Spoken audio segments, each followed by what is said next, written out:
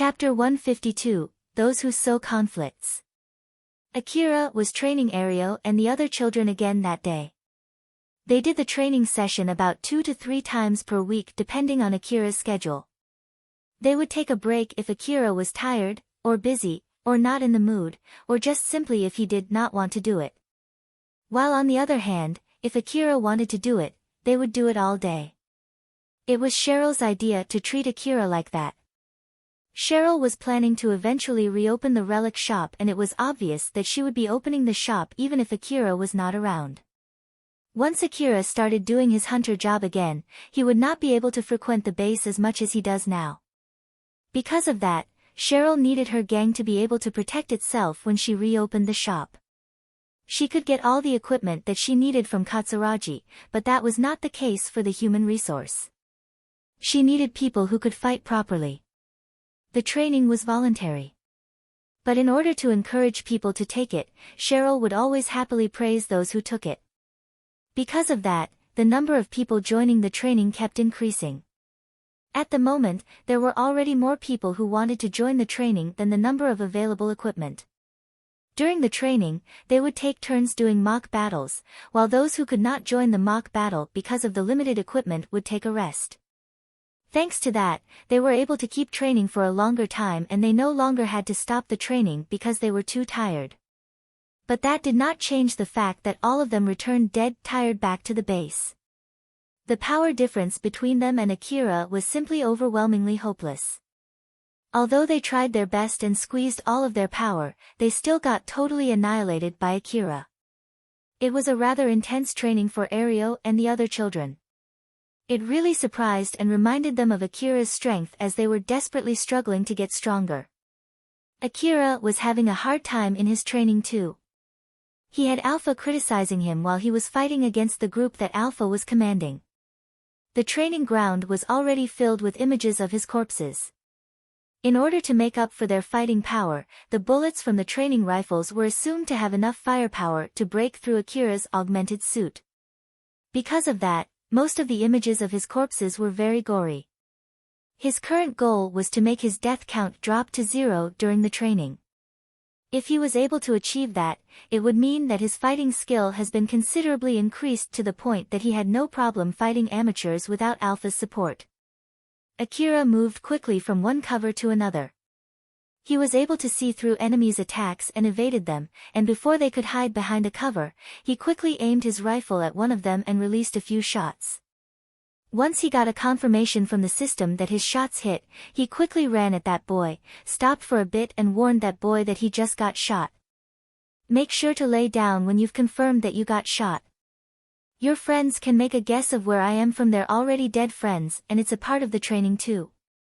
If you keep standing even after you get shot, others will mistake this area as a safe area and you'll be sabotaging their training, you know?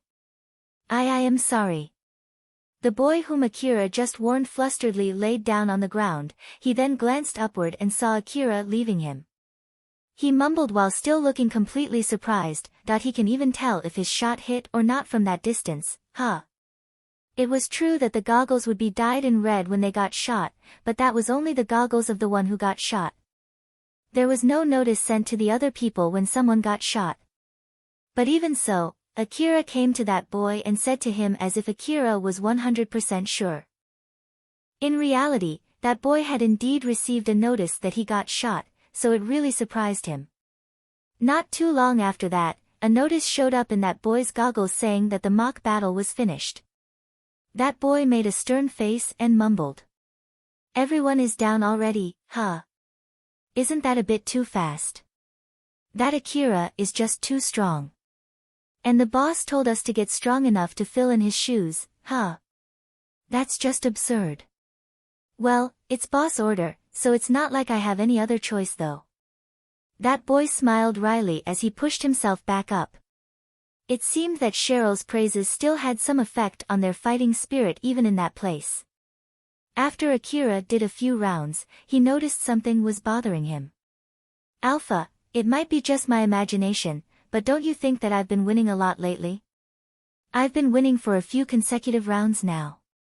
It's not just your imagination, you're really getting better. But it's not like I suddenly got better in this, right? It's true that your fighting skill has been slowly but surely getting better, but it doesn't make you super strong all of a sudden. So the reason for your consecutive wins, in this case, would be because they are lacking in their fighting skill. Lacking in their fighting skill? But they've been training just like me, right? So I bet it should not have that much of an effect on my winning rate. Well, if the reason is because they are tired, I can understand that. But they've been taking a rest in turns now, so it should be better than before. Alpha, have you been pulling your punches on me? Nope, as a matter of fact, I've been giving them more effective commands than before. Akira tilted his head, he looked genuinely confused. I see, so why then? Since they're starting to get used to fighting, I've been reducing my support to them other than the instructions. They lose their ability to see through the walls and covers if they get too far from you, or sometimes I stop showing them the bullet trajectory line. So other than my instructions, their fighting power is getting closer and closer to their real fighting power. And that's why the difference between you and their fighting skill is getting more apparent. Although Akira accepted that explanation as to why he had been winning a lot lately, he also felt a bit sad hearing it. It was training, so it would be meaningless if he was just overwhelmingly annihilating the other side. It might be still training for him to keep his guard up even when fighting weak opponents, but he thought that he did not have the time to be taking that kind of training. Can you return them back to their original state? If I continue giving them those kinds of support, their fighting skill would rely heavily on my support. Once their equipment and my support start getting in the way of the training, I would need to limit their usage. In the worst-case scenario, they might get even less useful than complete amateurs outside the training session. So considering the long-term benefit, I need to lower my support, and that's the reason why they can't even hold a proper fight against you right now. Akira smiled bitterly.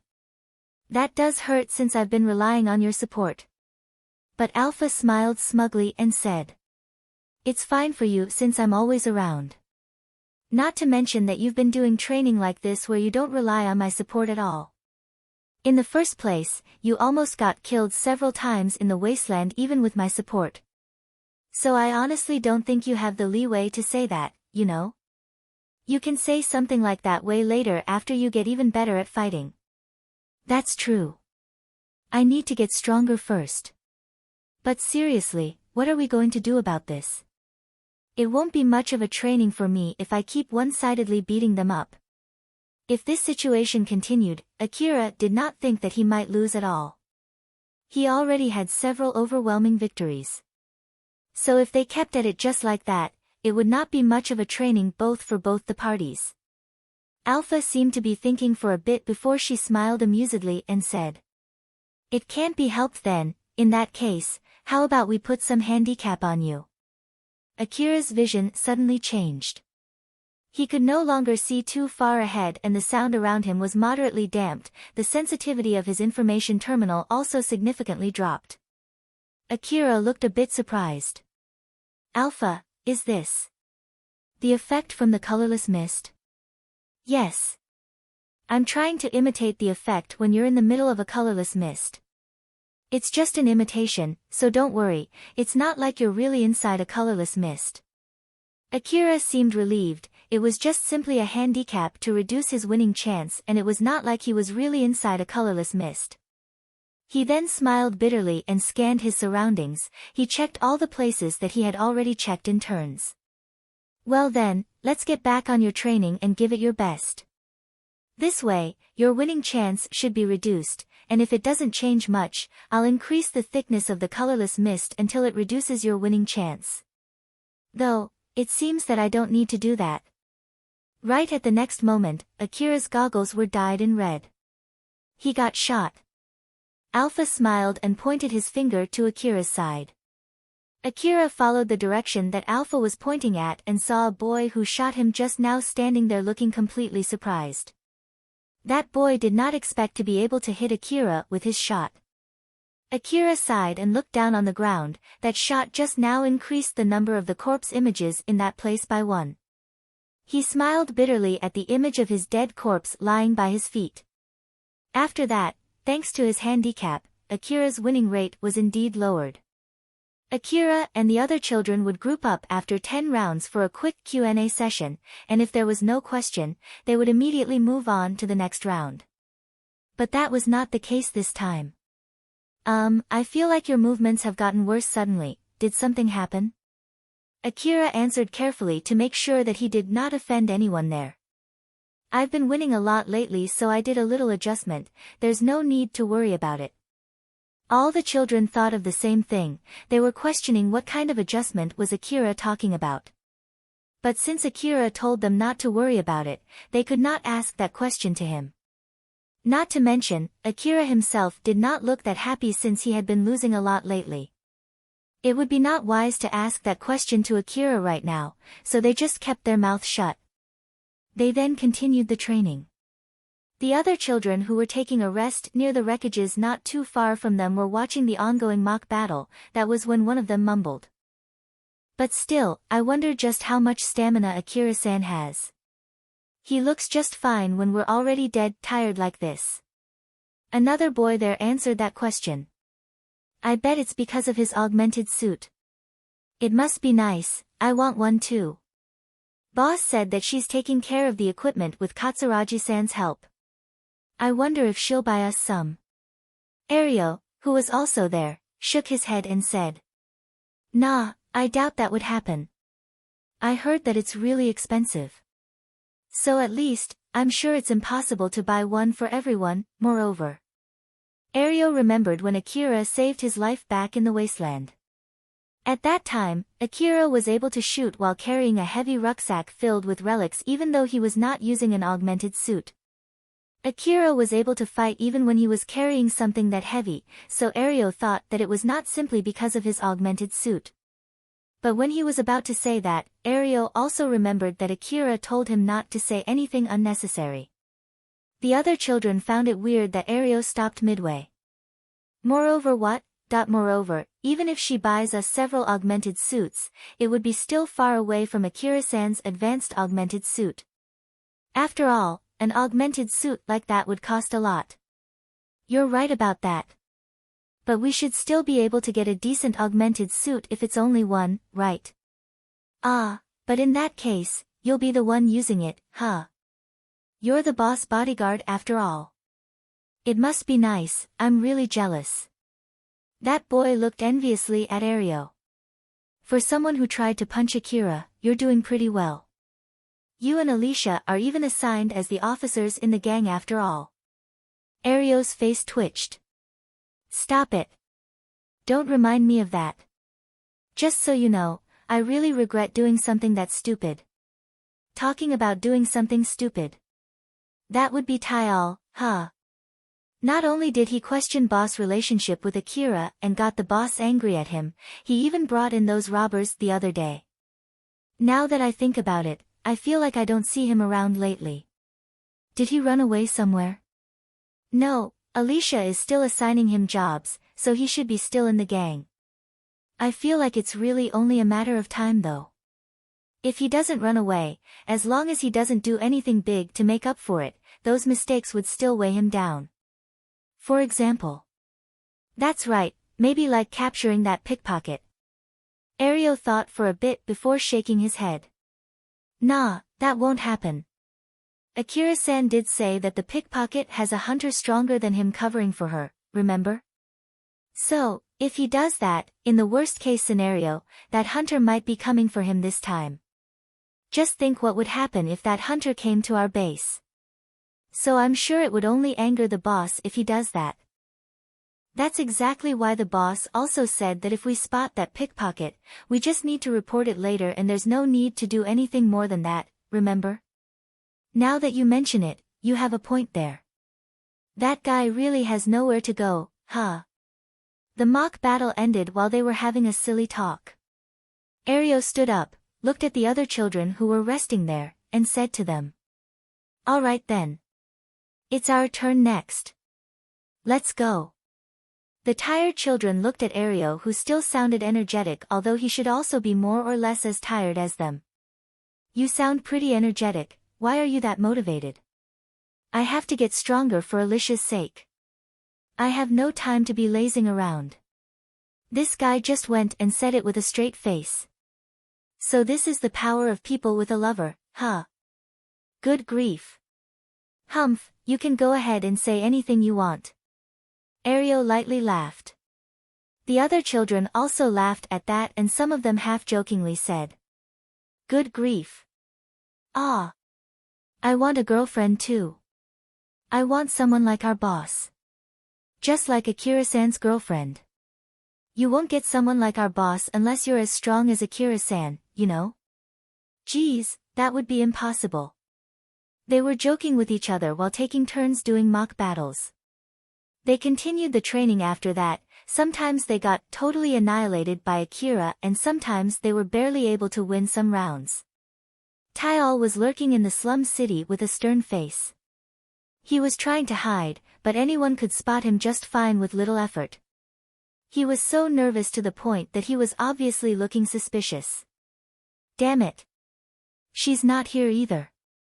Is the information saying that she's around here really true? I bet it's just another random information with almost zero accuracy.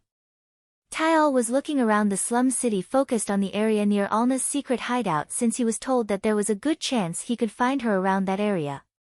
But he just could not find her at all. Should I ask her again? But I'm sure it'll only worsen her mood if I ask her too many times. That information is my lifeline, so she'll still help me. But at this rate, if this continues and I still can't find that pickpocket. Tyal looked obviously unsure what to do, and that confusion slowed down his decision-making skill. That was when he spotted the person he was looking for. There she is. Tyal tried to act as naturally as possible as he hid behind a cover before he took another look at that person to make sure that he did not get the wrong person. The person he was looking for was with Katsuya and his group. Katsuya, Yamaina, Eri, and Alna were walking through the slum city. Alna was using a hunter coat with a hood to cover herself so that Akira would not find her. That hunter coat was originally Drankum's coat. Katsuya lent it to her. She looked apologetic as she glanced at Katsuya's back from behind the coat's hood. "Thank you very much for accompanying me, but are you sure you're okay with this? I'm sure you're busy with your own stuff too, so..." They were heading to Alna's hideout. Alna had multiple hideouts spread across the slum city. She had left some of her own belongings and a small amount of money in her hideouts. That day, they were retrieving Alna's belongings in one of her hideouts. Katsuya showed his kind side as he smiled and said, "Don't worry about it. It's too dangerous to let you go alone. Moreover, I have something to do in the slum city too." "As I thought, you actually have something else to do." "It's fine. Although I said it's something that I need to do, it's just an easy job to look for a certain relic shop rumored to be somewhere in the slum city. It also doubles as a break from my usual hunter jobs. Basically, I just need to walk around and look for that shop, so there's nothing to worry. Not to mention, you might be able to meet your friend, right?" "Yes, but it's not like we had promised to see each other, so it would be a pure coincidence if we do meet her. But if we meet her, I'll tell her that I got some help from Katsuya-san. I'm sure that'll lessen her worry. She's been worrying about me up to the very end after all. So if it's possible, I want to let her know that I'm okay." "I see, she must be a kind person." "Yes, I'm really proud to be able to call her my friend. And I always only bring her trouble." Alna sounded sad and had a look as if she was admonishing herself when she said that. So Katsuya smiled at her and tried to cheer her up. "In that case, you need to make sure to return that favor one day. Don't worry, it'll be fine. And about that Akira who is chasing you, well, it might take some time, but I'll do something about it." "Katsuya." Alna stared happily at Katsuya with teary eyes. Katsuya just blushed and smiled back at her. Yamaina and Eri sighed simultaneously. They were thinking the exact same thing. Katsuya did it again. Katsuya tended to accept the request coming from girls and help them. Because of that, the number of girls who fell in love with him just kept increasing. More often than not, Yamaina and Eri had to help him solve those problems. And since both of them were in love with Katsuya, it was not like they could say no when he asked them. They would always just give up and exasperatedly help Katsuya. Both Yamaina and Eri noticed their sighing and looked at each other. Both of them understood what the other person was thinking about and smiled bitterly at each other. Tayal took out his information terminal and made a call. Yes, that's correct. I found Alna. Well, it is most likely her. The one that he was calling replied with a rather confused voice. Most likely. Make sure to confirm it first, will you? Don't be crazy. She's hiding her face under a coat. And if I go there and try to confirm it in front of her, there's no mistaking it that the other guys would notice me too. Those guys, I heard from Akira that they're stronger than him, you know? So there's no way I can do anything against those guys. Not to mention, they went into Alna's hideout too. But her appearance fits the description you gave, so that should be her. Geez, it can't be helped then. Just keep following Alna like that. We already set the information terminal, which we gave you, to continuously broadcast its location to us. So don't mess with that setting, okay? Okay. By the way, if I have the chance, is it okay if I just go and kill that Alna? Tayal thought if he killed Alna and reported it back to Cheryl and Akira, it might compensate for his mistake in bringing those robbers to the base. Sure, I'm okay with that, but won't that be impossible for you? Viola sounded more like she was mocking him than challenging him. Tayal then clicked his tongue and cut the call there. After Katsuya and his group finished retrieving Alna's belongings, they then roamed around the slum city, looking for that particular relic shop just like they originally planned. A certain rumor was spreading in the slum city about a particular relic shop that was selling relics that could be sold at a high price in another place. That rumor had also reached hunters inside Drankum. Lately, Katsuya's group had been doing jobs that were far away and were not gathering old world relics themselves. They had been mostly doing escorts for intercity transports or guarding certain facilities. Those jobs were more for the sake of building trust with the people that were employing them, and they were pretty effective in order to increase their hunter rank too. Guarding intercity transport was a relatively easy job if they were strong enough since they were able to check the danger beforehand. But there were many occasions where those transports were carrying important cargoes. So they could not employ just any hunters since those hunters might rob the cargoes instead. It needed trust, it was good for their track record, and it was easy to make sure that they could safely complete that request. Katsuya found that kind of job really pleasant. But being a hunter was synonymous with exploring old world ruin and gathering old world relics. Although he still had to go to the old world ruin because of the request that was assigned by the gang, it was only helping the forward base in Kuzusuhara ruin, so it had nothing to do with gathering relics. Basically, he didn't get that much chance to work with old world relics lately, so in order to make up for that, he thought of looking for the rumored relic shop. He then went to ask others to help him and it turned out into a pseudo-date. By the way, Alna, do you have any guess where that shop might be? You've been living around this area until now, right? I'm sorry, I did know there was that kind of shop in the slum city, but I don't know where it might be. Old world relics are expensive after all, so it's not a place for me who doesn't have money. Of course, it's a different story if you can find someone who has some relation with the people who manage territory. Moreover, most of them don't accept first-time customers. I heard that you'll need someone to introduce you to the place before you can get in. So I think it would be meaningless even if you know the location of that shop, that I thought that I will be able to find it if I just walk around the slum city, but it seems that it's not that easy, huh? I wonder what should we do so we can get accepted into that shop. Seeing Katsuya unsure about what to do next, Alna desperately searched through her memory for something, anything that might help him no matter what it was. It might be because she was rather desperate that she then said without much thinking. I heard that sometimes you can get recommended to that kind of shop from another shop if you have a good relationship with that shop and pay some money. And that shop doesn't have to be a big shop, it might be just a mere stand. So you can try being a good customer in some certain establishments. Or so I heard. Alna's voice was getting smaller and smaller before eventually vanishing.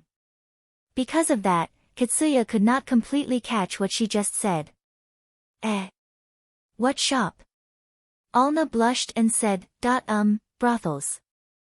Most of the brothels in the slum city receive support from the gang overseeing the territories where they are doing their business, and it's not rare for them to introduce their customers to relic shops. Since their customers are often hunters who return back from gathering relics, they also often get paid with relics. So using that connection. But it has nothing to do with you, right? Katsuya blushed and flusteredly replied. Oh, of course. Yamaina smiled menacingly at Katsuya and said to him. If you say you do, I'll deliver you a good punch, you know. Yamaina was being serious, so Katsuya flusteredly said. Of course. I have nothing to do with that. Mizuha-san also warns me not to go to that kind of place, you know. Does that mean that you've gone there before Mizuha-san warned you? And no, I didn't mean it that way. Katsuya was wincing back from Yumina's intimidating aura. Eri suddenly interjected with a stern face. Katsuya. No, Eri, it's a misunderstanding. We're being followed. Katsuya's face immediately returned to its seriousness. Since when? At least for the last 30 minutes. Yamaina also had a serious look as she asked Eri. Are you sure you're not mistaking it? I highly doubt anyone would be going in the same direction as us for 30 minutes unless they're tailing us. Katsuya, Eri, and Yamaina immediately raised their guards. The one who was following them was Taial. Eri actually noticed him long back, but she was letting it slide for some time to make sure he was really tailing them. But Taial thought that it was simply because they had not noticed him yet. They then slowly approached Taial while covering Alna. Taial finally realized that they noticed him, but it was too late. Katsuya was already close to him. Taial was completely scared in front of the people who were way above him both in skill and equipment. He could not muster the courage to run away and stood frozen right where he was. Katsuya exuded an intimidating aura while staring at that Taial. What is it? Why are you tailing us? What are you talking about? Taial looked completely scared as he tried to dodge the question. Katsuya put some more pressure as he lightly threatened Taial. Sorry, but I already gathered some information beforehand. If you won't tell me anything unless I hurt you first, I don't mind doing that, you know? Taial immediately confessed. All right. I'll tell you everything. I was asked to follow you. I'm really sorry. Please just let me go. By who? There, that man over there. Taial pointed behind Katsuya as he said that. In truth, he was actually just pointing in a random direction to divert their attention. He was planning to run away the moment they looked away. Katsuya's group looked back to confirm it. Taial was about to use that chance to slip away, but he suddenly stopped. There were 4 men standing in the direction he pointed and all of them were looking in his direction. Those 4 people were Kadal and 3 other men from Shijima's gang. Chapter 153, Training Opponent. Kadal was comparing Alna, who was standing next to Katsuya, with the picture displayed on his information terminal. There's no mistaking it. That's her. It's the one with the coat. The other men looked at Alna and tensed up. So that's her, huh? Then who are the others? Her friends? No idea.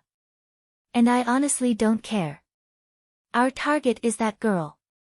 If it's possible, we need to capture her alive, if not, we're allowed to kill her. Let's go. Seeing Kadal and his men approaching them, Katsuya's group started to feel nervous. Kadal and his men had a scary look, at least, it was not a face that one would show to the children from the slum. The people around the area could feel that a fight where someone would die was about to commence, so they moved away from the area. Kadal came close enough to strike a conversation with Katsuya, he then stopped and pointed at Alna. Give us that girl. Katsuya moved in front of Alna and stood face to face with Kadal. Who are you? And is it true that you're the one who told that boy to follow us? Just shut up and give us that girl. Katsuya could feel Alna trembling behind him. He then shouted back at Kadal as if to counter their intimidation. I refuse. Normal people would back down from that pressure, but that was not the case for Kadal and his men. Instead, their expressions tensed up, they reached for their rifles and readied themselves for a fight. Their rifles were still pointing downward. It was obvious that they were willing to fight there if negotiation was out of the question. Katsuya, Eri, and Yamaina were also already reaching for their rifles. They were ready to fight any time. Actually, they also wanted to avoid having to fight if it was possible. And considering how much damage it would cause if they really fought each other there, they were able to barely stop themselves from immediately opening fire. Kadal had a grim face, his voice was filled with killing intent. I'll say it one more time. Give us that girl. We only have business with that girl and not with any of you. We're being serious here. If you don't want to die, leave that girl here and be gone. Katsuya repeated once again with a face saying that he had made his resolve, that I refuse. Kadal and his men reeled back from the pressure coming from Katsuya. It was obvious that he was not your common young boy. Kadal, what's the plan now? Are we really going to kill them? They're not normal children, you know. Kadal glared at that man who was being meek. I know, God damn it. Not too long ago, Kadal caused trouble because of his short temper with a certain young boy by the name of Akira. And the result of that was his current sorry state. Not only did he owe a huge debt, one large enough that it would not be strange if he got sold anytime, but he also felt that he was always being hunted by a hunter who could kill him anytime. Because of that, he would never look down on his opponents anymore even if they were only children. Kadal remembered that bad memory as he watched Katsuya and his group. Appearance-wise, they looked stronger than Akira, and judging by their reaction just now, that might be really the case. Or at least, he did not have any evidence to deny that possibility. He had no wish to fight someone who was as strong as Akira. Kadal and all of his friends there agreed on that point. But they also had reasons why they could not just back down there. Kadal and his friends were told by Viola and Shirjima to bring them Alna, and if that was impossible, they were even allowed to kill her.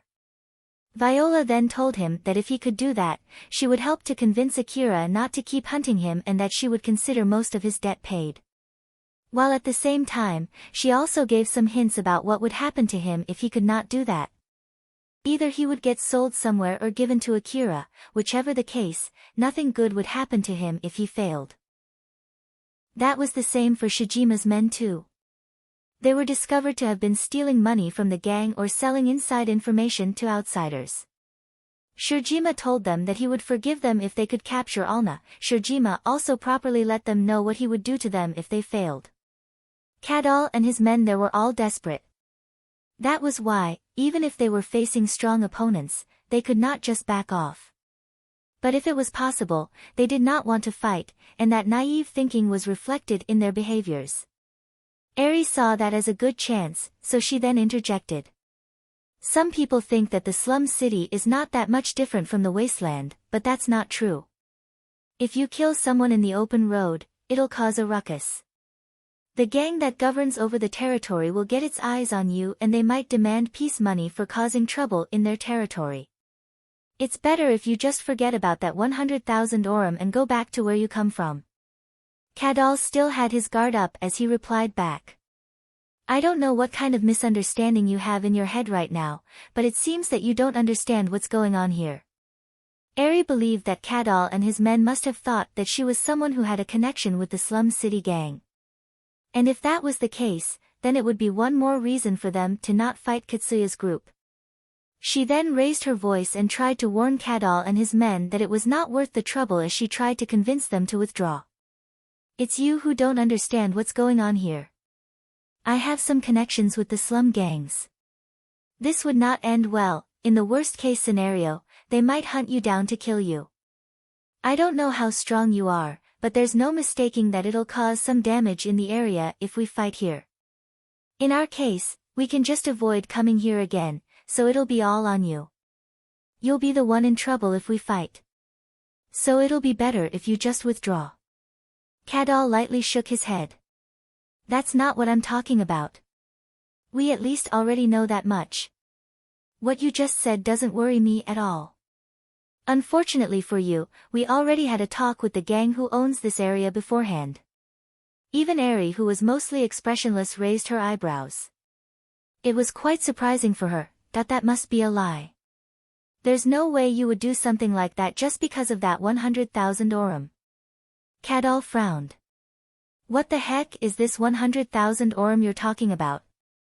Eri looked equally confused. Alna stole 100,000 orum from a certain hunter. No, I mean, it was a misunderstanding. And you're basically here because that hunter is aiming for her life, and that's why you demand us to give her to you, right? Cadal immediately raised his voice. I knew it, you're mistaking something here. 100,000 orum. That's so stupid. Do you really think we would do something like this just for the sake of that paltry amount of money? Alna was shocked when she heard that. Then, why are you looking for me? Hell if I know. I was just told to bring you in. A notification suddenly reached Cadal's information terminal. When he checked it, he was both troubled and surprised. He looked really troubled as he frowned and said to Katsuya. It was obvious from his face that he was equally confused as Katsuya's group. 20 million orum. If you give me that girl, I'll give you 20 million orum. What do you think? Katsuya could not help but gasp. Ha. You didn't hear it. It's 20 million orum. If you hand over that girl, I'll give you 20 million orum. I don't think there's any need to think about it, give her to us now. Cadal extended one of his arms towards Katsuya's group, who were still dumbfounded. Alna quickly returned back to herself and grabbed strongly on Katsuya's back while trembling. It was a good amount of money just to hand over her after all. Katsuya could feel Alna, who was clinging to him. He instinctively raised his voice. Do you really think I would fall for that? I'm being serious here. Are you questioning it? Well, that's understandable though. Cadal understood Katsuya's feelings. After all, even he himself could not believe what he just said. But that was what was really written in that message from Viola. He did not question it, as he only did what he was told to. I'll give you some deposit first. Tell me your bank account, I'll immediately transfer the money. Or is it that you prefer cash? Cadal was waving, urging Katsuya to hand over Alna as he made his offer. That was enough to make Alna tremble even more. Katsuya could feel Alna shivering behind his back, while there were Cadal and his men who urged him to hand her over to them in front of him. Katsuya, who was stuck in between the person that he had to protect and his enemies, replied, or more like, yelled. I refuse. I won't give Alna to you. Cadal's expression was filled with shock and confusion. Why you? Are you right on your head? It's 20 million orum, you know. Are you seriously throwing away 20 million orum for that girl? It's not about money. I've promised her that I'll protect her. Cadal and his men, who already relaxed, thinking that there was no need to fight, reeled back from the pressure coming from Katsuya's declaration. Katsuya then put more pressure on his voice and yelled. Go away now. Cadal and his men inadvertently took a step back. Although it was involuntary, once they made a move, it was difficult to change the flow now. They could not help but take another step back, although they slightly hesitated. It would end there if Cadal and his men continued and just left that place. When everyone there thought so, a gunshot suddenly echoed. When Katsuya's group was talking with Cadal's group, Tyal slowly slipped away from that place and hid in one of the alleys. Although he could not hear what they were talking about, he could still see them. So he was keeping his eyes on them while hiding. What should I do? Should I look for a chance to run away? No, that won't work. It seemed that they were still in the middle of some kind of negotiation. If a fight broke there, he might get roped in that fight. That was why Tyal kept his distance as much as possible. He did not leave since he thought that it would be a wasted chance now that he found Alna. He did not want to lose his chance to erase his past mistakes. A call suddenly reached Tyal, who still did not know what to do. he could hear a woman's voice coming out from his information terminal. "What's your situation over there? Can you tell me what's going on?" Tyal told that woman what was going on there, then that woman replied with a cold voice. "I see, I guess this will be the end of our connection." What? Why? Well, you can't make up for your mistakes, right? So basically you won't be able to stay in Cheryl's gang any longer, which means that you won't be able to give me any insider information, right? Then there's no benefit of keeping this relation. Wait for a sec. Nope, I won't wait. You don't have the power to bring in Alna alive nor to kill her, right? I don't know whether Cheryl would kick you out of the gang or Akira would kill you. Either way, you're as good as dead now. Well, in the unlikely chance that you get lucky, just call me again. So, until next time. The call ended there. With this, Tyal also lost his support. He was filled with shock and anger. In that messy state of mind, he remembered a sentence from that call. In the unlikely chance if he got lucky. Those words ran on a repeat inside his mind as he looked at what was in front of him. Katsuya and Kadal were arguing about Alna. Tyal had no power against any of them. It did not matter who won, even if Kadal won and took Alna away, it was unlikely for him to be able to find Alna again, and he would lose his chance to make up for his mistakes by bringing Alna to Akira. But even if he could not bring Alna, it might still help him somehow if he killed her. Of course, that would be impossible normally, but at the moment, Kadal and Katsuya were focused on each other. It was his only chance, there would not be any next time. As Tyal thought so, he believed that his best chance was to kill Alna there, in that place. Tyal nervously, silently and desperately aimed his gun at Alna and pulled the trigger. His first shot did not hit anyone. But it was enough to trigger the fight. Eri quickly aimed her rifle at the source of that gunshot and released a barrage. At the same time, Katsuya and Yamaina moved to cover Alna and readied their rifles. Kadal and his men reacted by opening fire at them. Katsuya and his group were dealing with that too. The area was filled with flying bullets within a split second. Akira continued doing mock battles with Ario and the other children. But Alpha suddenly told him to stop the training.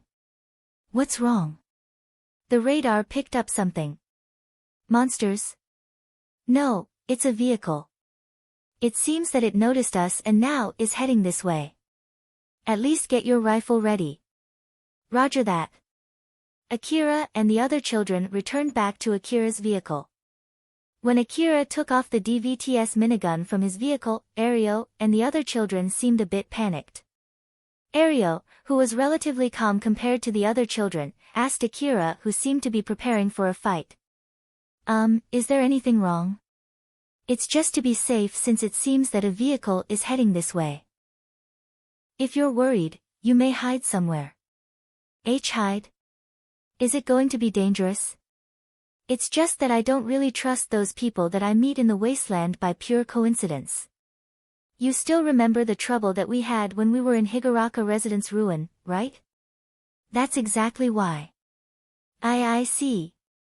After Ario told the other children what was going on, they moved to nearby wreckage to hide. Akira, who already finished arming himself, was left alone standing near the vehicle. Akira checked the vehicle that was coming closer. It was obvious that they were heading straight to him, it was not out of a coincidence. When Akira focused his vision on that vehicle, Alpha enhanced his vision, which allowed him to clearly see its passengers. One of the passengers recognized Akira and lightly waved at him. Although the vehicle was still a bit away from him, that girl was clearly looking at Akira. Akira lowered his guard and looked slightly annoyed. Reina's group was in that vehicle, and the girl waving at him was Kane. That vehicle stopped not too far in front of Akira. Reina and her maids then stepped off from the vehicle. Shirori and Kane were wearing maid outfits, just like usual, but Reina was donning a new augmented suit. Kane smiled happily at Akira and said to him, "Young boy. Long time no see, you're right." In contrast to Kane's energetic voice, Akira replied rather apathetically. Kane looked slightly disappointed as she continued. You don't sound that happy. That's not good enough, no. Hell if I care. Akira's gaze shifted from Kane to Shiori. So, what is it? Shiori properly started with an opening. It has been quite a while since the last time we saw each other. I'm glad that you're doing fine. We spotted you on our way back to the city, so we thought at least we can say hello. That's it? Yes, we don't have any other particular business. If I have to add something, it's because someone really wanted to see you and we did not have any reason to refuse it. Akira glanced at Kane, looked completely convinced with a mix of a little sympathy, and said. Ah. I see. Thank you for your understanding. Shiori lightly bowed and confirmed Akira's guess. Akira guessed that Reina and Shiori were simply dragged along by Kane. But that was not exactly true. Indeed, it was Kane who spotted Akira's vehicle and suggested visiting him, but the biggest reason why they did that was because Reina gave her permission. If Reina seemed to have any objections to it even in the slightest, or if she actually did not really care, Shiori would not have replied in such a concise manner. Reina seemed a little nervous as she stood in front of Akira. Long time no see, what are you doing in this place? Just a training with some people that I know. Akira then explained what he was doing there to Reina and Shiori while Ario and the other children were watching them from afar. Ario and the other children thought that there was no danger at all as they came out from hiding. But they did not have the courage to get any closer when they saw two of them were in maid outfit and the remaining one, assumed to be the master of those maids, was a beautiful girl with expensive-looking equipment. It was obvious that they were living in two completely different worlds. That fact intimidated them and they did not have the courage to come any closer. But even so, they were still curious about what Akira and the others were talking about. Ario and the other children were talking to each other about their impression of Reina, Shiori and Kane. Are they Akira-san's acquaintances? What can I say? They're really something. Those are what you call maids, right? I wonder if they're from the inner wall. So why does Akira know them? It might be from a bodyguard job or something since he's a hunter. But still, they don't look like common people. They have this high-class aura around them, unlike those girls from the gang. So basically, hunters who are doing well get to know those kinds of people, huh? I bet if we can earn as much money as Akira-san, we'll get to know people like them too. All of them agreed that the hunter supporting their gang was indeed a great hunter, but past that, all of them had different impressions of Akira. Some of them felt hopeless after knowing how large the gap between them was. Some of them got a little more motivated thinking that if they continued training, they might get as strong as Akira one day. Some of them did not let it bother them that much even after knowing that they were basically living in two different worlds. People would have a different opinion, hope and impression even when they looked at the same thing. And the stronger their feeling to move forward, the faster they would reach the position they admired. Kane understood the situation after hearing Akira's explanation. She then smiled mischievously as a question came up in her mind. Oh, so you're doing that kind of training, huh? But with your current skill, I don't think this training has any use to you though. No matter how many of them, if they're only amateurs with rifles, I don't think it can pose any trouble for you. Depending on how Akira took it, it might sound like a provocation to him, but he did not get bothered at all as he just casually replied. Well, about that, you see, I made some adjustments to compensate for that, so it's okay. From what Akira said, Kane tried to gauge if it was just him being humble, or if he was simply too dense, or if that was the truth. If that was the truth, that would mean that he was not that strong, or that adjustment that he mentioned was really effective, or it might be even both. Kane once guessed the reason behind Akira's real strength and lost interest in him. But after a certain rumor reached her, she got interested in him again. I see. In that case, how about letting Milady try a round in that training? Reina did not expect that at all. What? Me? Yup. Akira said that it's good enough for his training. So it might be a good chance to see how good you are after you got the new equipment and went through your training with us. Not to mention, If Milady keeps training only with us, you'll get used to our movement and might get bored too. So, since we're here already, how about giving it a try? Reina flusteredly looked at Akira and Shiori. At least, at the moment, none of them looked against it. Akira then lightly warned her.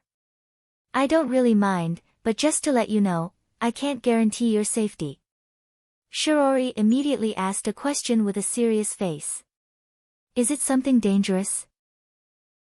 From what I can understand, you are using empty magazines with no bullets and the hits are only decided based on trajectory line calculation, right? I don't think that it's dangerous. But it's not like I gave all of their magazines a check.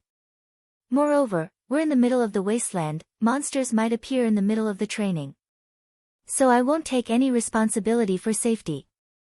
After all, it's not like I'm doing a request from you or anything, so I don't want to get blamed if something were to happen later. Before Shiori could say anything, Reina immediately interjected. I'll do it. Shiori seemed to be against it, so Reina begged her. Shiori, please, I want to give it a try. Shiori smiled as if she had given up. Very well. Then, it's been decided. Kane smiled amusedly that things were going as she planned. Akira told Ario and the other children what was going on, so they immediately started preparing. Although they were surprised by that sudden mock battle, they seemed to be looking forward to it. Just to be safe, Shiori checked all the training equipment and gave them a full body check. Some of the children just let Shiori do that although they were embarrassed and were blushing. Once the preparation was done, they took their position. Other than Reina taking Akira's place, there were no other changes. But just to be safe, close combat was prohibited. After all, if Reina punched or threw Ario or the other children, that would definitely kill them. Reina gathered her focus and waited for the start signal. Akira's winning rate in this mock battle is about 50%. I wonder how I will perform. If I can get a better winning rate than him, even if it's thanks to my equipment, it should be enough of a reason to recognize that I've gotten stronger. Alright then. Let's do this. Reina fired up herself for this chance to check how strong she was. But once the mock battle started, she immediately realized something weird. Reina kept winning. Considering her talent as a hunter and her new equipment that Shiori had especially prepared for her, that result was to be expected. But even so, it was way too easy that she started to question her strength instead. Is that all? Or is it because my new equipment is too good? No, even if that's true, I should not get too prideful. That's what I've decided after all. But, does Akira really have a hard time in this level of mock battle? Although Reina felt it was strange, she did not lower her guard and took the training seriously. Akira, Shiori, and Kane were watching the mock battle from not too far away. They were able to get a bird's-eye view of the mock battle from above a crumbled building. They were looking at the individual positions shown in Akira's information terminal and through the camera installed on the goggles. Seeing how Reina kept getting overwhelming victories, Kane brusquely complained to Akira, Seriously now, is that all they got? With just this much, they won't provide you much training, you know. Like I said, I put some extra adjustments to take care of that. If that's the case, can you turn on this adjustment that you're talking about? Alright. Akira operated his information terminal while talking to Alpha. Alpha, can you give some support to Ario and the other children? Sure. I don't like it either when Kane says you're having a hard time fighting that level of opponents. Is it okay if I set my support level a bit high? I leave that decision to you, but don't make them too strong that I won't be able to win against them even if I try. Then in that case, how far are you willing to go to defeat them when they have my support? Akira's face twitched but it immediately returned back to normal. It's a training, so I won't do anything reckless. Very well. Alpha smiled. She understood Akira was basically saying there was no need to use medicine while breaking his own body unless it was a real fight. She then made some adjustments as Akira asked her to. Reina frowned. She noticed that Ario and the other children were moving a bit differently now. I feel like they're moving differently all of a sudden, or is it just my imagination? Reina kept carefully repositioning herself, checking her information terminal, and setting up ambushes. Normal people would not even be able to react to Reina's ambush. But Ariel and the other children looked less and less surprised. Then finally, during a certain round, one of them suddenly jumped out from behind a wreckage as if that boy was lying in ambush for Reina. No, this is because they know my position. A notification appeared on the goggles that Reina was wearing. She borrowed that from Akira. After she read the message in that goggles, she smiled wryly as she understood very well what was going on. The message said that her position was broadcasted to everyone every 10 seconds. I see, so this is the adjustment that Akira was talking about. But this is nothing. Reina got even fired up for the training. She then continued the mock battle, won that round, and happily challenged the next round. But that did continue for long. Every time Reina won, a new message appeared on her goggles. The handicap given to her was getting bigger and bigger. Her position that was originally broadcasted in a fixed interval changed so that it was broadcasted constantly. Her opponents had to take a proper aim to hit her before, but now, they could even just use one hand to hold their rifles to register a hit. Up until now, a hit would be enough to register a kill, but now she needed multiple hits and that number kept increasing. Her opponents started to get more bullets per magazine to the point that it was virtually unlimited. Moreover, her opponent's bullets started to pierce through wreckages and rubbles. Reina used her expensive and advanced equipment to the best that she could as she fought desperately, thus showing a fight that was worthy of those equipment. But just as expected, she got shot and lost. After her winning chance dropped way lower than 50%, some of the handicaps were removed and she finally got a victory after a long streak of losing. After that, her handicap got readjusted every time she lost or won until her winning chance was stable around 50%. Reina smiled bitterly and mumbled. So this is what he meant when he said that he only had 50% winning chance. But then she smiled as if she just decided to forget about it and said, "But well, I still can give a good fight with all of these handicaps. I think it should be enough as proof that I've gotten stronger. It might be all thanks to my new equipment. If I had these equipment back in the Saranthal building, I would have been able to fight better. I understand it very well now. It's all because of my stupid pride."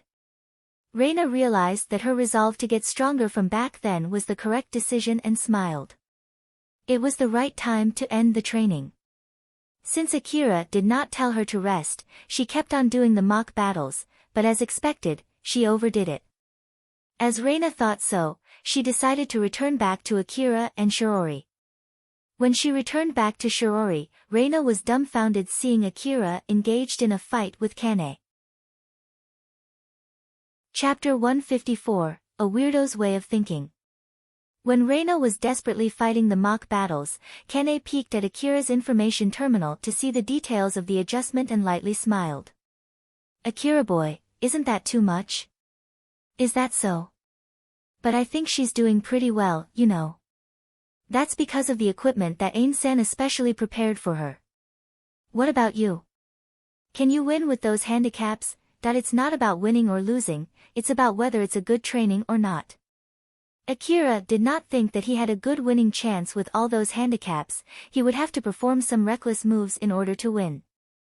But for some reason, he did not feel like saying that, so he just came up with a different excuse. Kane lightly laughed. She did not expect Akira would give such a childish reply. "Well, that's true. But if you use that level of difficulty as the base indicator, you'll need to do some reckless stuff to be able to win. And once you get used to doing something like that, you might also do some reckless stuff out of reaction during a real fight. Personally speaking, I recommend doing an easier training where you can more or less maintain a 100% winning rate." Akira looked surprised. He never expected that someone who looked so reckless as Kane would say something that prioritized safety. "What?" "Nothing." Akira looked away from Kane. Shirori seemed to be moderately amused by that exchange. Well, that doesn't really matter. By the way, Akira boy, are you free? Want to have a light spar with me? "No. Now, don't say that.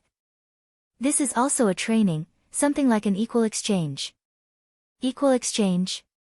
Yes, you can't do mock battles when Milady is doing mock battles. It can even be said that Milady is taking your chance to do training. So to compensate for that, you can have a CQC training with me. I bet even if you can have shooting training with them, you can't do CQC training with them, right?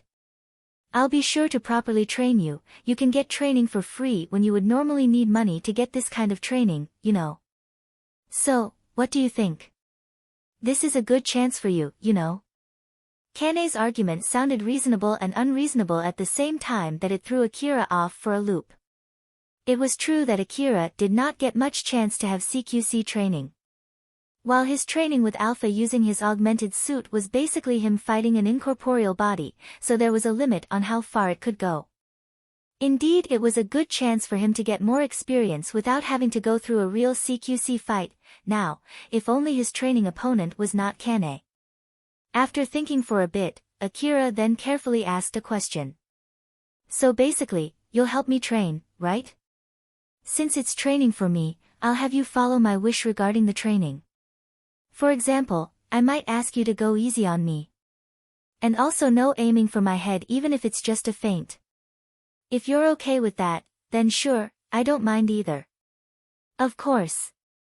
I'm really glad I asked. Let's start right away. Kane excitedly jumped off from the observation point. Shirori did not expect that answer from Akira. Akira-sama, are you sure? Well, it seems that she's being serious about teaching me, and it's true that it's important to have a training opponent against whom I don't need to hold back at all. They could easily kill someone if they were not careful when they were having a CQC fight with their augmented suits. But fighting without an augmented suit was also dangerous. So it was true that it was important to have a training opponent that Akira could fight using his augmented suit without holding back too much. Just to be safe, if something were to happen, I'll help you. Ah, right.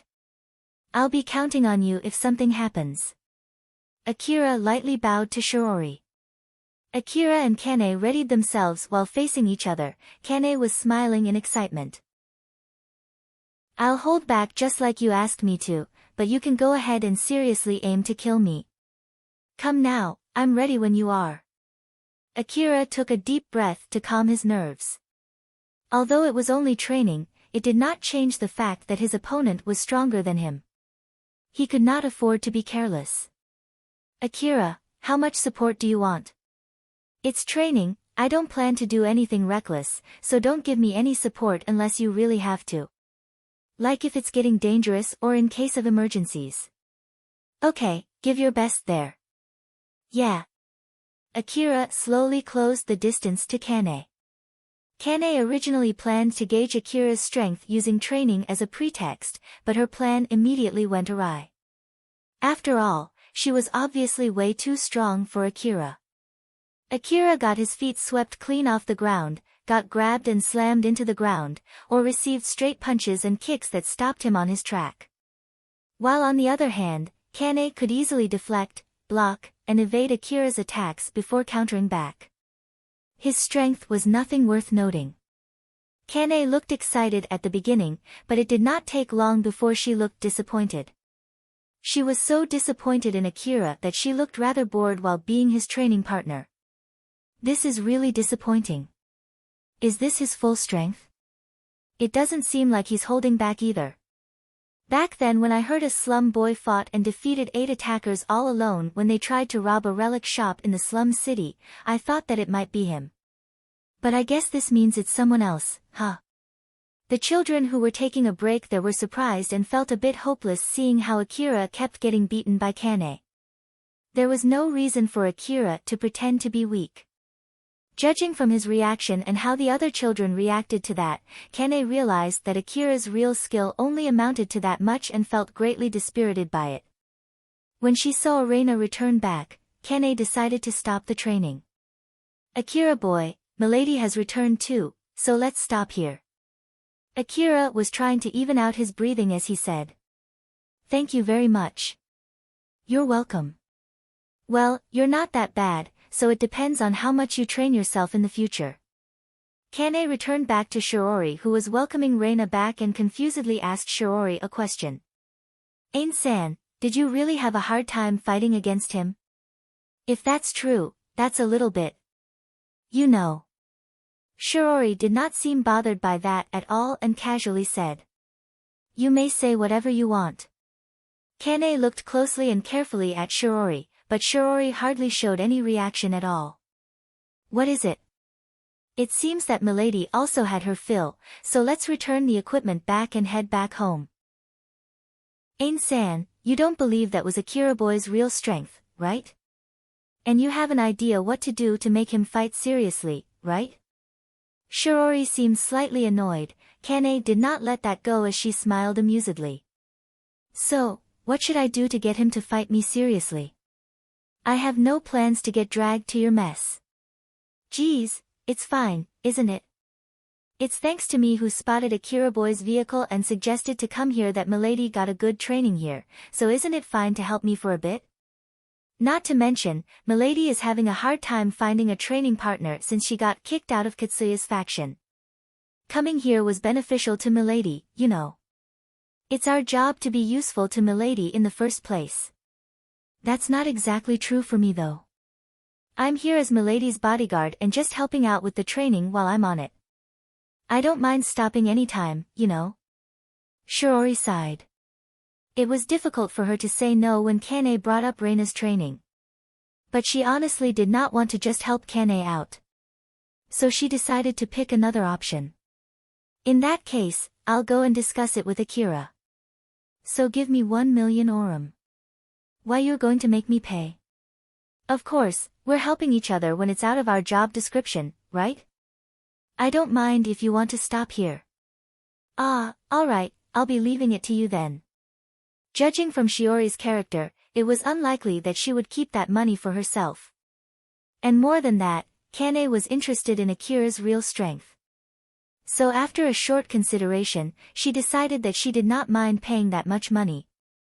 We have a deal then, I'll deduct it from your wage.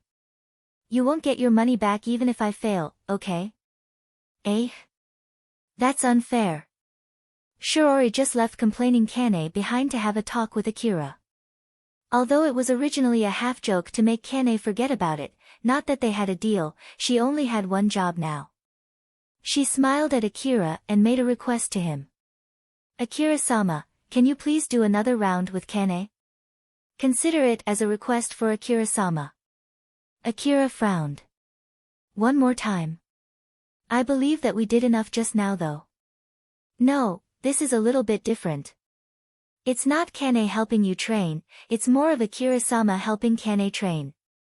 The reward will be 500,000 orum. It'll be paid in full up front. The request will be completed once Akira-sama works hard enough to earn that 500,000 orum. That will be all, will you accept it? Akira slightly frowned since he felt like Shiori was able to see through him.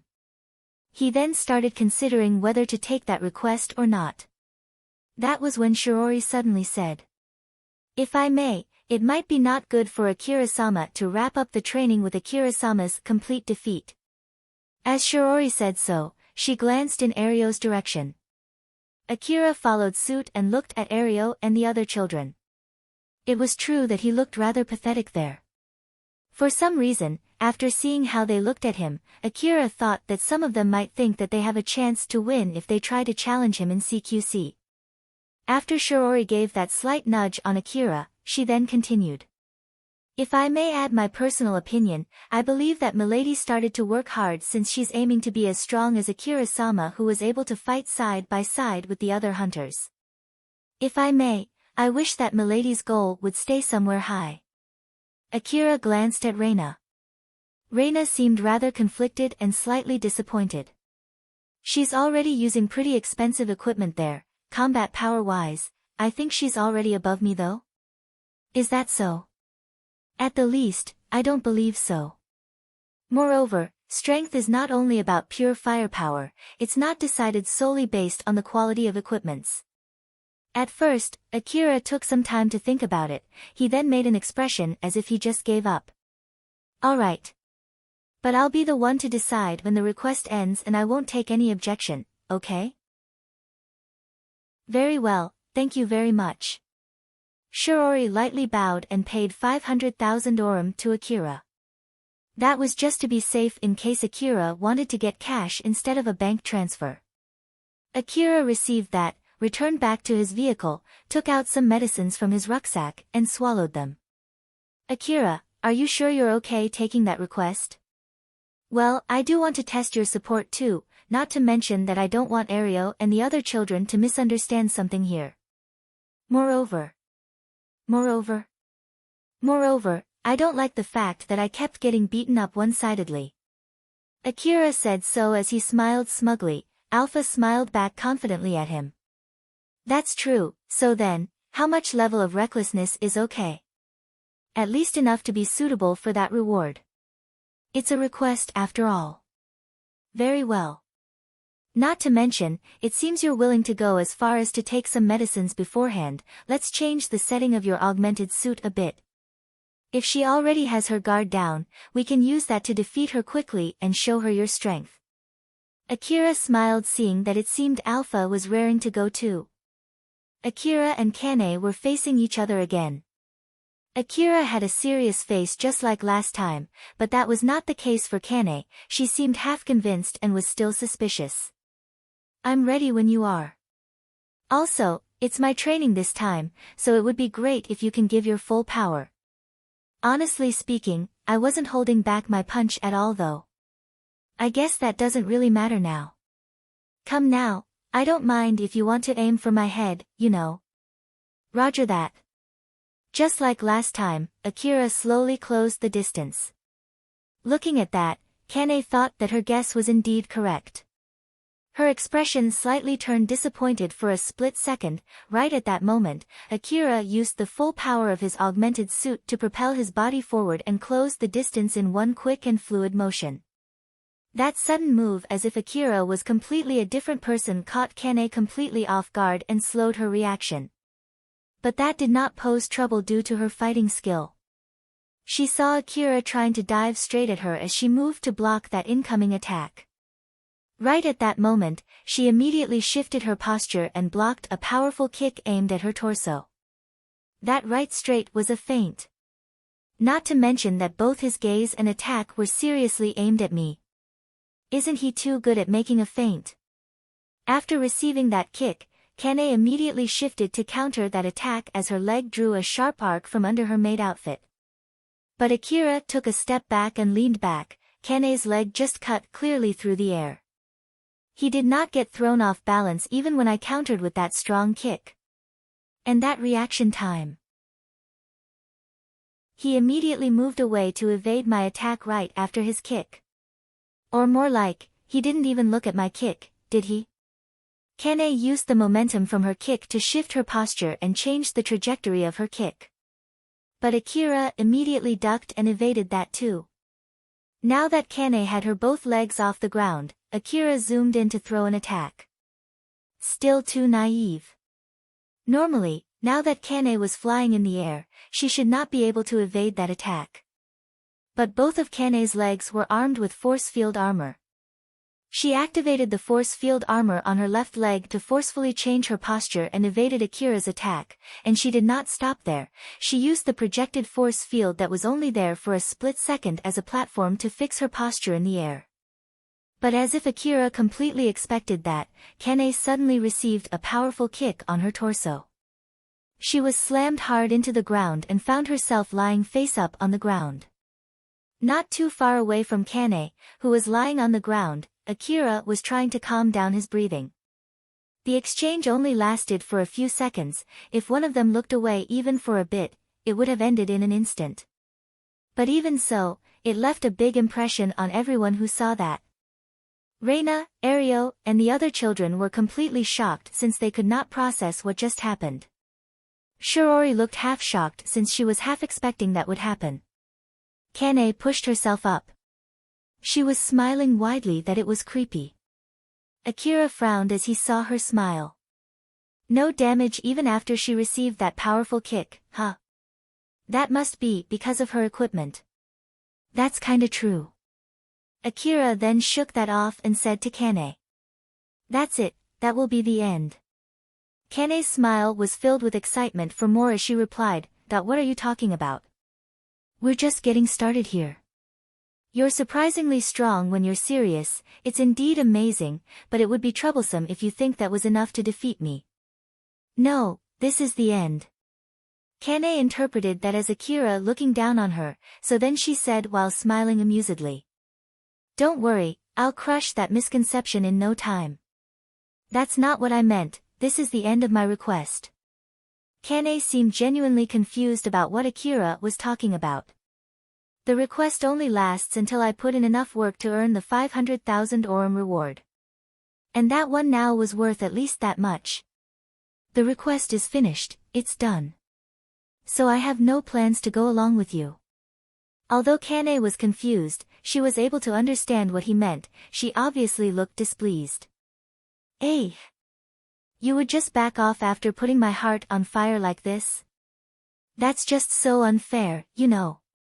I didn't get my medicine and energy pack for free, you know. I know, I'll pay the extra money. How about that? Still no. My augmented suit is in a rather bad state, you see. If I go along with your training, there's no mistaking it that it'll break. To be honest, I'm planning to use it as carefully as possible until my new augmented suit arrives. That's why I can't go along with your request. If you keep forcing me, I'll run away while emptying the extended magazine of my DVTS minigun at you, you know. After Akira said something that completely killed Kane's chance of convincing him, she looked utterly disappointed and finally gave up. Alright, ha. I just don't get it. But that one exchange cost 500,000 Orum, huh? Isn't that too expensive? Honestly speaking, I think I didn't charge enough since I had to fight someone who's doing fine even after taking that kick square on. Before fighting Kane, Akira returned the setting of his augmented suit from follow type to read type. He then gathered his focus to compress his time perception, and raised the output power of his augmented suit to its limit with the help of Alpha's support, and he even took some medicines beforehand to brace for the burden that would be put on his body. After all these preparations, he was finally able to get a strike in, but that did not hurt his opponent at all. So Akira believed that it was at least worth that much. Kane recognized Akira's skill, but that caused another question to surface up. But still, if you're that strong, it would have been great if you had put that much effort in our first battle. Is it that you can't get serious unless it's a request? I was being serious back then too, you know. It's just that since it's training, so I thought there's no need for me to get reckless. That was enough training for me too. While the last fight was a request for training, so I only did what I needed to do. As I said before, I didn't get my medicine and energy pack for free. Kane seemed to be thinking for a bit before she made a serious face and said, Akira boy, are you actually hiding your real strength while trying to be a superhuman? Akira frowned. I have no plans to be anything like that. Someone else also asked me the exact same thing not too long ago, so let me say it again, that's not true. I have no plans to be strong enough to be able to throw a tank with my pure strength, that I see. Kane somehow looked amused. There was a trace of favorability toward Akira in her gaze, but it was much closer to a favorability toward a rival or someone who was of the same type as her. Akira thought that smile was similar to Neria's, it was a smile of someone who would try to seduce the opponent that she wanted to kill. Akira could not help but to make an annoyed face at that. After that, Reina's group thanked Akira and left. Akira looked tired as he said, Alpha, I somehow feel tired. Is it okay if we finish the training here today? Sure, do you want to head straight back home? Or do you want to let Ario and the other children continue the training themselves? Let's see. I guess I'll let them continue the training themselves, huh? It's their precious opportunity to train, so I would feel bad if I send them all back just because I don't feel like doing it. Alright. In that case, let's break them into 2 groups and set them to fight each other, then I'll have you observe their fight and take notes. It's important to be able to do that kind of analysis too, you see. Ario and the other children continued the training by themselves for some time after that. Akira did not join them at all, and when the time was right, they decided to wrap up the training. That was the first training session where they finished before Ario and the other children got too tired to do anything. After they left, Akira, Reina, Shiori and Kane headed back to the city. Kane sounded rather happy as she said while driving the vehicle. Well, although it was rather unfortunate, I'm glad that we visited Akira boy. It served as a good training for Milady and I got to see how strong that Akira boy is. To be honest, I didn't expect him to be that strong. That explains why Ain-san had a hard time fighting him. So then, Milady, how was the training? To be honest, I stopped watching midway, you see. Reina somehow looked displeased. At least, she looked displeased enough that it was obvious that it was not because Kane said she stopped watching midway. It was hard, I feel like I got a good gauge of my current strength at the moment. Though it's all thanks to my equipment. It's also important to properly gauge your fighting ability when you have your equipment. Even that Akira boy also said that you'll need both equipment and training to be strong. And if he had to pick one, he did say that he would pick equipment. You're right. Although they were special equipment used only for training, it's true that I was having a hard time because of how superior their equipment was. I feel like I was defeated by a group of amateurs with overwhelmingly superior equipment. Well, that also applies to me too to some extent though. I'm okay with the equipment since Shiori prepared them for me, so what's left for me is only training, huh? I still need a lot of training before I can get as strong as Akira. Shiori, Kane, I'll be relying on both of you. Reina sounded as if she finally made her resolve to move forward, so Shiori happily replied. Please leave it to us. It's our job to be useful to Milady. But in contrast to that, Kane said while making a grim face. Milady, it's all good if you want to be as strong as Akira boy, but it's impossible for Milady to get as strong as Akira boy, you know. He's someone who you should not aspire to be. What do you mean? Reina was confused. Kane then answered her question with a serious tone. He's not right in the head in all kinds of meaning. Akira boy's augmented suit is not an advanced augmented suit like Milady is using right now.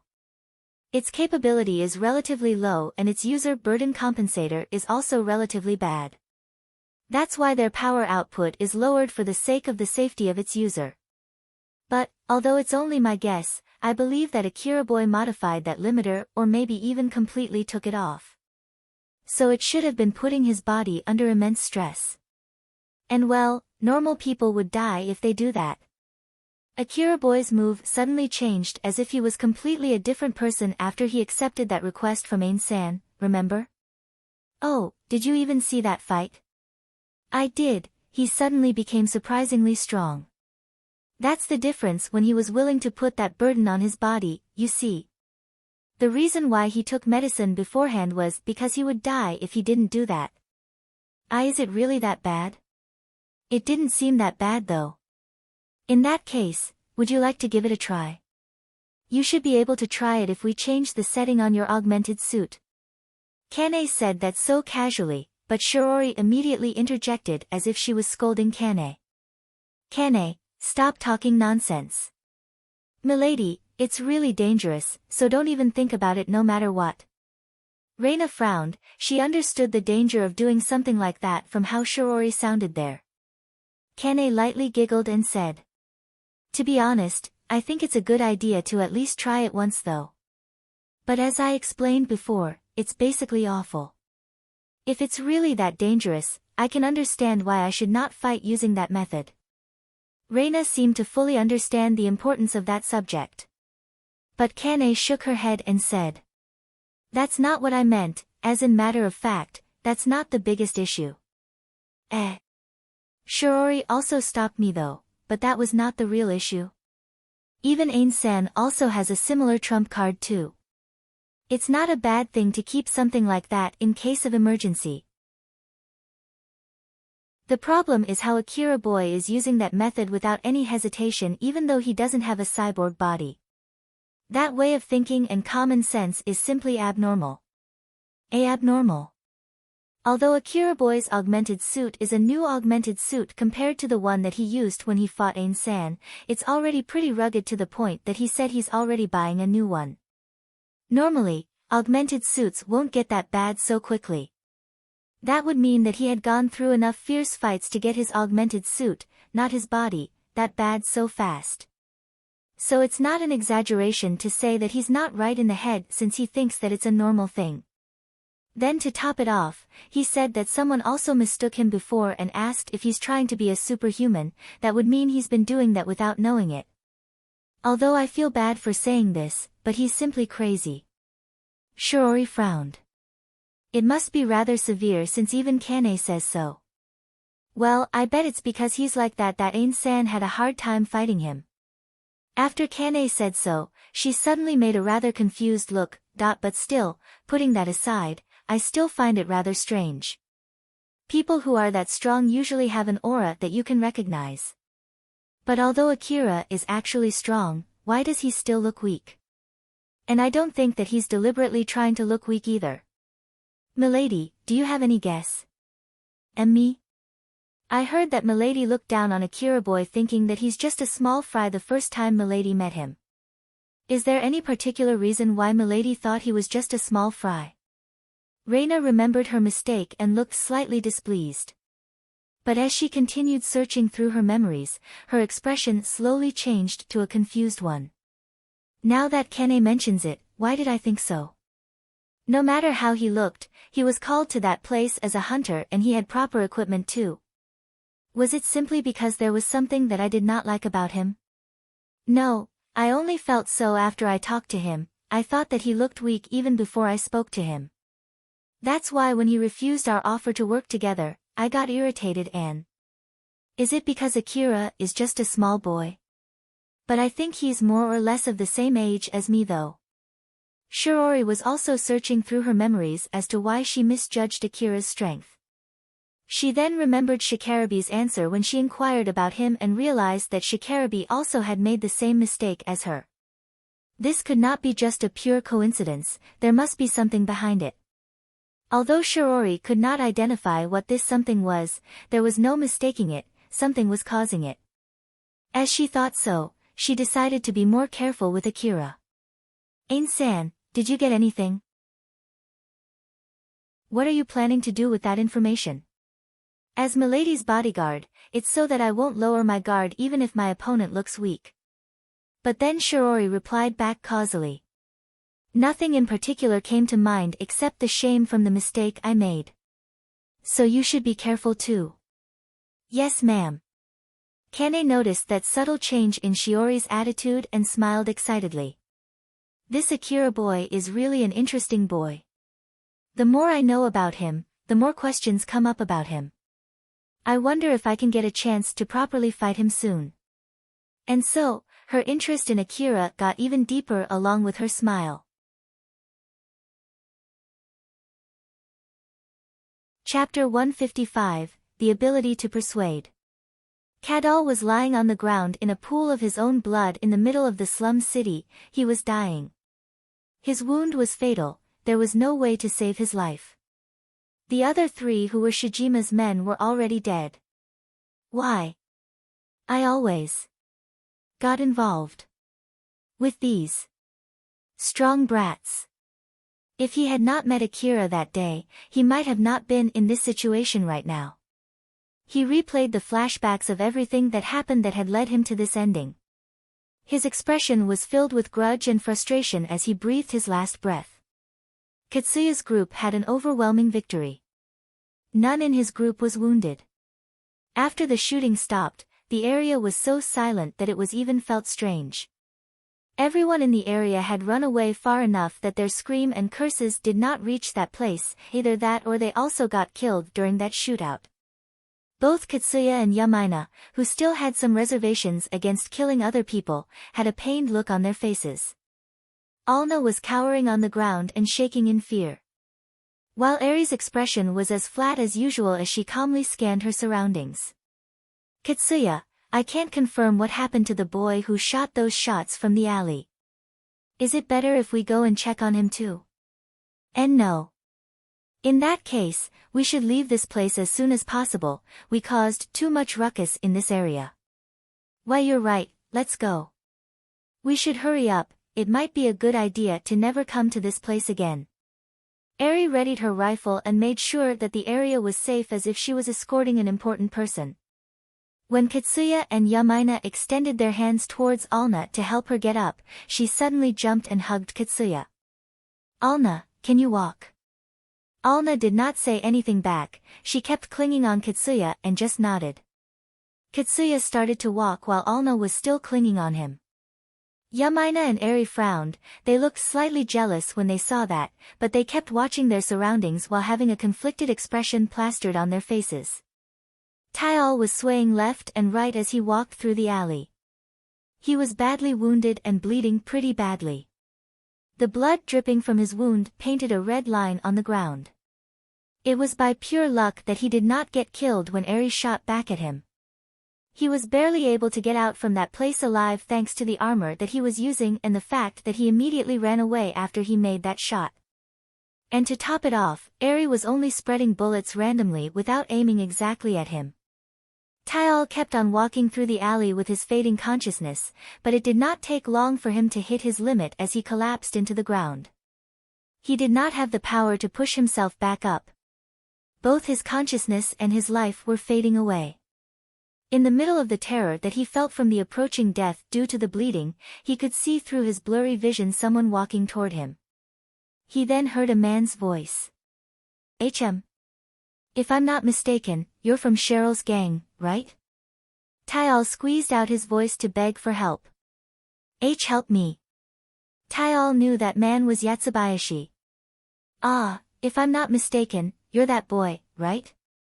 The one who took those attackers into Cheryl's base? The guys that I treated were complaining about you. I don't know what happened to you, but you're not looking good at all there. Help. I don't mind fixing you, but just how much do you think that would take? Can you really pay for it? Or is it that Cheryl will pay for it? That doesn't sound like a yes." Tayal was filled with hopelessness. Looking at that, Yatsubayashi lightly smiled and amusedly asked him a question.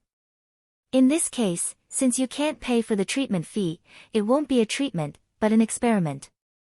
I won't force you to take it though. I'll take it." Tayal was barely able to squeeze out his answer and immediately fainted after that. Yatsubayashi did not panic at all, he lightly smiled and said, "We have a deal then." Yatsubayashi took out a syringe from within his pocket and injected its content into Tayal's neck. The syringe was filled with a glowing green liquid and that liquid was injected into Tayal's body. "Don't worry. I can still save your life. We're both lucky here, don't you think so?" Yatsubayashi was indeed lucky to find Tayal in that situation, but that might not exactly be the case for Tayal, or at least, it was still unclear if he was really lucky or not for meeting Yatsubayashi there. Cheryl was giving Akira a short report from what he asked her to do. The reason why she was being nervous was because of the contents of the report. It was about Alna and it seemed to be immensely annoying Akira. And to top it off, it was a bad news. Cheryl was not able to find Alna, and according to Viola's report, a fight had happened over Alna that resulted in some dead bodies. Cheryl was giving her report in fear. So then, we don't know where that Alna went. I see. Akira's mood was a bit worse than usual. In reality, it was not because he was angry at Cheryl and her gang. But that was enough for Cheryl to think that Akira was disappointed since she was not able to give any good news. "I'm really sorry for not being able to be of any help. Don't worry about that. Like I said before, that girl has a strong hunter backing her. It's dangerous, so you guys can stop looking for her. In the worst case scenario, that hunter might get his eyes on you guys after all. In the first place, I wasn't expecting you to do anything about those hunters, that I understand. There was a fight over Alna, getting Cheryl and her gang involved in this matter might be dangerous." As Akira thought so, he said that in consideration for Cheryl's gang. But Cheryl interpreted Akira's words as if he was saying that he did expect right from the start that Cheryl's gang would not be able to be any of use. We'll do our best to be useful to you next time. Akira smiled wryly. Next time, huh? Honestly speaking, I don't want to get my wallet picked again though. Akira interpreted Cheryl's words in a bad meaning and went on to admonish himself. Cheryl's face went pale as she flusteredly said. I am really sorry, that wasn't what I meant. It's just that I interpreted that in the wrong way. Sorry, I'll be relying on you again if something comes up. Why yes. Akira realized that his mood was worse than he had thought.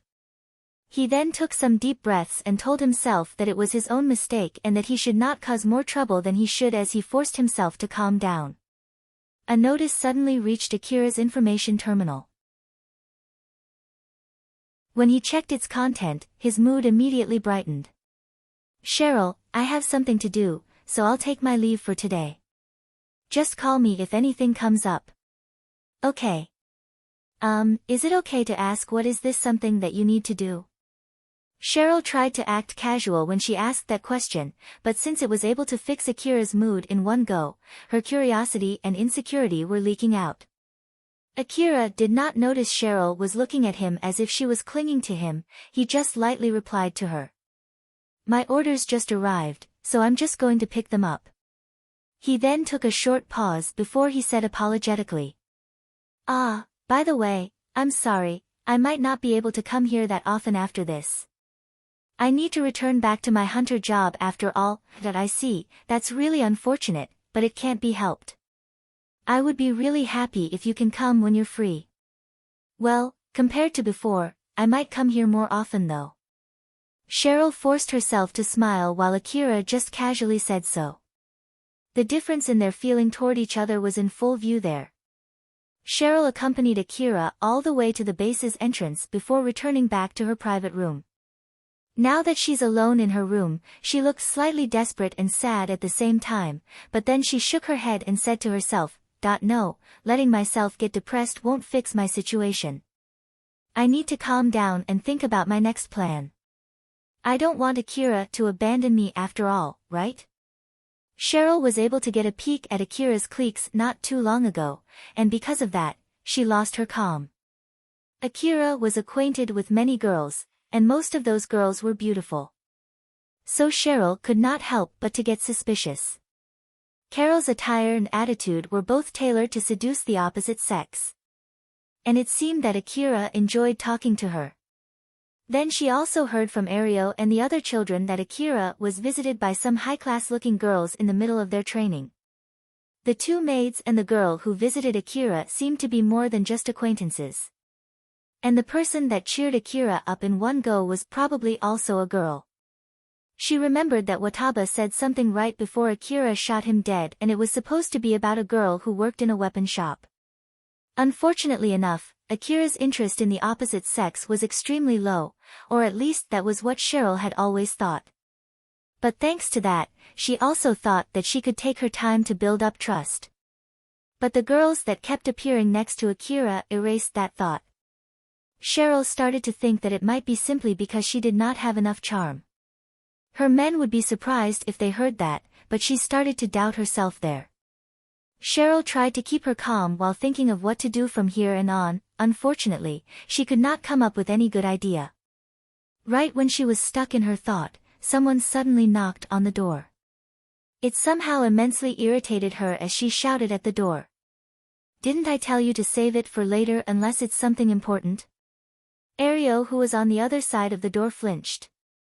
Someone by the name of Colbert came. He said it's something about that pickpocket. Should I tell him to leave? Cheryl calmly took a deep breath. Although Akira told her that it was okay not to get involved any longer, it was not something that she could just ignore.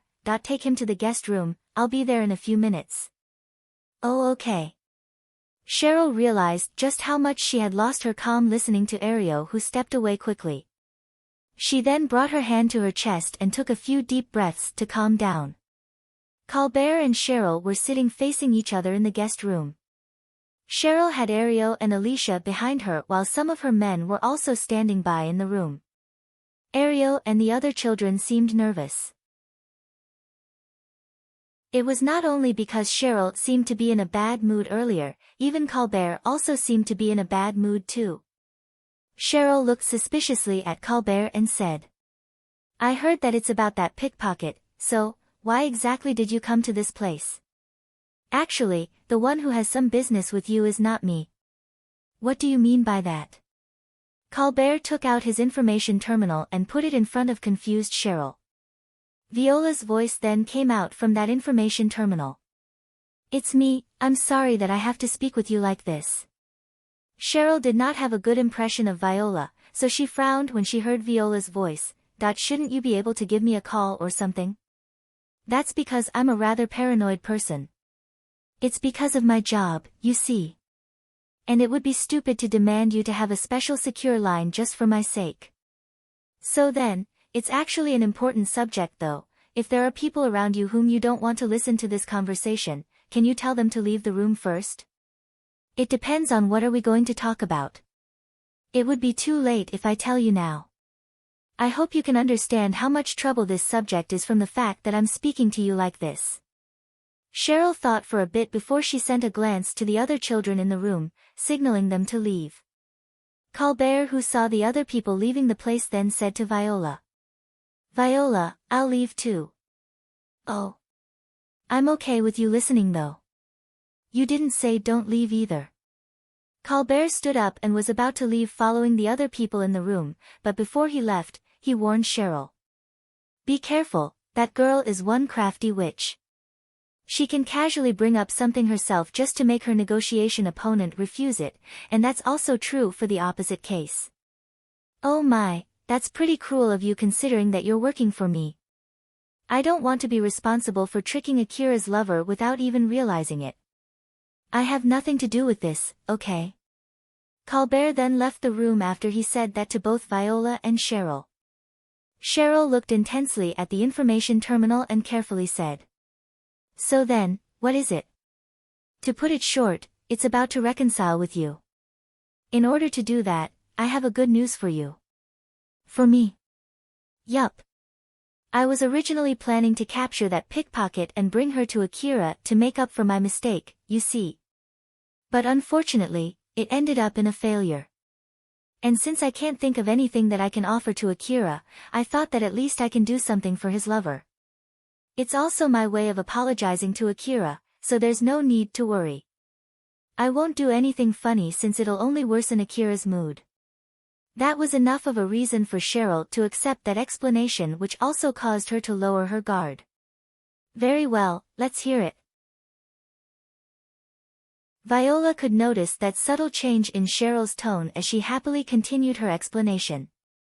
After Akira left Cheryl's base, he immediately headed to Shizuka's shop. He looked quite happy as he was filled with expectation. "I can finally return back to my hunter job, huh? Alpha, what should we do after this? Are we going to look for undiscovered ruin again using that information we still have from the Lion Steel Corporation's information terminal?" "I don't mind doing that, but I think it might be a good idea to go to Kuzusahara Ruin again, you know?" Alpha casually replied. "If you want to do that, then sure, but can you at least tell me your reason?" "Well, there's this knife that I found in Kuzusahara Ruin before, right? That one that I used to cut the wall after I destroyed its safety device.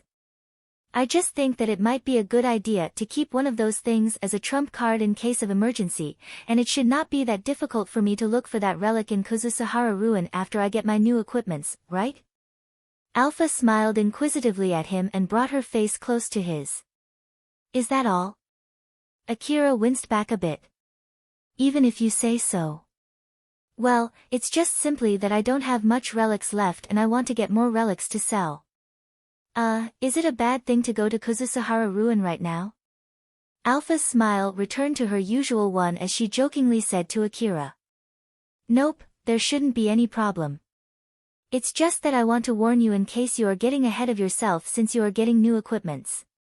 I thought that you wanted to go back to Kuzusahara Ruin in order to fight those monsters that you ran away from before, and the autonomous weapons that you had to fight after ignoring my instruction just to wash clean the stain in your record." Akira smiled bitterly. He was about to get killed back then by a huge camouflaged monster since he ignored Alpha's instruction. He remembered that the cannon of that monster was able to easily demolish buildings around him as he was running away from that monster. Alright, I'm sorry about that. I won't do something like that again. Now that I think about it, that was a good chance for you to change your way of thinking. I'm sorry, okay? I did follow all of your instructions since then, right? So just drop it already, will you? Akira had already moved on from that incident to the point that he could just laugh it off when he reminisced about it. He did regret his action there, but he did not let it weigh him down. So Alpha just smiled and let that slide too. And when Akira thought that he had grown since that time, a question suddenly came up in his mind. Well, it's true that I've gotten stronger since then, but can you tell me about your request in more detail? But if telling me will only discourage me, then I'm okay with not knowing it. Unfortunately enough, I can't tell you anything. It's a bit complicated from my side too, like those limiters and TOS.IC. Akira thought that he had become quite strong since then and believed that it would not be strange if he was strong enough to go to the particular ruin that Alpha wanted him to go to. But it seemed that was not the case. He seemed to be a bit down there, seeing that, Alpha made a suggestion to him instead. But well, it's true that you've grown stronger. So I guess it's fine telling you about relatively safe places for your current strength, huh? Once you can defeat that huge monster and those autonomous weapons on your own, I'll at least consider starting the subjugation of the ruin that I want you to explore for real. Akira frowned. Those monsters? On my own? Without your support? Yep, without my support at all. No, isn't that too high of a hurdle? Wasn't it impossible for me to defeat those monsters even with your support? Well, you would need at least that much power, you see. I hope you now can understand why I didn't tell you the details of my request back then. Yeah, I understand it clearly now. Geez, I still have a long way to go, huh? Indeed, if Alpha told Akira about it back then, he would have dismissed it right away thinking that it would be an impossible thing. But when he thought about it, he once again realized how much he had grown since he now believed that it was not completely impossible. But still, I at least got a good gist of how far my goal is, huh? Akira's face was not filled with mockery, instead, it was filled with confidence and excitement. Looking at that, Alpha smiled and cheered for him. It seemed that completing my request has been shifted from utterly impossible to extremely difficult. Once it's changed into a risky exploration, I'll tell you the location of the ruin. We'll only start exploring the ruin for real once you have a good chance to come back alive. I see. I'll also give my best without getting too reckless. I'll be in your care until then. Of course, just leave it to me. I'll be in your care too. Akira smiled faintly at Alpha while she smiled confidently at him, expressing their trust in each other. But Akira's expression immediately turned sour when he saw Katsuya in front of him. It was rare for Katsuya to be moving alone that day, and when they noticed each other, their faces turned stern. Their inner feelings were expressed right on their faces. Akira only looked at Katsuya as a troublesome guy with a mix of irritation, but that was all there was to it. Akira's hatred was solely directed at Alna, who stole his wallet and got away. Compared to that, Akira's hostility toward Katsuya was close to non-existent. As a matter of fact, it was small enough to the point that Akira could keep his calm thinking that Katsuya was also a victim who got tricked by Alna. Akira, calm down, okay? Although I won't tell you not to fight him and I'll even give you my support this time, you should be able to get an easier and safer victory once you get your new equipments. So I hope that you would not throw away the better winning chance. Not to mention that it's a bad place for a fight too. This isn't the place where you can freely fight without any repercussion like in the slum city. I know. In the first place, it's not like I have any grudge against him anyway.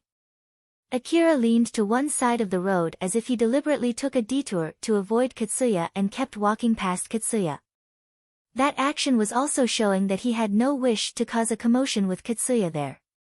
But Katsuya ignored that gesture. When Akira was about to pass him, he walked straight in front of Akira and stopped him with a stern face. Wait. Katsuya's face was clearly expressing hostility against Akira, his voice also contained the intimidation and the commanding power of a hunter. Now that Akira's way forward was blocked by Katsuya, he looked at Katsuya annoyedly and said. What? Stop messing with Alna. To think that you would even pay some people to bring her to you, do you really think I'll back off just because you did that? Pay people? What do you mean? Stop playing dumb. I know that you offered 20 million orum for surrendering Alna. What's the big idea here, huh? Seriously though, what are you even talking about? Akira seemed to be honestly confused, so Katsuya, who thought that it was all Akira's fault, started to question his own guess. Back in the slum city, about 4 or 5 people who looked like hunters came to me and told me that they'll give me 20 million orum if I surrender Alna. That wasn't your doing. Weren't you the one who told them to look for Alna? It's true that I asked some people that I know to tell me if they spot Alna somewhere, but like hell I would pay them 20 million orum for finding her. I never promised them money. In the first place, who in their right mind would pay 20 million orum just for a pickpocket? Well, that's... Katsuya reeled back from Akira's logical argument. Akira sighed, stepped aside, and walked past Katsuya. When he did that, Katsuya immediately returned back to himself, turned around, and yelled at Akira again. Wait. I'm not done yet. What now? You have no more business with me, right? I don't know what's going on, but one thing for sure, it's your misunderstanding. I have nothing to do with whatever you're facing. Akira did think that it might be Viola and Shijima's gang. But he then thought that it was absurd for them to offer 20 million orum for something like that and ruled out the possibility. So he was sure that it was Katsuya's misunderstanding. Katsuya then shouted. That might have nothing to do with you, but that doesn't change the fact that you're targeting her. Yeah, so what? Just keep your hands off her. If you do anything to her, I won't forgive you. I see, got it. Akira casually replied as if it was nothing. Katsuya was doubtful of that answer, so he asked Akira one more time. So, you won't do anything to mess with her anymore, huh? Akira then replied with the exact same casual tone as before. Nah, I'll kill her if I find her. Katsuya was so surprised his face was tinted with the color of anger. Do you think that I'm joking here? Akira's expression suddenly turned serious, he sent a sharp gaze filled with hostility toward Katsuya. I was only answering your question. Or more like, right back at you, are you being serious here? You won't forgive me. Do you really think I need your permission to kill the pickpocket who stole the money that I gathered by risking my life? Or does it mean that you'll kill me if I don't stop? In that case, I get it, I don't want to die after all. Katsuya was suspicious since Akira said something that sounded as if he just obediently accepted Katsuya's demand. But Akira's next words completely wiped off his suspicion. That's why you'll have to die too. Both of them looked at each other with hostility. The only reason why they did not pull out their rifles yet was simply because both of them knew it was not a good idea to fight there. Last time, I backed off because the difference in our fighting power was too large. But don't expect me to back off again next time. Alpha exasperatedly warned Akira. Akira, stop provoking him, okay? I'm just answering his questions. I don't want him to misunderstand, after all. I know it's bad to fight here, and I have no plans to fight him here. So let's just slowly step away like last time. Seeing Akira slowly stepping away, Katsuya mocked him. Humph, you're nothing but talk. In the end, you're still going to run away, huh? It's not like I have any reasons to kill you right here right now after all. If you want it so much, you can go ahead and point your rifle at me, that would make things way simpler and I would be happy to oblige. Although both of them were just young boys, both of them were properly armed as hunters. People around the area started putting some distance from them. In contrast to that, people who were there from the private security company and were stationed there to stand guard in the area started checking what was going on. If either Katsuya or Akira reached for their rifles, it would be their own fault if the guards there shot them dead. If Katsuya raised his rifle, Akira would be able to say that it was out of self-defense. The guards would then focus on apprehending Katsuya instead. And this time Alpha would also give her support. Even if he got caught off guard, Akira should still be able to fight back. Akira's intention was fully conveyed in his gaze and Katsuya fully understood it as he clicked his tongue. The guards in the area started to slowly but surely approach Katsuya and Akira to check if it was only a quarrel between hunters or that they needed to defuse the situation with force. That was when two hunters approached Akira and Katsuya. Those two hunters were Sarah and Elena. Elena raised her voice as if she was scolding them. Akira, Katsuya, what do you think you're doing in this place? When Katsuya and Akira heard Elena's voice, the tension between them suddenly died down as both of them lowered their guard and looked in Elena's direction with a troubled face. Akira was not sure what to do there, so Alpha made a suggestion to him. Akira, let's use this chance when he's focused on Elena to withdraw from this place. But Akira hesitated to leave that place without giving his side of explanation of what was going on to Elena and Sarah. But Alpha then said to him with a serious face. Are you going to get them involved in case if something happened in this place? The fastest and most effective method to make sure not to cause a commotion there was for Akira to get away from that place. He himself knew that much. Although he hated the idea of leaving that place as if he was running away, for him, it was thousands of times better than getting Sarah and Elena involved. As he finally reached his decision, he lightly bowed to Elena and Sarah and said, I'm sorry, but I have an urgent business to take care of. Wait, Akira. Elena was taken aback, but when she tried to stop him, Akira quickly left the place. Sarah also did not expect that from Akira as she looked obviously surprised. While Katsuya only glared at him as Akira walked away. Elena and Sarah were actually there to see what was going on since they spotted two hunters whom they were familiar with confronting each other. If they caused a ruckus there, it would definitely cause them a lot of trouble later. Both of them were hunters. If they fought there, it would definitely cause big damage to the area and the common people around them. If it was something that they could stop, Elena and Sarah were thinking of stopping them, but now, one of them had run away. Since it was not like they could do anything about Akira who was leaving the place, they decided to ask what was going on to the one that was still present. Sarah then casually asked Katsuya. It seemed like you were having a fight there, what happened? Sarah smiled gently. There was no trace of reprimanding in her voice, it seemed that she was genuinely curious. She deliberately did so to calm down Katsuya as well as to express her wish that it was not anything big. But although Katsuya was able to calm down to some extent, he then answered with anger. I was stopping that guy from killing my friend. Elena and Sarah frowned and looked at each other. It was a bigger issue than Elena had thought. Elena then made a stern face and spoke to Katsuya as if she was having a serious discussion with him. Can you tell us the details? Katsuya nodded and explained what happened to Elena and Sarah. Of course, his explanation was biased and mostly mixed with his personal guesses. Elena and Sarah's expression obviously turned cloudy when they heard his explanation.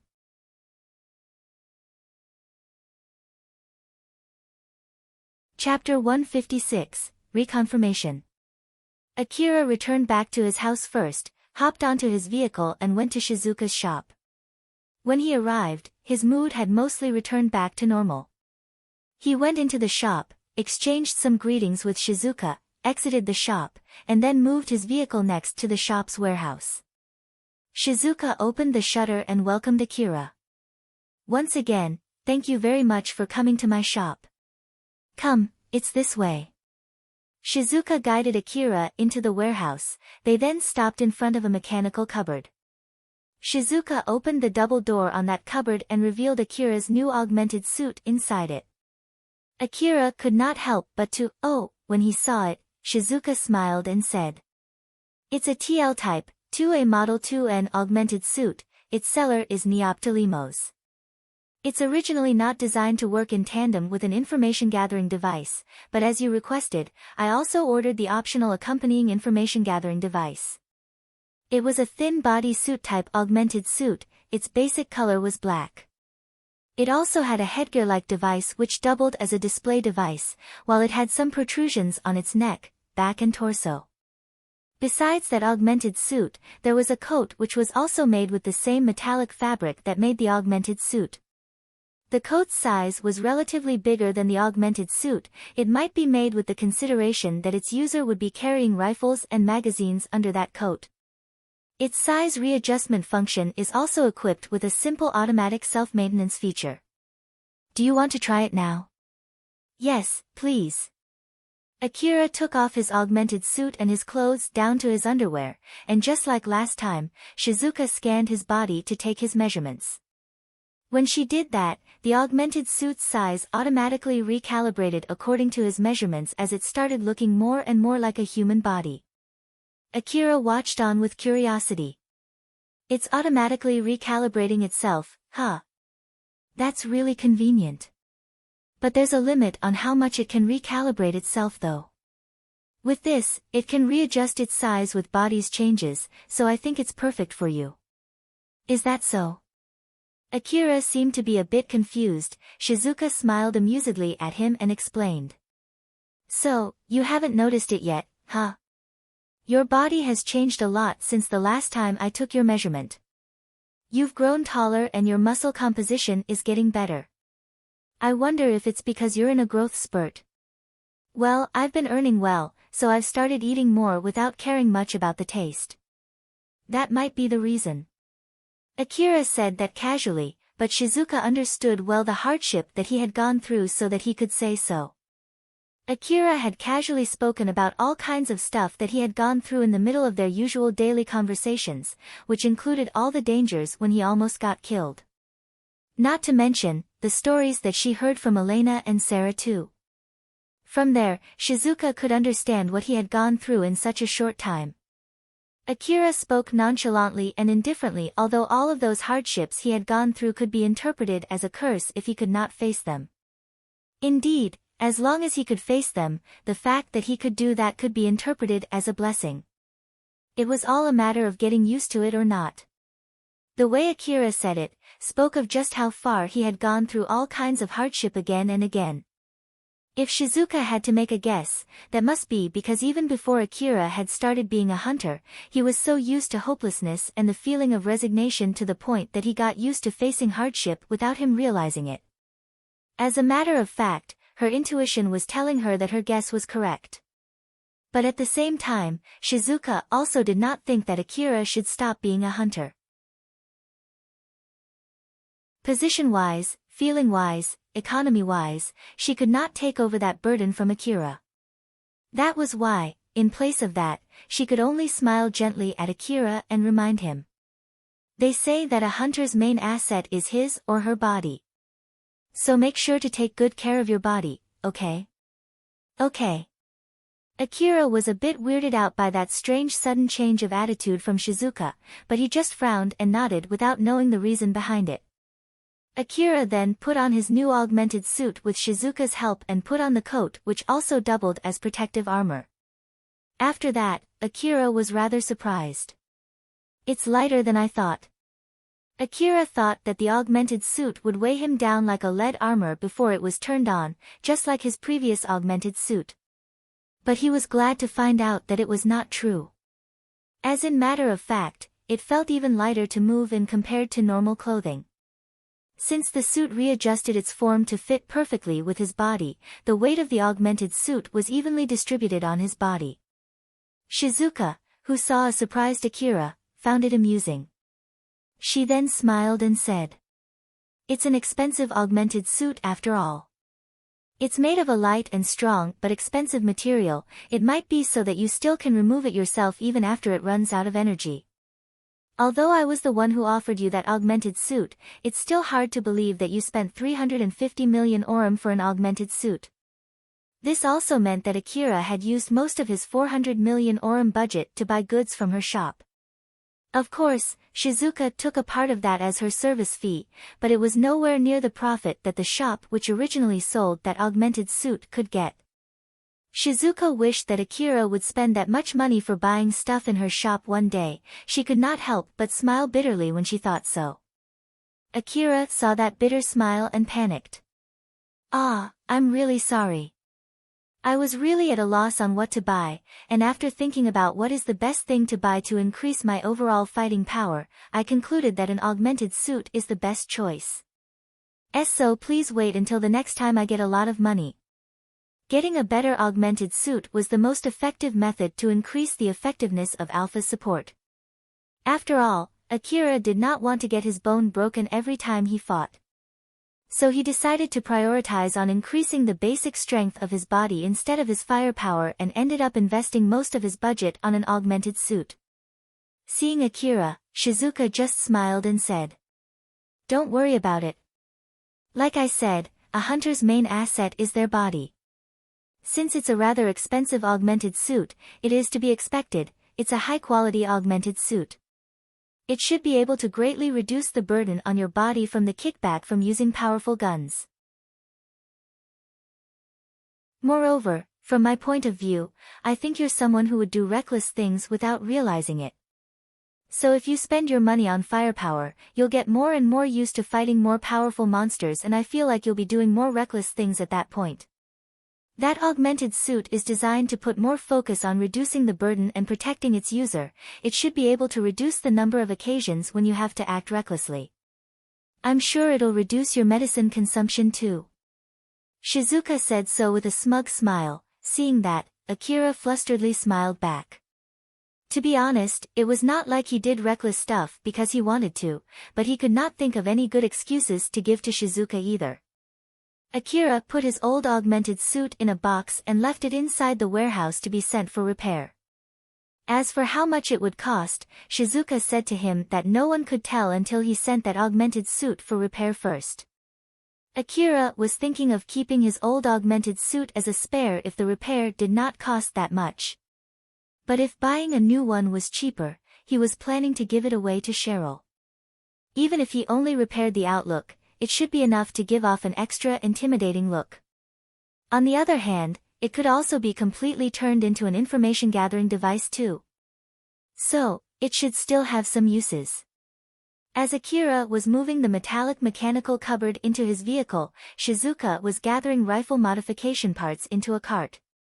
Akira decided to buy some modification parts with the rest of the budget that was left after paying for his new augmented suit. He might be able to buy new rifles, but since there was a limit on how many rifles he could carry, it would mean that he had to stop carrying one or more of his current rifles. So instead, he decided to buy modification parts to upgrade the rifles he already had. Akira was deep in thought looking at the modification parts lined up in front of him. Not too far from him, Shizuka was still lining the rest of the modification parts that she brought there. She then warned Akira, "Don't worry, you can take your time deciding. You can even try them too, but remember that if you open any sealed goods, you'll have to pay for them. Although the parts that are not sealed are second-hand goods, they should be working just fine since I've checked them myself beforehand. And be careful, some parts are designed to be used on rifles with certain built-in functions, so they might need some extra parts if you want to install them."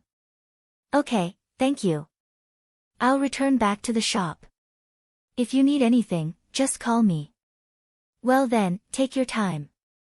Shizuka then returned to the shop. Akira started to analyze the modification parts scattered in front of him. "Well, which one should I pick? Most of them are pretty pricey. I feel like I'll go over the budget if I don't choose carefully. Let's upgrade your AAH and A2D assault rifles with the assumption that you would use them without an augmented suit. And if you still have some money left, let's use it to buy parts to upgrade your augmented suit. I already have a plan on what kind of upgrade to do, the rest depends on your preference and how much you want to spend. There are just too many types of parts, you know. Though, it's better than having too few options. This is also a training, so you can take your time." Akira was humming while looking seriously at the various parts in front of him. Next to him, Alpha was smiling just like usual. In her office, Mizuha was at loss on what to do. The reason why she was so troubled was because of Katsuya's request. He asked Mizuha to provide protection for Alna. At first, she heard that Katsuya was simply trying to save a girl who was falsely accused of pickpocketing. Up to that point, Katsuya was only being nice and everything, and it was fine. But now she came to know that the hunter, whom that girl stole from, was looking for her and trying to kill her. Then there was also a fight against an unknown organization that was also looking for that girl, to the point that some people got killed. Now that it had come to this, it was no longer that simple anymore. Mizuha then asked an acquaintance of hers to gather more information just to be safe. And from there, she knew that Alna was indeed a pickpocket. The hunter that was looking for her was someone who even participated in hunting a bounty monster, and it was true that a certain organization was trying to capture her. Normally, Mizuha would have refused to give that kind of protection to someone of Alna's status. There was no need to even think about it. But since it was a request from Katsuya, it could not be helped. She could not afford to sour her relationship with the person that was allowing her to maintain her influence and power. At the moment, Mizuha hid Alna in one of the camping cars parked in one of the parking lots owned by Drankum that were scattered in various places in the wasteland. It was at least able to satisfy Katsuya for now and bought her some time. With Alna staying inside one of Drankum's facilities, outsiders would not be able to freely come after her, but at the same time, she could also not afford to let Alna, who was an outsider, stay in Drankum facilities for too long. She might be able to do something about it if Katsuya accomplished something that would give her more influence. So, she decided to stall for time, hoping that something like that would happen. To be honest, Mizuha did not really care about Alna. As a matter of fact, she was a bother. As someone from the inner wall, there was nothing she could gain except scorn if she associated with a pickpocket from the slum.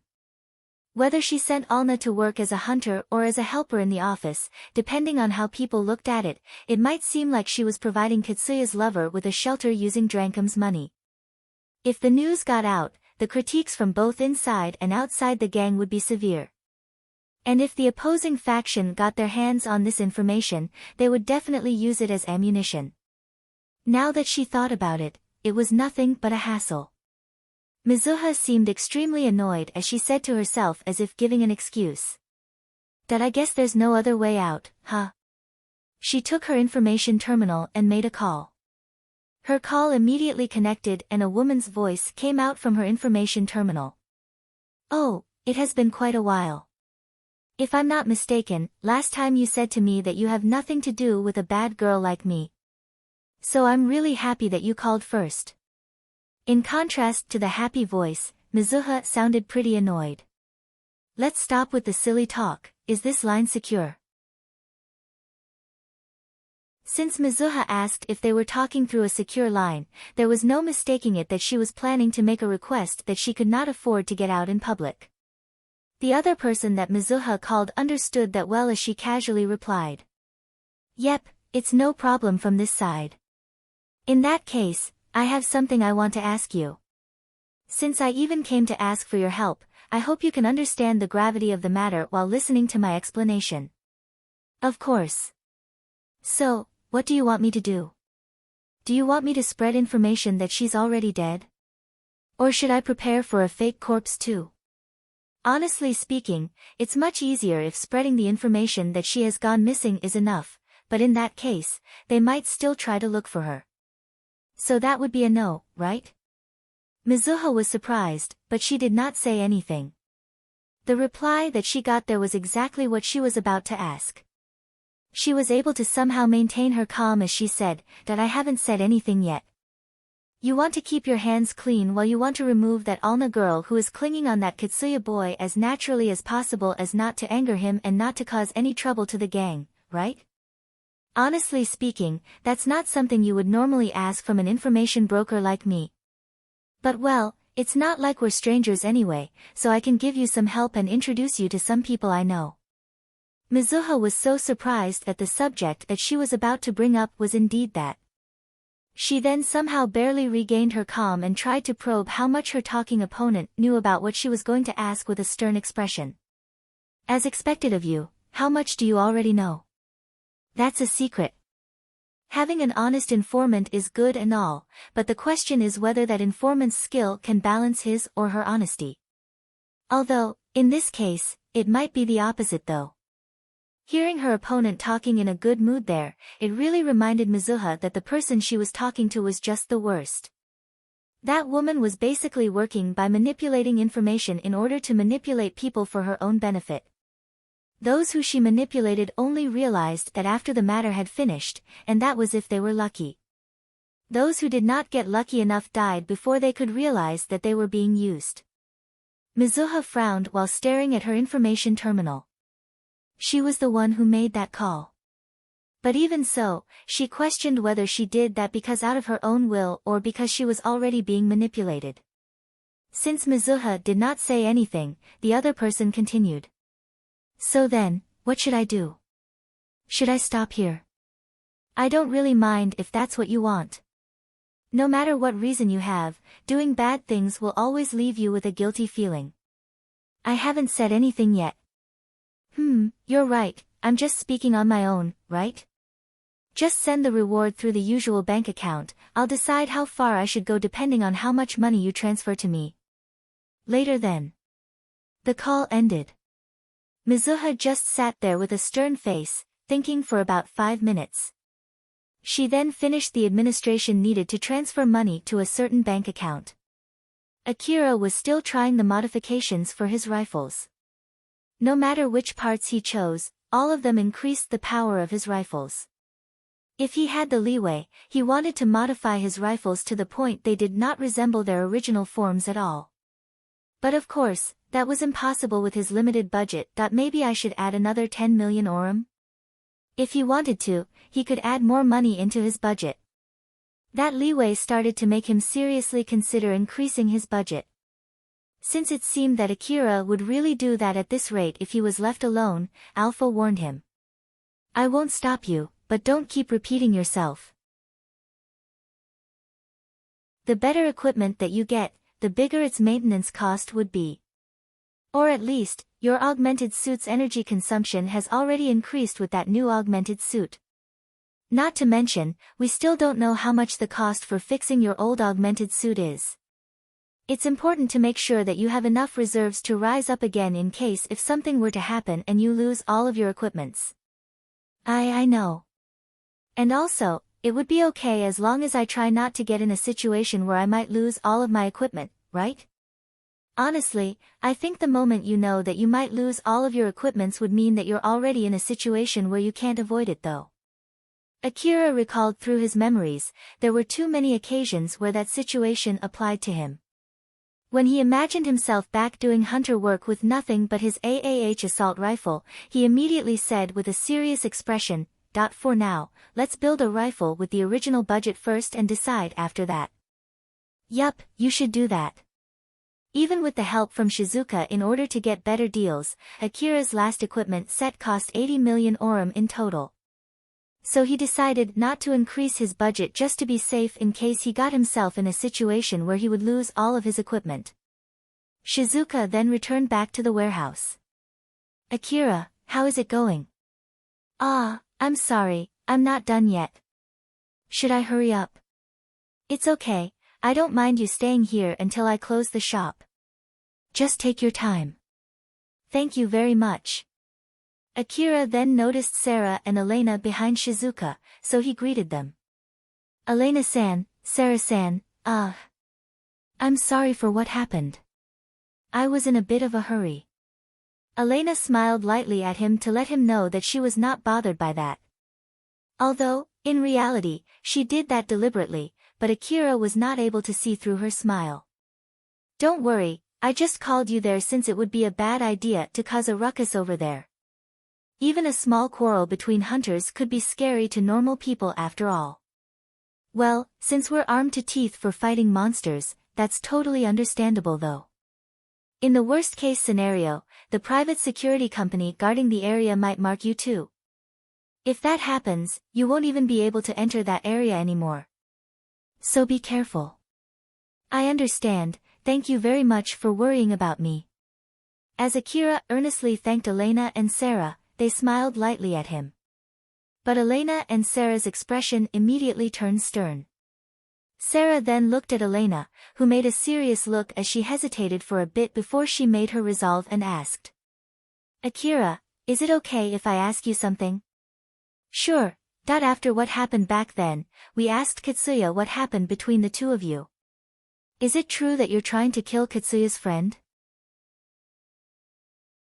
Akira's hands stopped, his face also turned serious. It's true that I'm hunting a pickpocket who stole my money. I didn't know if that pickpocket is his friend. Katsuya said that it's your misunderstanding though, is that true? There's no mistaking it, although, I can't give you anything if you want me to show you a proof to convince you. You can't even tell us anything. Yes, that pickpocket stole my wallet, emptied it, and threw it away. So I have no physical evidence. There were no witnesses either. So if you don't believe me, it's not like I can do anything about it. So both sides don't have any proof, huh? Elena frowned. To be honest, she believed Katsuya's side more. It was simply because Katsuya said so with confidence and desperation, she felt that Katsuya would not go that far if he was lying. In contrast to that, Akira seemed uninterested. Depending on how Elena looked at it, it even sounded like Akira simply said that because he was asked. To top it off, it even seemed that he did not even try to convince anyone there. It was even obvious to the people there that Akira had completely given up trying to convince anyone since he figured that no one would believe him anyway. After hearing what Akira said, Elena thought of convincing him that it was only a misunderstanding to make him stop. But since it was not like she was there when that happened, she could not tell who was in the right, Katsuya or Akira. But it did not even matter, after all, she only thought that it was not worth getting into a fight with Katsuya just because of a few 100,000 orum. But seeing from Akira's reaction there, it seemed that making Akira back off by pointing out the possibility that it was just a misunderstanding would be difficult. As she thought so, she started to think of another solution. This time, Sarah was the one who asked a question to Akira. She sounded a little hesitant when she asked him. Akira, why do you want to kill that pickpocket? It's not like I'm going to chase her to the end of the world. But if I can find her with a little bit of effort, I'll kill her. Of course, if I find her in front of the hunter office, I would let her go since it would be too much trouble. But if it's in the middle of the wasteland, I'll definitely kill her. And if I see her somewhere else, well, it depends on the location. I see. Akira answered back casually. But that was exactly the reason why Sarah knew that he was being serious. Sarah and Elena both knew how he felt nothing about killing others.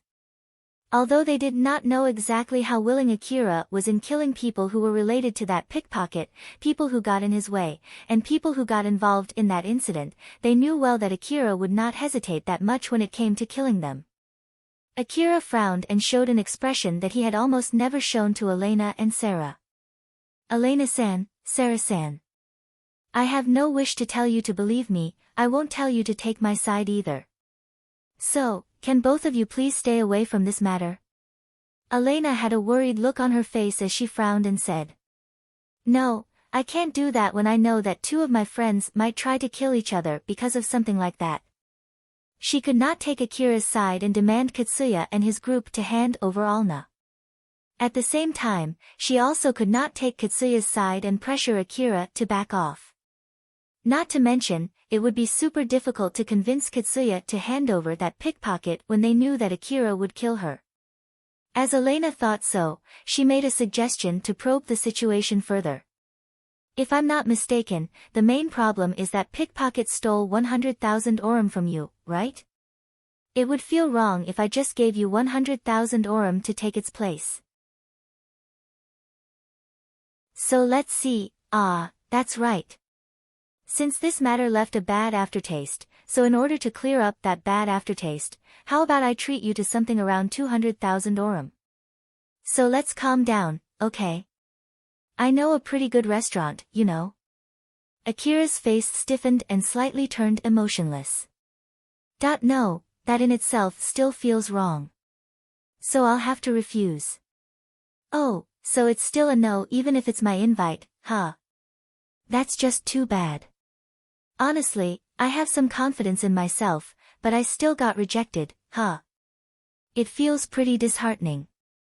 In that case. Elena was trying to act coy to reduce the tension in the air while she was smiling and thinking what to do next. But Akira suddenly said with a rather stern tone. Elena-san. Akira's expression returned back to normal after a few seconds.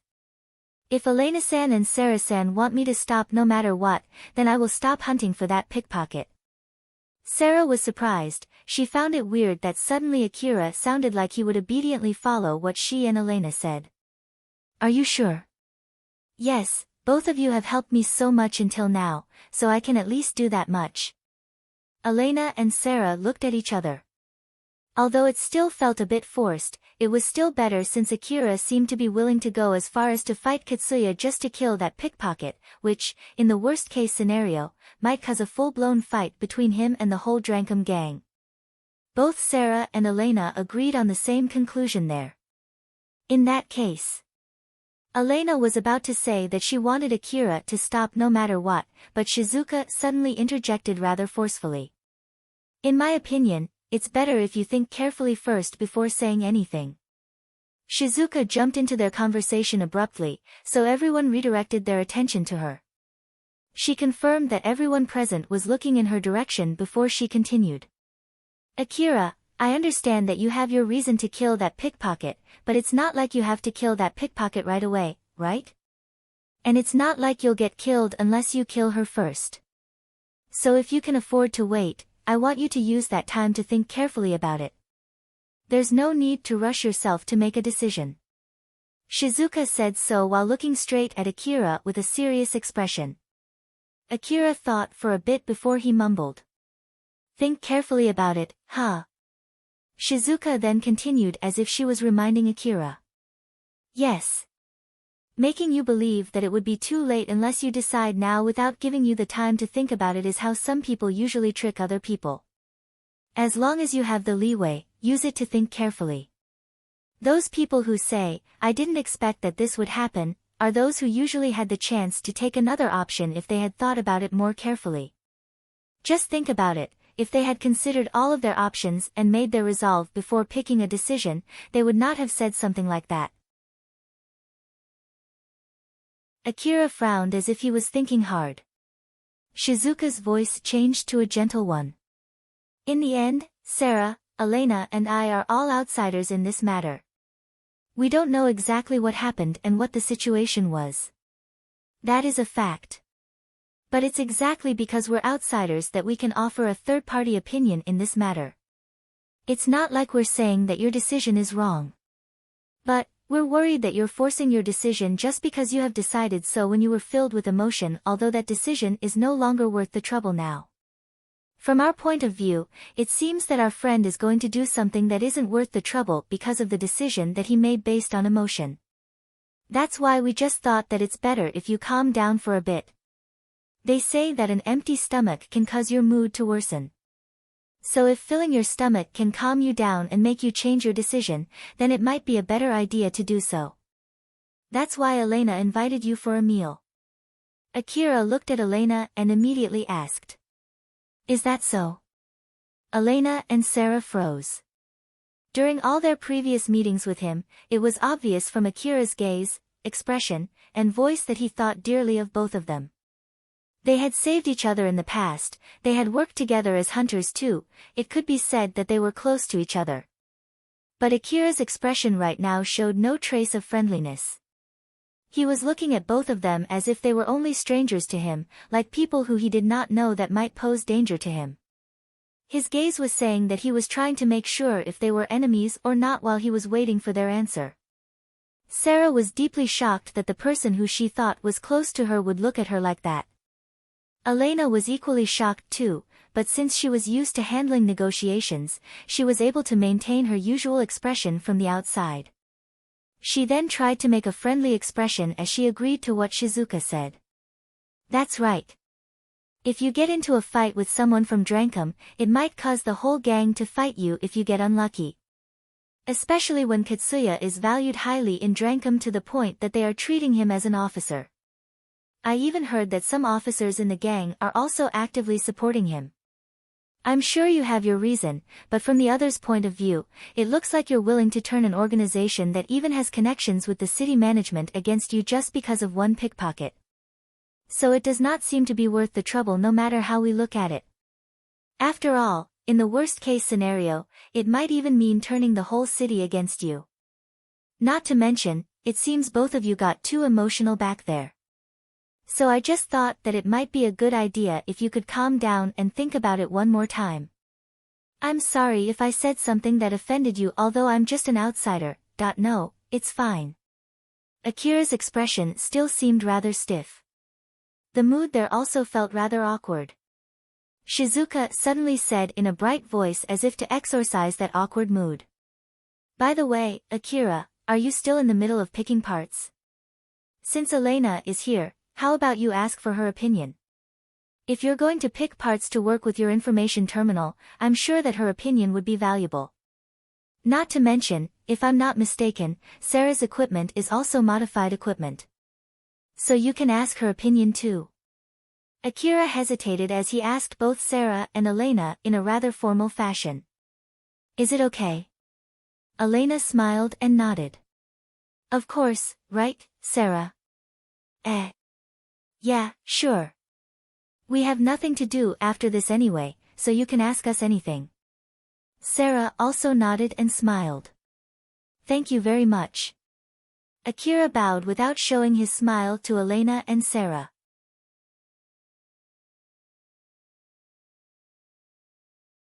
Chapter 157, People Who Sow Conflicts. The lower district of the Kagamayama city was vast, the public order was more or less as bad as the wasteland. And in the area that had even worse public order, there were some organizations with strong economic power doing illegal businesses. They employed powerful military power to control the other smaller organizations within that area. Izant family was one such organization. Its territory expanded from the slum city all the way to the lower district. Izant family's base was located in a certain mansion that was in the boundary between the slum city and the wasteland. That mansion demonstrated the power of the organization, and the most important thing was not the size of the mansion. There was no shortage of land in the eastern district, and with the advancement of technology, people could build mansions relatively cheap. But it was a whole different problem whether it was safe or not for them to do so. The main reason why the land inside the inner wall was expensive was simply because it was safer. Having a mansion right next to the wasteland meant exposing it to monsters' attacks. It showed that they had enough money to pay for the people to guard that mansion, unlike those countless small gangs scattered inside the city. In a large guest room inside that mansion, the boss of the Izant family, Rogolt, was sitting while thinking hard. On the other side of the table, in front of him, Viola was smiling like usual. Rogolt had his men standing guard behind him, while Viola had Carol standing guard behind her. They were all armed. Rogolt looked at the 4 pictures on top of the tables while immersed in his thoughts. His gaze then returned to Viola. Viola tried to analyze his gaze, if it was saying that there was a chance for negotiation or not, as she happily said. So then, what do you think? It's not a bad offer. 2 of the pictures were of Akira and Katsuya. Akira looked slightly annoyed in that picture, while Katsuya was smiling as if that picture was taken for publicity. We also did some investigation about those 2. That Katsuya boy has his past record properly written in the report from Drankum, so it's easy to compare it with the information that you brought in. His hunter rank is also pretty high. Well, basically, I'm sure he's indeed a strong hunter. While that Akira boy, he has a rather low hunter rank. But I heard that he was able to fight against 8 robbers all by himself recently, and if I add the information about him that you just brought in, well, I'm sure he's pretty strong too. If I can get both of them working for me, our battle against Horias would definitely be easier. We're thankful that you even prepared a way to make them work under us. I'm glad that you found it interesting. Viola said that with a bright smile, but Rogolt suddenly put some intimidation in his voice. So then, how much of it was your plan? Viola tilted her head and looked confused, but she looked rather exaggerating. What do you mean? Don't play fool with me. Even I at least know that you're not a decent human. It's your usual modus operandi to spread information that doesn't seem connected to one another at a glance in order to manipulate the situation for your own benefit, right? That's a big misunderstanding. It's just that those people who bought information from me made a blunder and pinned the blame on me. They're really giving me a lot of trouble. Misunderstanding? Rogolt snorted. The method to control these Katsuya and Akira that you offered is basically taking hostage the girls they love. It's all good up to there, they're guys, after all. It's not strange for them to go that far for the girls they love. The other two pictures on the table were of Alna and Cheryl. According to Viola, Akira was emotionally invested in Cheryl, whereas Katsuya was in Alna. But, I highly doubt that everything is a coincidence. Rogolt started questioning Viola. He was suspicious about the information she brought in. It was hard for him to believe that it was all out of pure coincidence. It took an unnaturally short time for people to misunderstand that Cheryl's relic shop was selling expensive relics, and the robbers even misjudged Akira to be a small fry. Cheryl wanted to take her chance with her relics shop, so she wanted to eventually reopen it, but now that Akira was going to return back to his hunter work, she needed other people to guard her shop. If Cheryl joined Izant family, she could have the gang guard her shop, and Rogolt would be able to use Akira through Cheryl. After all, Akira was so invested in Cheryl to the point that he had bought an expensive dress for her and made her the boss of a gang. As for Katsuya, he seemed to be abnormally interested in Alna, who should have been just a common pickpocket. He even used the power of Drankum to protect Alna, who was being hunted by Akira, but of course, that could not stay for long. If the Izant family gave shelter to Alna, they could make a deal with Katsuya, or if they took Alna hostage, they could use it to control him. With all of these things mixed together, Rogolt found himself in a situation where he could easily manipulate both Katsuya and Akira. But Rogolt could not ignore the feeling that someone was setting this up.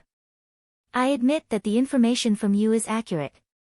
But, the reason why those robbers aimed for Cheryl's shop as well as them mistaking that Akira as a weak hunter, they're all because of the information that you spread. You manipulated them into attacking Cheryl's shop, didn't you? It's just a coincidence. Another relic shop asked me to gather information about Cheryl's shop, and Shirjima asked me to check Akira's real strength. So it's not like I did that because I wanted to. Then, how do you know that Alna is staying in one of the Drankum's mansion when it should be restricted only to Drankum members? And why have you even made some preparations to get her kicked out from there? There are people inside Drankum who don't want Katsuya to get involved with a pickpocket from the slum for the sake of keeping their reputation with their sponsors in the inner wall. You should be able to at least guess that much, right? That if Akira is really as strong as you make him out to be, it's strange that Alna could steal his wallet. If he's really that strong, he should have been able to stop her. And even if it is because he was caught off guard when that happened, he should still be able to get it back if Alna was somewhere near where he could still track her down. It's also strange that Katsuya would go that far to protect that Alna. She's just a stranger to him, right? And it's not like Alna was wearing an expensive dress that might make people mistake her as a rich lady either. Not to mention that the person hunting for Alna is not just a common hunter, Akira has even participated in hunting bounty monsters. Is this Katsuya really risking a fight against that hunter just to help a mere lowly pickpocket? I know that he's weak with girls, but it's still unnatural, you know? Even if you ask me so, I'm sure that there are times when Akira makes mistakes. His money might have gotten stolen because of that. As for that Katsuya, maybe he is just really kind and really weak to girls, you know. Even in the reports for Drankum's sponsor from the inner wall, they are highly praising Katsuya for his kindness. I also heard that he has so many girls around him that people even mock his group as the harem squad. So he might just be someone who would casually risk his life for girls. Rogolt then continued pointing out contradictions and abnormalities in Viola's story while checking for a reaction from her. But Viola always replied casually and calmly just like usual. Eventually, Rogolt ran out of materials and found himself with nothing more to say. Seriously now, can you really say that you didn't do anything else other than just gathering information? If I really have to say something here, I just sent someone to check how far Katsuya would go for Alna to help me find a plan to get him to give up on her. I was also surprised when I found out that Katsuya would not give up Alna even after offering him 20 million orum, and when I was content that I could get some information on him, the people that I sent got killed, you know. Thanks to that, I can't collect the rest of their debts. It was a huge loss. The reason why I came here to sell this information is to make up for that loss. And since you're a reputable person, I agreed to give you the information first before you pay for it, right? I really hope that you would pay me a lot for it afterwards. Rogolt smiled wickedly. I don't know about that. It's true that it's rather valuable information, but there are a lot of things that I can't just accept. So I can't really say if I would give you the amount of money that you're hoping for. Viola looked rather surprised, she then smiled confidently. Oh my, are you really going to go that far? Geez, it can't be helped then. It doesn't feel right to demand money for information that you don't find to your liking. Carol, let's leave. Seeing how Viola was really about to leave, Rogolt suspiciously said. You sure you don't need the money? You suffered a big loss, right? But you don't seem desperate at all there. Viola smiled.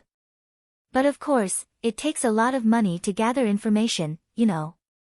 That's why, if you don't take this offer, I think I'll go bankrupt, so I'm planning to sell the same information to Horias. Horias was another gang that was more or less as powerful as Izant family, and they were in a feud against each other. They were very close to starting a full-blown war for territories.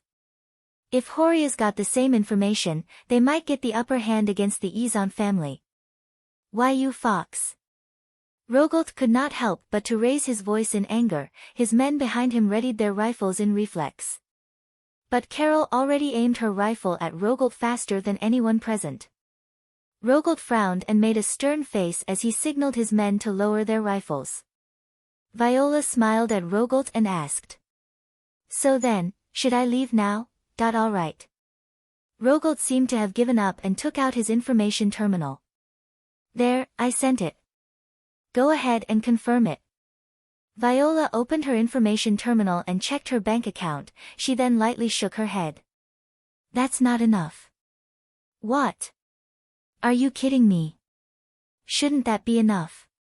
That's true if it's just to pay for that information.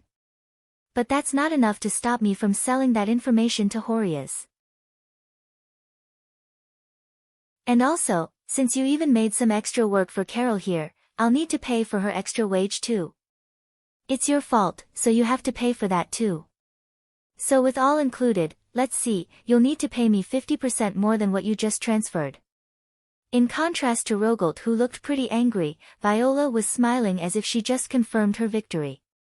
That's your fault for doing something that you shouldn't have back there. Or is it that you want me to demand more money? Rogolt clicked his tongue and sent the demanded amount of money. Yup, I've received it.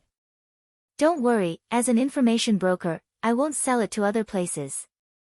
I can promise you that. Humph, I bet that you made the same offers to the other people too. You won't live for long, you know. I'm already used to hearing that from other people, but for some reason, they always die first. So you better be careful, okay? Viola only left that threat and smiled wickedly before she left that place with Carol. Rogolt immediately yelled at his men as if he was venting his anger. Get moving. Now. While he saw his men flusteredly scurrying to get on with their jobs, he promised himself to vent his anger on Horias first before venting it on Viola. Akira finally finished choosing modification parts for his rifle with some help from Sarah and Elena. Akira, who took a long time deciding which one to choose, was able to finish choosing relatively fast with the help from Elena and Sarah. He even finished installing the modifications there. Now that his new rifle was modified to the point that he had to use special types of bullets, plus the modification parts too, he had to pay 60 million orum in total. Although he ended up spending a little more money than his original budget, he was satisfied with the result. Akira packed everything he bought into his vehicle and thanked Shizuka, Elena and Sarah who saw him off, especially to Shizuka. "Thank you very much for everything." Shizuka noticed that Akira directed his thanks mostly at her. She then smiled and said, "I'm a merchant after all. It's my job to serve customers. If you want to thank someone, you should thank Elena and Sarah. They helped you although they're not obliged to do that." "That's true. I'm sorry for taking your time." Akira lightly bowed to Sarah and Elena. Elena noticed the same thing that Shizuka also noticed, but she didn't show that on her face as she smiled at Akira and said, "Don't worry, it's not like we have something else to do anyway, not to mention that you helped us a lot too in the past, we can at least help you that much." Sarah also smiled as if to dispel something that was worrying her. "Although I'm sure that they'll work just fine, if you have any trouble with the parts that we picked for you, please tell us. I might have picked some parts based on my strength, you see. So the kickback might be rather strong, though I think it should be okay with that augmented suit." "I'm sure it'll be okay, I'll take my leave then." Akira hopped onto his vehicle and left the shop. Elena and Sarah were lightly waving at Akira as he drove off, but the moment Akira was no longer in their views, their expression turned stern. Elena understood that Shizuka interjected back then for their sake. "Did we say something that we shouldn't have back there?" "Shizuka, what do you think would have happened if I went and told Akira that we wanted him to stop hunting for that pickpocket no matter what? I think he'll really stop hunting for that pickpocket for real. But in exchange for that, I bet he'll stop maintaining the close relationship that he has with both of you until now. In the worst-case scenario, he might even cut any relationship with both of you." The word, severance money, came up in the back of Elena's mind. That time, if she had told Akira that she wanted him to stop no matter what, Akira would have really stopped hunting for that Alna. But she would have had to pay it with the relationship that they had built up until now as the severance money.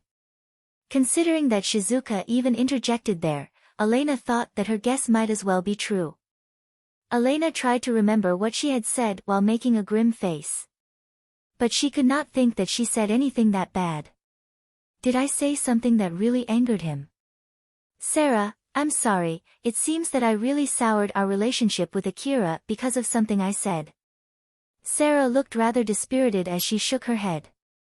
"It's not your fault. I didn't notice that I said something pretty bad back there as well." Sarah lightly sighed. "If you hadn't cut in, our relationship with Akira might have ended then and there." "Shizuka, thank you, you really saved us." Sarah smiled and thanked Shizuka, but this time, it was Shizuka who made a stern face. "Though it might be too late, are you sure that was fine?" "Of course, why did you ask?" "As long as Akira is still hunting that pickpocket, there's a good chance that he'll get into a fight with that Katsuya, you know. I did tell him to think carefully about it, but it'll only buy some time at most. Moreover, if he still decides to kill that pickpocket after he thinks about it calmly, this time, he might really hunt for that pickpocket to the end of the world." "Ah, you have a point there. I wonder if that was a mistake. It might have been better if I was able to come up with something else to calm him down back there." It seemed that Shizuka doubted her own choice there, but Sarah could not think of any better solution than that. Moreover, she did not want to think that Shizuka made the wrong decision. After all, had Shizuka not cut in, she would have asked Akira to stop no matter what. If that had happened, Sarah felt that Akira would have cut any ties with them. Their relationship would turn into acquaintances who were frequenting the same shop, and if she tried to invite him to go to the ruin again, Akira might casually refuse without even considering it, and Sarah would not want that. Elena and Sarah knew that they were thinking of the same thing and told themselves not to make the same mistake ever again. "Shizuka, do you have any idea why Akira reacted that strongly? I don't mind even if it's just your guess."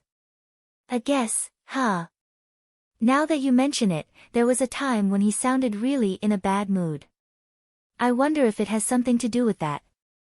Shizuka then told what had happened to Elena and Sarah. Elena and Sarah's expression turned even more cloudy after they heard Shizuka's story. Elena lightly hung her head. So, he got that annoyed even when he was able to contain the damage, huh? That explains why he got annoyed when his money got stolen. Although it isn't worth that much. Judging from how bad his mood got back there, he must have thought that we seemed to believe more in Kitsuya's story to the point that we're willing to pay to help him. Geez, what a disaster. Shizuka looked at Elena as if she was pitying Elena. I bet there were many occasions where people didn't believe him at all in the past to the point that he did not expect anyone to believe him from the start. It exactly felt like that when you asked him if Kitsuya's explanation was true or not. Elena made a stern face and said, I should have been able to notice it if only I paid more attention to him. I guess I put too much trust in the information that I got beforehand, huh? And that happened to me, who usually handles negotiations too. What a big blunder. Sarah lightly smiled at Elena and tried to cheer her up. Elena, please don't be too hard on yourself. That also applies to me too. I believed in Kitsuya's story too much. Kitsuya did not seem to lie and he sounded pretty desperate too after all. So it's not strange that we didn't even doubt his story. Wait. What's wrong? No, it's just that, now that I think about it, it's weird that we didn't even question it, although it's not like Kitsuya was directly involved and it's basically second-hand information. Now that you mention it, that's true. Elena and Sarah suddenly noticed that strangeness. Shizuka tilted her head and looked at them, equally confused. Alpha was observing Akira, who was driving the vehicle. Although he obtained his new equipment, he looked rather down. There was also a trace of anger that accompanied it. Akira noticed Alpha was looking at him, but he did not react at all while still looking annoyed. But of course, he could not ignore her gaze forever. Is there anything you want to say to me or something? You now have your new augmented suit and you have modified your rifle to the point that it's a completely different rifle. I want to spend some time analyzing both the new augmented suit and rifle so that I will be able to have full control over both of them. We'll only go back to our hunter job after that, so we're not going to the wasteland anytime soon. Alright. Is that all? Akira seemed to be doubtful, but Alpha smiled like usual and said, If you really want to know, I actually also agree with Elena and Sarah. It's better if you stop hunting that pickpocket out of stubbornness. Although, my reasoning is different compared to them. What do you mean? Unlike Elena and Sarah, I don't care if that pickpocket dies. What I'm worried about is the trouble it would cause you later after you kill that pickpocket. If you really want to kill her that much, it might be a good idea to get a long-range anti-personnel sniper rifle and snipe that pickpocket from far away. It isn't worth the trouble antagonizing Drankum just to kill that one pickpocket. In that regard, I agree with Elena and Sarah. Akira frowned and asked skeptically. Then why didn't you recommend me to buy that rifle? Do you think an anti-personnel rifle has any use in the old world ruin? Akira could not say anything back. Alpha made a serious face and continued. The only reason I'm giving you my support is so that you'll complete my request. Of course, if you ask me, I might help you with other things too, but things like this are normally outside my support. So don't forget about that. Akira did not say anything back for a while, but he suddenly sighed and lowered his shoulders. He did think of killing Alna and fighting Kitsuya and his group, but he assumed that he would have Alpha's support when he considered that. It was true that Alpha was not obliged to go that far to help him, so him thinking that it was given for Alpha to help him was nothing more than him being too naive. Akira thought so as he mocked himself. You're right, I was too naive. He might have gotten a little bit too stubborn without him realizing it. Akira thought so as he took a deep breath and let it go. It might be just a self-suggestion, but he did feel lighter after he did that. Alpha's expression returned back to its usual gentle smile. I don't mind if you want to take advantage of my support, but do remember that I won't help you if you're going to do something that would put your own life at risk. If there's no danger in it, I won't stop you. If you want a sniper rifle, let's buy one next time, a long barrel one with super long range. Well, I'll think about it again once I earn more money. There's no need to rush, I'll think about it carefully. Indeed, you better do so. Alpha smiled at Akira as if to look over him and thought. The reason why Alpha urged Akira to get away when Elena and Sarah called him right when he was quarreling with Katsuya was simply because she thought that it would cause a crack in their relationship. But after analyzing the result of doing that, Alpha thought that she should have let Akira stay. If it was not for Shizuka, Akira would have seriously decided to stop aiming for Alna and risk a fight with Katsuya and his group, while at the same time, his relationship with Elena and Sarah would have significantly soured. That way, Akira would have been less likely to do something that might cause more trouble. As Alpha thought so, it was not an exaggeration to say that she had made a wrong decision there.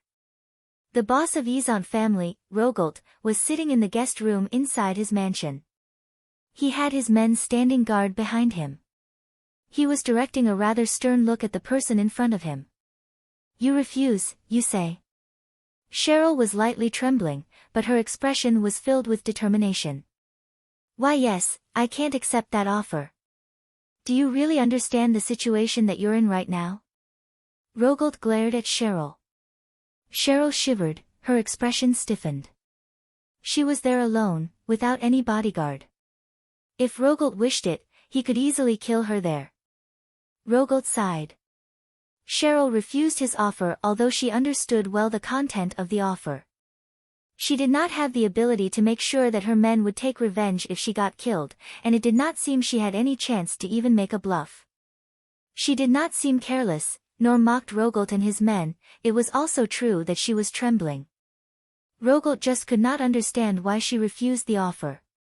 Think again, I have my reputation to uphold. If a small weak gang like you opposes us, it'll hurt our reputation. Or is that you already have a deal with the Horias? And no, I don't. Then, is there anything that you don't like? Don't worry, I have no plans to take over your gang or anything like that. I'm just offering you to work under my gang. And since that would mean I'll be your boss and you'll work for me, you'll properly get paid, and of course, I expect that you would obey my orders. Though I might give you some orders just out of spite from time to time, considering the profit that you can get from working under me, I think you'll get more than you lose, you know? You'll be able to reopen your relic shop and you can use that to gather money. Your men will also feel much safer since that attack. It's nothing but good things. If I was in your position, I would have definitely accepted it. Although Rogolt looked calm on the surface, he was actually pretty surprised as he kept thinking at the back of his mind. Why did she refuse? There should be no reason to refuse it considering her situation, position, and power. She knows well that she will only be killed if she refused, but even so, she still refused. Did we kill someone close to her in the past or something? No. It doesn't seem that she has any grudge against us. Rogolt lightly raised his hand. His men immediately aimed their rifles at Cheryl.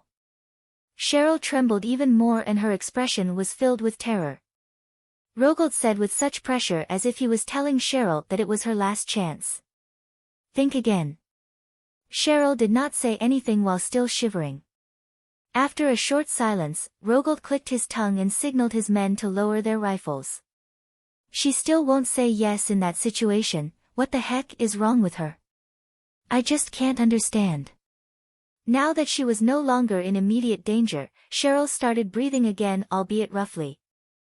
Rogolt exasperatedly looked at her and said, Your courage is commendable. If there's anything you don't like in my offer, go ahead and tell me. I might consider it in respect of your bravery. But Cheryl still would not say anything. Rogolt clicked his tongue and told his men. Take her away. Lock her up until she changes her mind.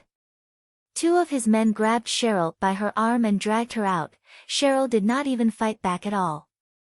Rogolt hung his head low. He thought that it would be a simple negotiation, but that did not seem to be the case and he did not know the reason why. He did not understand why Cheryl reacted so differently than what he expected, and that caused him to feel anxious and irritated.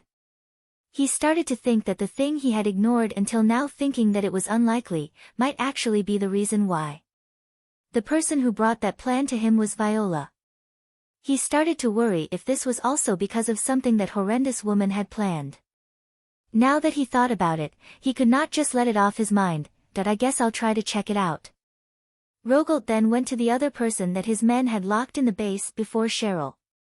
In order to fix Akira's mood, Viola told Cheryl about that offer from Izan family. Normally, for a weak gang without a connection like Cheryl's gang, it was a good enough offer. After that, Rogolt's men who Viola called in, guided Cheryl to Izan family's base. Rogolt then told Cheryl the details of the deal in the guest room. Although Cheryl only heard that if she accepted that deal then her gang would work under Rogolt's gang for the first time there, that in itself was not a bad offer. If that was all, Cheryl would have happily accepted that offer. The real problem was the reason why Rogolt was trying to take in Cheryl's gang. It was simply because he wanted to be able to use Akira via Cheryl. Cheryl, who noticed that, had no other choice but to refuse that offer. From the outsider's point of view, it might look like Cheryl was able to skillfully get Akira to be interested in her and use it to manipulate him. She might already have Akira in her palms to the point that he would support her so that she could maintain her position as the gang's boss, buy her an old world dress, guard her relic shop, and even give all the money that he got from selling the robbers to her. Others might have thought that it should be easy for Cheryl to control Akira. But that was completely their misunderstanding. Cheryl did not have that power, but she could not say that to Rogolt, while at the same time, she could not conform to that misunderstanding either. If Cheryl accepted that offer from Rogolt and asked Akira to obey Izan family, Akira might as well cut all his ties with her. She was sure about it. While on the other hand, even if Cheryl could get away with some lies there as if she was selling Akira to Izan family, that would definitely come to light, and when that happened, Akira might abandon her without giving her the chance to explain herself that it was only a lie. Although it might be just her being a little too paranoid since nothing good had happened to her lately, she was sure that Akira would do that. The reason why she thought so was because she relied on Akira for her mental support. For her, whether she was killed by Rogolt there or abandoned later by Akira, both were equally bad. Because of that, Cheryl was locked inside one of the rooms in that mansion. The room at least had facilities for welcoming guests. Her information terminal was taken away from her and she was alone inside that room. Although no one was keeping watch in that room had no windows and the only door was also locked. She had no means to escape that room. Cheryl anxiously mumbled. What should I do? She did think of the possibility that Akira would come to rescue her. But her logical side that properly understood her current situation denied that possibility. She could not contact Akira and Akira did not know where she was. In the first place, it was rather doubtful if Akira would antagonize the whole Izan family just in order to save her.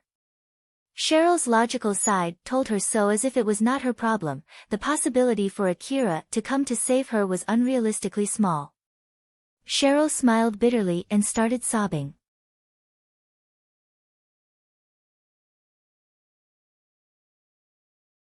Chapter 158, Ignition. Akira was relaxing in his own home. He left his augmented suit on a shelf in an empty room. Just like with the previous augmented suit, Alpha was working on the control device of Akira's new augmented suit. Alpha, how long will it take until my augmented suit is ready? It'll be done sometime around tomorrow night. We'll head to the wasteland again after that. That's pretty long. Unlike your previous augmented suit, this is a high-quality augmented suit after all. Moreover, it's not like I'm just simply hijacking the control device. I'm basically rewriting the software from the bottom up to be able to pull out its full power, so putting that in consideration, finishing it tomorrow night is pretty fast, you know. Is that so? That's pretty amazing then. Alpha was telling the truth, but Akira barely showed any reaction to it at all. So Alpha pouted and said, "It's understandable since it's out of your area of expertise, but I really wish that you would show more interest in it. Even if you told me so. Just wait patiently until I have enough knowledge to be honestly amazed by something like that." Forget difficult things like that, Akira only had barely enough common knowledge according to the current standard. Not to mention, he would need all kinds of complex information that normal people would not know in order to be honestly amazed by what Alpha just said. Seems like it would take quite a long time until you reach that point, huh? Yup. It seemed that it was not an easy thing to get Akira interested in that kind of information. Alpha thought so from how he replied apathetically. A call suddenly reached Akira's information terminal. When he checked the caller, it was from Viola. "It's Akira, what is it? It's about Cheryl, is this a good time?" Viola's voice was rather rough. There was a hint of fear and it was obvious that she could not keep her calm. Akira also noticed that and frowned, but it was out of suspicion. "What? If it's about Cheryl's gang, go talk with her. Don't try to jump over her by trying to ask for permission straight from me. That's not it. As in matter of fact, this problem is because I didn't inform you first. So I want to give you a short explanation first here." Alright, so, what is it?" Akira got even more suspicious. Viola then carefully started her explanation. Cheryl is being held in Izant family's base. At this rate, she might even get killed. Akira's face slightly turned stern. Viola then continued her explanation, which sounded more like her making excuses. She started from when she introduced Cheryl to Izant family, which she did originally as an apology to Akira. But then, for some reason, Cheryl refused that offer, which offended Izant family. She then said that it was something that she did not expect and that it was not her fault. She nervously gave her explanation as if she was making excuses for what she did. So basically that's what happened. I really didn't have any wish to put your lover in danger. I hope you can understand that. Akira replied rather indifferently. I understand the situation. Viola sounded rather relieved as she said. I see. I only called you to make sure that we don't have any misunderstanding between us, so I'm really glad that you understand. Is that all? Viola then continued while sounding rather nervous. Just one more. About that pickpocket, it seems that Alna is also in Izant family's base. But I don't know if she's also being held there or if the Izant family is sheltering her. Akira's voice immediately changed, he sounded slightly annoyed. So, you might already know that Shirjima and I tried to capture or kill Alna, but unfortunately, Drankum got in our way. If Alna is still somewhere in the slum city, we can try again, but it would be too much of a trouble if she's under Izant family's protection. That's why, I know that you didn't ask us anything, but in case you were expecting us to be able to capture Alna. I'm sorry that we can't satisfy your expectations. I hope you can understand. Viola sounded slightly scared, although she also sounded rather relaxed at the same time. I did say it before, I didn't ask you to do anything. Is that so? Well, you have a point there. Although it might sound strange for me to say this, but it might be a good idea for you to give up on killing that Alna, you know. Akira's mood clearly worsened. What do you mean by that? There's no need to be that angry. It's simply a matter of too much trouble, you see. It isn't worth getting into trouble with Izant family just in order to kill one pickpocket. That's all there's to it, so don't misunderstand me here. It's not like I'm saying that you can't win against Izant family, it's simply a matter of whether it's worth the trouble or not. Moreover, from the information that I gathered, it seems that Katsuya Hunter is making a deal with a Drankum officer to make Alna a Drankum member. Of course, that officer is opposing his request, but it's only a matter of time before she gets overwhelmed. It's a whole different thing between killing a mere pickpocket and killing a Drankum member. Not to mention, Drankum seems to be in a rather good relationship with the Kagamayama city management. So in the worst-case scenario, you might get the whole city against you. No matter how strong you are, it's stupid to get into a fight against Drankum. I'm sure you know at least that much too, right? In the middle of her explanation, Viola's tone slowly turned to normal. But once she remembered her position, after a short pause, she once again sounded rather scared as she said, "That's all, later then." "Wait." Akira still sounded in a bad mood. Viola replied, sounding scared. What is it? Tell me, where's this Izant family's base? What are you planning to do with it if I tell you? No, it's nothing. I'll send the location to your information terminal after this. Later then. Viola flusteredly closed the call. It seemed that she was scared since continuing the call might only turn the situation worse. Akira put down his information terminal. He hung his head low, sighed, and raised his head again. His bad mood seemed to have vanished. In its place, he had a resolute expression. Akira swung his legs toward the room where he kept his augmented suit. Alpha understood what he was about to do. She frowned and said to Akira. Akira, as I explained to you, the augmented suit is not ready yet.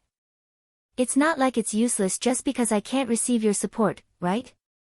Well, if it's useless, I can just use another armor though.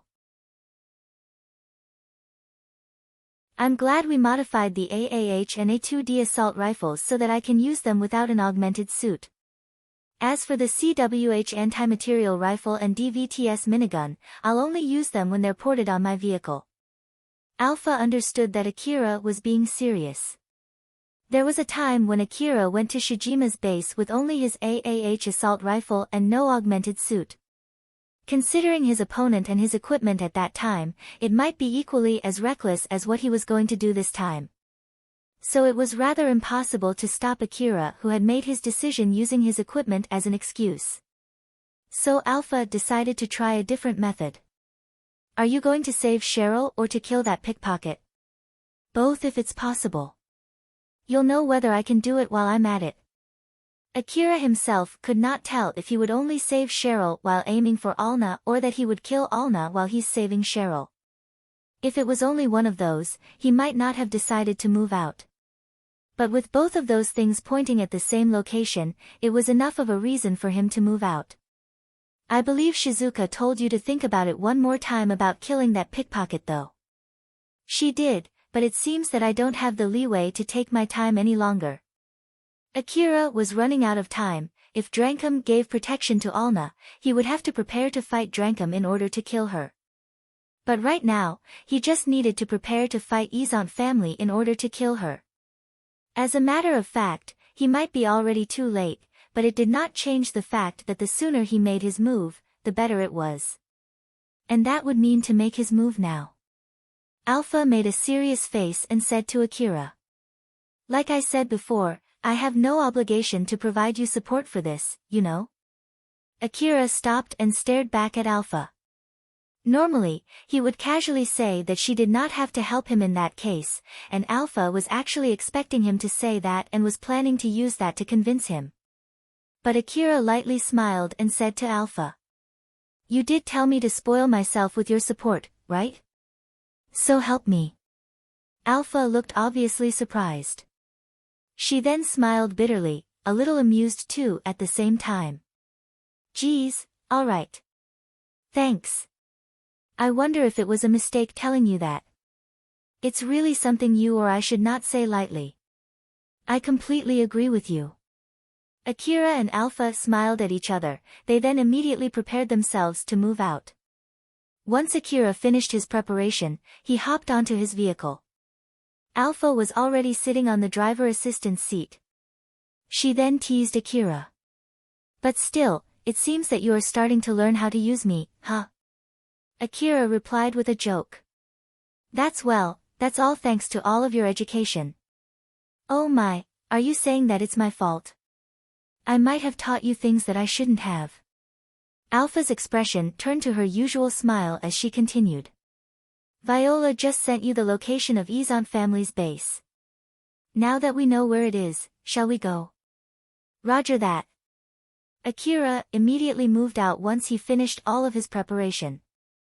Viola was smiling in a certain room. It was right after she sent the location of Izant family's base to Akira. That should do it. I delayed some time before sending the information to make him think that I didn't have it ready beforehand, but did I delay too much? Viola's expression did not show the fear that she had when she was talking with Akira. All of that was nothing more than her acting. She was just acting scared like how she was usually acting calm. She looked completely fine like usual as she said, "I guess it's time to give a call to the other person too. Now then, I wonder what will happen next." Viola smiled amusedly, imagining what was going to happen. Izant family's base was surrounded by fences. The scene behind that fence completely looked out of place in the slum city. It looked so luxurious with a big courtyard. It was sitting in the boundary between the slum city and the wasteland. The people who lived outside that fence would look inside the fence and be amazed by the power of the Izant family. Eventually, they would join the gang in order to get a share of that power. Right when the sun was about to set, the entrance guard noticed a vehicle heading in their direction. They immediately aimed their guns at that incoming vehicle. But that vehicle stopped not too far away from the entrance. The guards quickly surrounded the vehicle.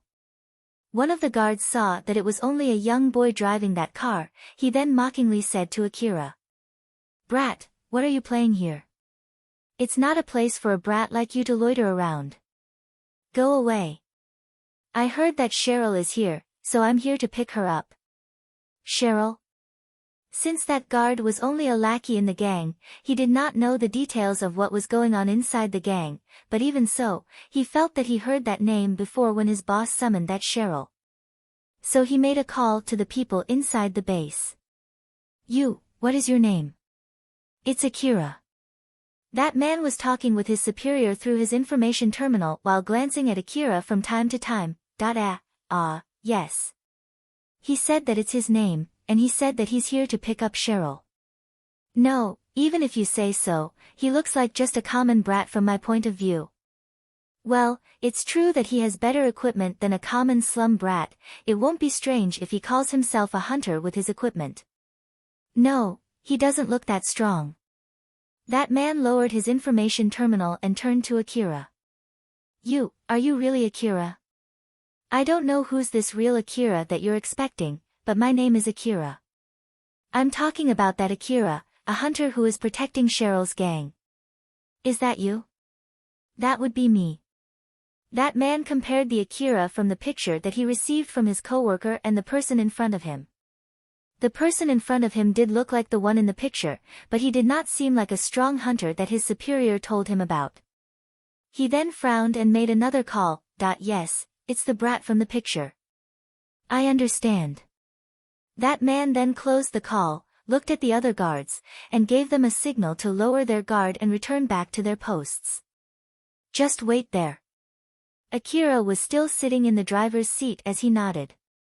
Alpha, who saw that Akira just obediently nodded, lightly smiled. "And here I thought that you would just break your way through. If we can solve this without a fight, it would be way easier, right?" "Of course. Let's just hope that we can solve the other matter as easily too." That would depend on the reason why these guys are protecting that pickpocket. If these guys are also a victim to that pickpocket and are planning to publicly execute her to make an example out of her, then I'll just leave her be. Alpha raised her eyebrows in surprise. "Oh, you're okay with that, Akira? It's not like I need to be the one who kills that pickpocket. As long as she would end up dead, I don't really care about the rest." "Well, it would be way easier in that case then." Yeah. If that was enough for Akira, Alpha had no complaints about it at all. If Alna got killed somewhere that had nothing to do with Akira, it would not cause any trouble for him afterwards. As Alpha was thinking of a way to accomplish that, her plan was immediately crushed. Another car was heading in their direction. The guards there immediately noticed that vehicle. It was a fully armored vehicle with no windows. It was equipped with multiple cameras to let the people inside it see the situation outside the vehicle. It was even equipped with a machine gun on top of it. That vehicle stopped not too far away from the entrance, the side door of that vehicle opened and an armed young boy stepped out. It was Katsuya. Katsuya's aura intimidated the guards. One of the guards there winced back from that aura as he tried to hide it by yelling at Katsuya. "What the heck's with you? Do you even know where you are right now? Do you want to die?" Katsuya glared angrily at those guards. Although they were already aiming their guns at him, Katsuya did not show any fear at all. "I know you guys are the people who kidnapped Alna. I'm here to get her back." "What are you even talking about? Who is this stupid guy?" That guard noticed the Drankum stamp on Katsuya's vehicle and winced. You're a Drankum hunter, huh?" "I am. I'm Katsuya from Drankum. I don't know why you kidnapped Alna, but if you will obediently return her back now, I'll still forgive you. If you don't." Izant family was indeed a strong gang, but it would still give them a lot of trouble if they killed a Drankum hunter. The guards there slowly surrounded Katsuya. The guard who was responsible for communication flusteredly called his superior. "Yes. It's an emergency. A hunter from Drankum by the name of Katsuya is here." Katsuya, who saw those guards scared, made an annoyed face. He thought that if having him there would make them that scared, they should not have kidnapped Alna in the first place. Yes, it's indeed the guy from the picture. I think he's the real Katsuya. Unlike Akira, he looks well armed for just a brat and his equipment are better than those common hunters. Katsuya finally noticed Akira sitting in his vehicle with his hand on his chin. He immediately connected Alna who was being held in Izant family's base to Akira who was there, his expression immediately filled with anger and glared at Akira. "Did I see what's going on here?" Katsuya thought that Akira asked the Izant family to kidnap Alna. Akira actually already noticed Katsuya for quite some time now. He looked obviously annoyed as he sighed and said, "Why is that guy here?" Alpha seemed obviously disappointed, it seemed to be impossible to avoid a fight now. "I bet he's here to save that pickpocket." Why he would even know that pickpocket is he dash. Akira was suspecting that Katsuya also received that information from Viola, but since he did not have any proof and he had no trust in his own intuition, he decided to just forget about it and consider other possibilities. Well, it might be from Drankum's information network. According to Elena-san, he's treated as one of the officers in the gang after all. So it might be possible for him to get that information from there. "So, he's glaring at you though, what are you going to do?" "Let's see." Akira stepped off his vehicle and said to the guard who was still talking to his superior. "Hey." "What?" "Don't bother me. Just shut up and wait." Akira then yelled to let the person, to whom that guard was reporting, hear him. "If that Alna is still there and alive, give her to me and I'll kill her, either that or kill her yourself now." "Ha! What are you dash?" That man was confused by what Akira just said. But Katsuya immediately interjected. "If you give Alna to him, I'll never forgive you." That man looked even more confused as he looked at Akira and Katsuya. One of them told him to kill Alna while the other was there to save Alna. But both of them were telling him to hand over Alna to them. The weak-looking one looked at that man with a slightly stern face, while the strong-looking one glared at him with an angry face as both of them were demanding him to hand over Alna. That man who was just a lackey had no privilege to make that decision, but he was obviously leaning to one of them while he was talking to his superior. Akira noticed that and mumbled, "Well, this doesn't surprise me at all." At this point, Akira already fully abandoned the possibility of peacefully resolving the current matter. Just like everything that happened to him until now, it was just like always, this time too, it did not go as he wanted. He thought that they would only let Katsuya in and they would hand over Alna to Katsuya. Up until now, Akira looked at himself as an outsider in this conflict between Cheryl and Izan family. That was why he peacefully came and asked the entrance guard, and if Cheryl was returned to him without any trouble after that, he would not look at the Izant family as an enemy. But that was no longer the case now. They were hindering him from killing Alna. Now that Akira looked at them as such, he completely turned hostile toward Izant family. Of course, from this point onward, he would react to them just like how he reacted to his enemies. Akira walked past the guard and stood in front of the locked gate. Alpha sighed and mumbled. It still turned to this in the end, huh? I've backed off twice from getting into conflict with him.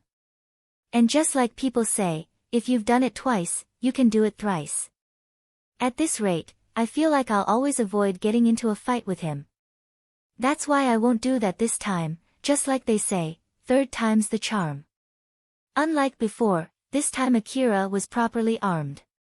Or at least, it no longer gave him a reason to back off again this time. There was a time limit too, he had to kill Alna before a stronger organization took her in. Akira no longer had any reason to withdraw.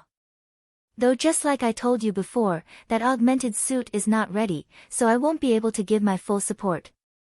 So don't expect to get my usual support, okay? Not to mention, you're not used to that augmented suit yet. So be careful, okay? Okay.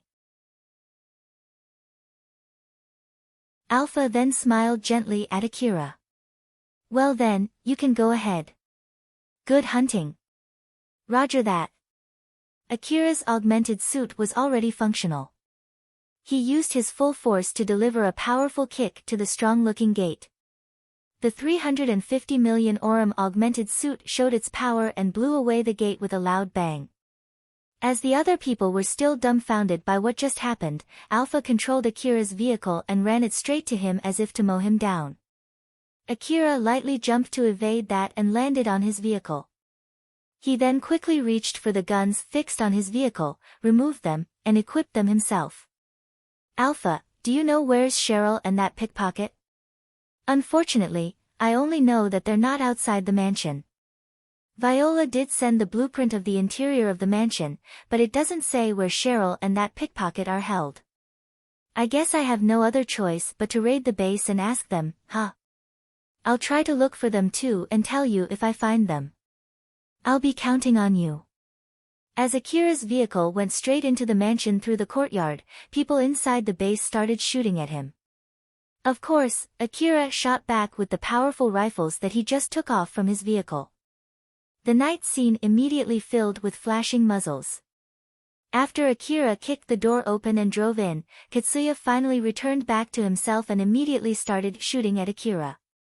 But Akira had already disappeared and it was not like he was properly aiming at Akira, so none of his shots hit Akira. Damn it! Katsuya seemed obviously vexed. The guards around him immediately aimed their rifles at Katsuya.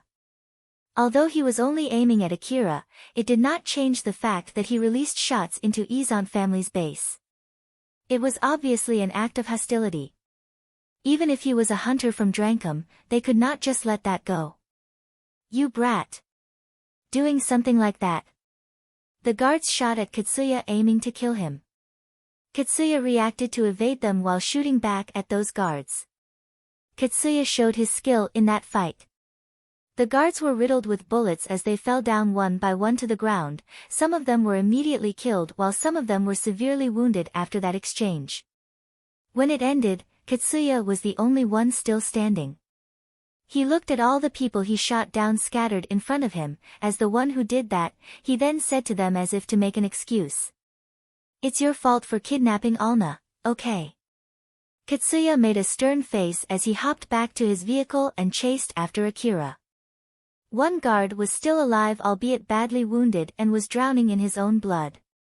He used the last life force that he had left to reach for his information terminal to send a notification in order to alert everyone that they were under attack before he let out his last breath.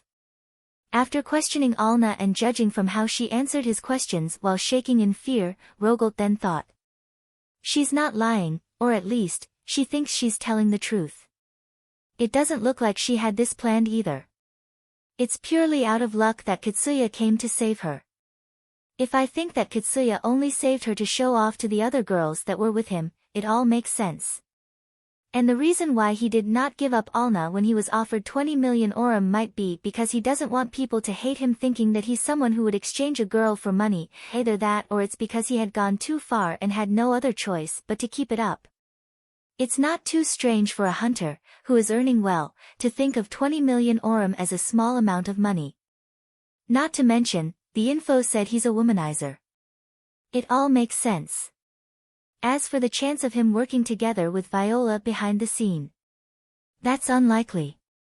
Rogalt thought that the information about Kitsuya and Alna were nothing more than fake information made up by Viola, but he quickly dismissed it. And when he thought that the information Viola spread might incite it, considering the reason why Akira was hunting for Alna, he quickly dismissed that too. It was because he had enough reason to think that it was all nothing more than pure coincidence. But even so, the reason why he questioned if that was really a coincidence was simply because he knew of Viola's bad reputation. I'll ask you one more time.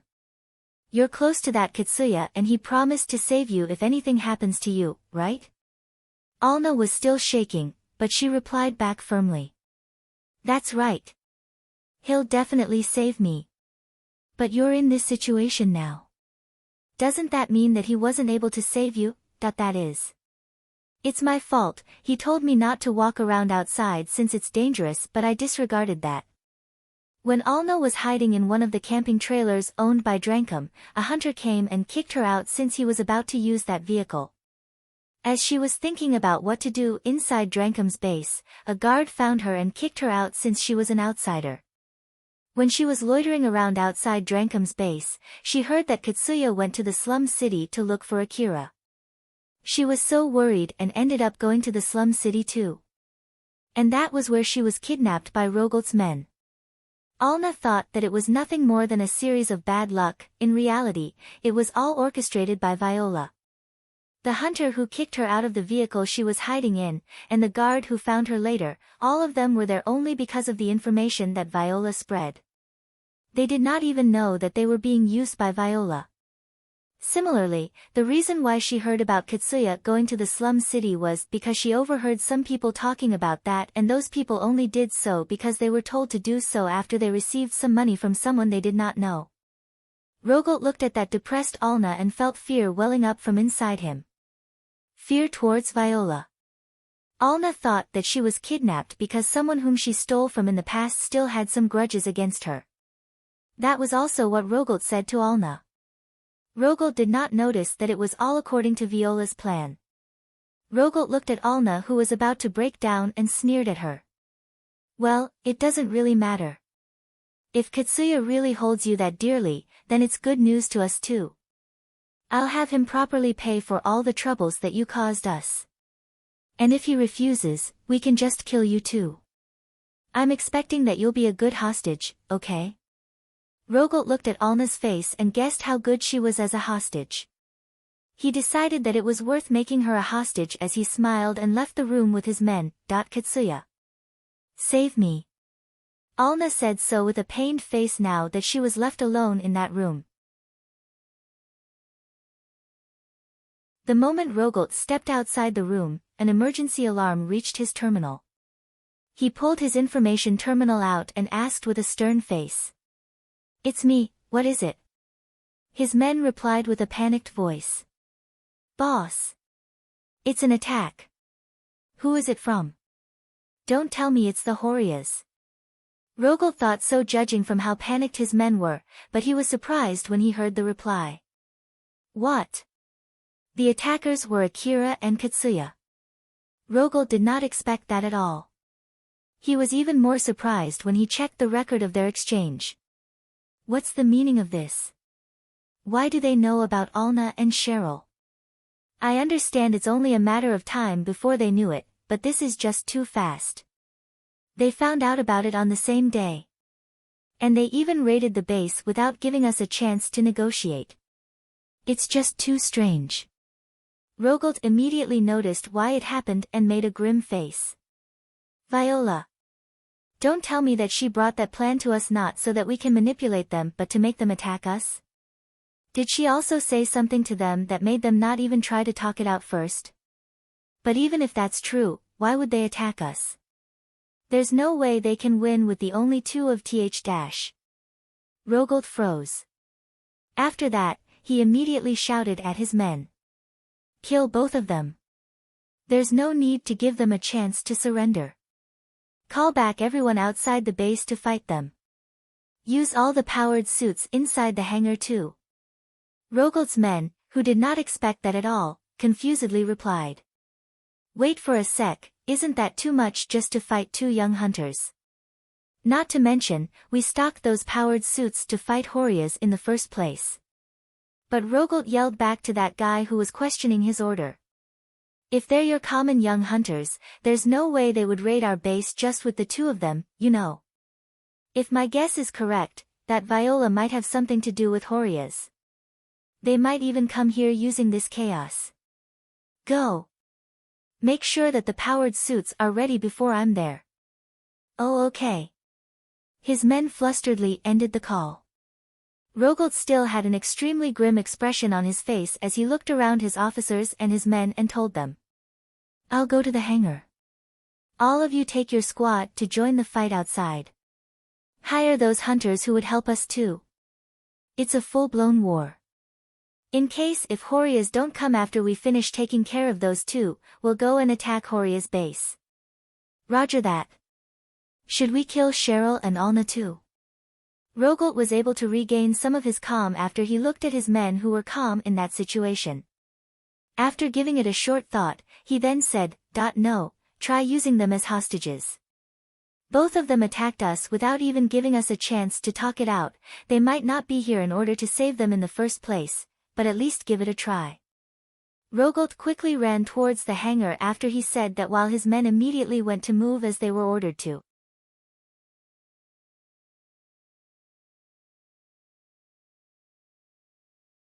Chapter 159, What a Hunter is Allowed and Not Allowed to Do.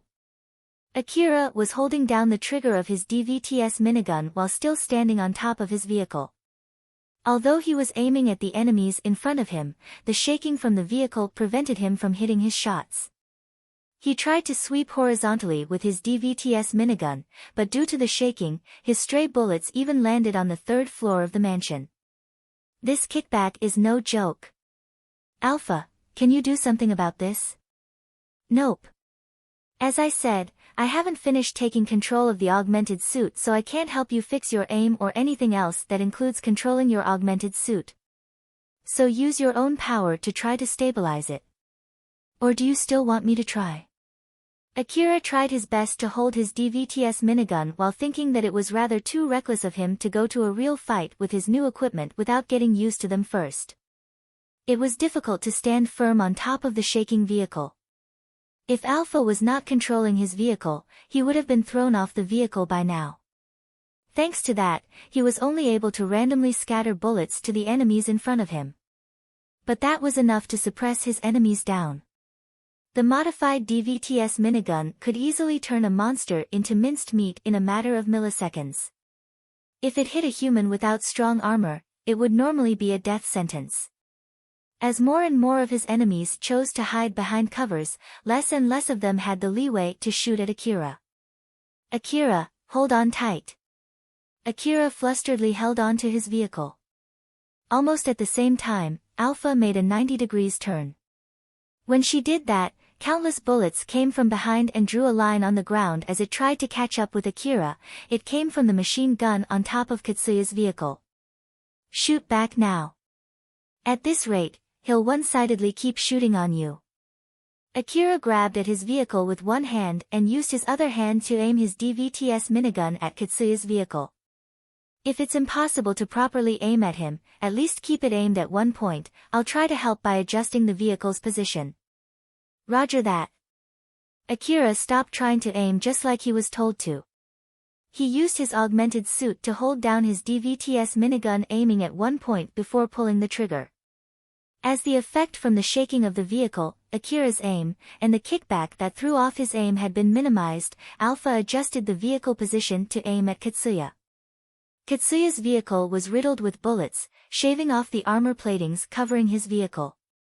From Akira's point of view, the fire sparks coming out from the bullets hitting the armor plating made it look like he was shooting fireworks, as he was also listening to the bullets that went past him and landed behind him. Every time they released a barrage, a flower-like flash illuminated the dark courtyard. Alpha focused her aim more to interrupt Katsuya's aiming rather than to destroy his vehicle.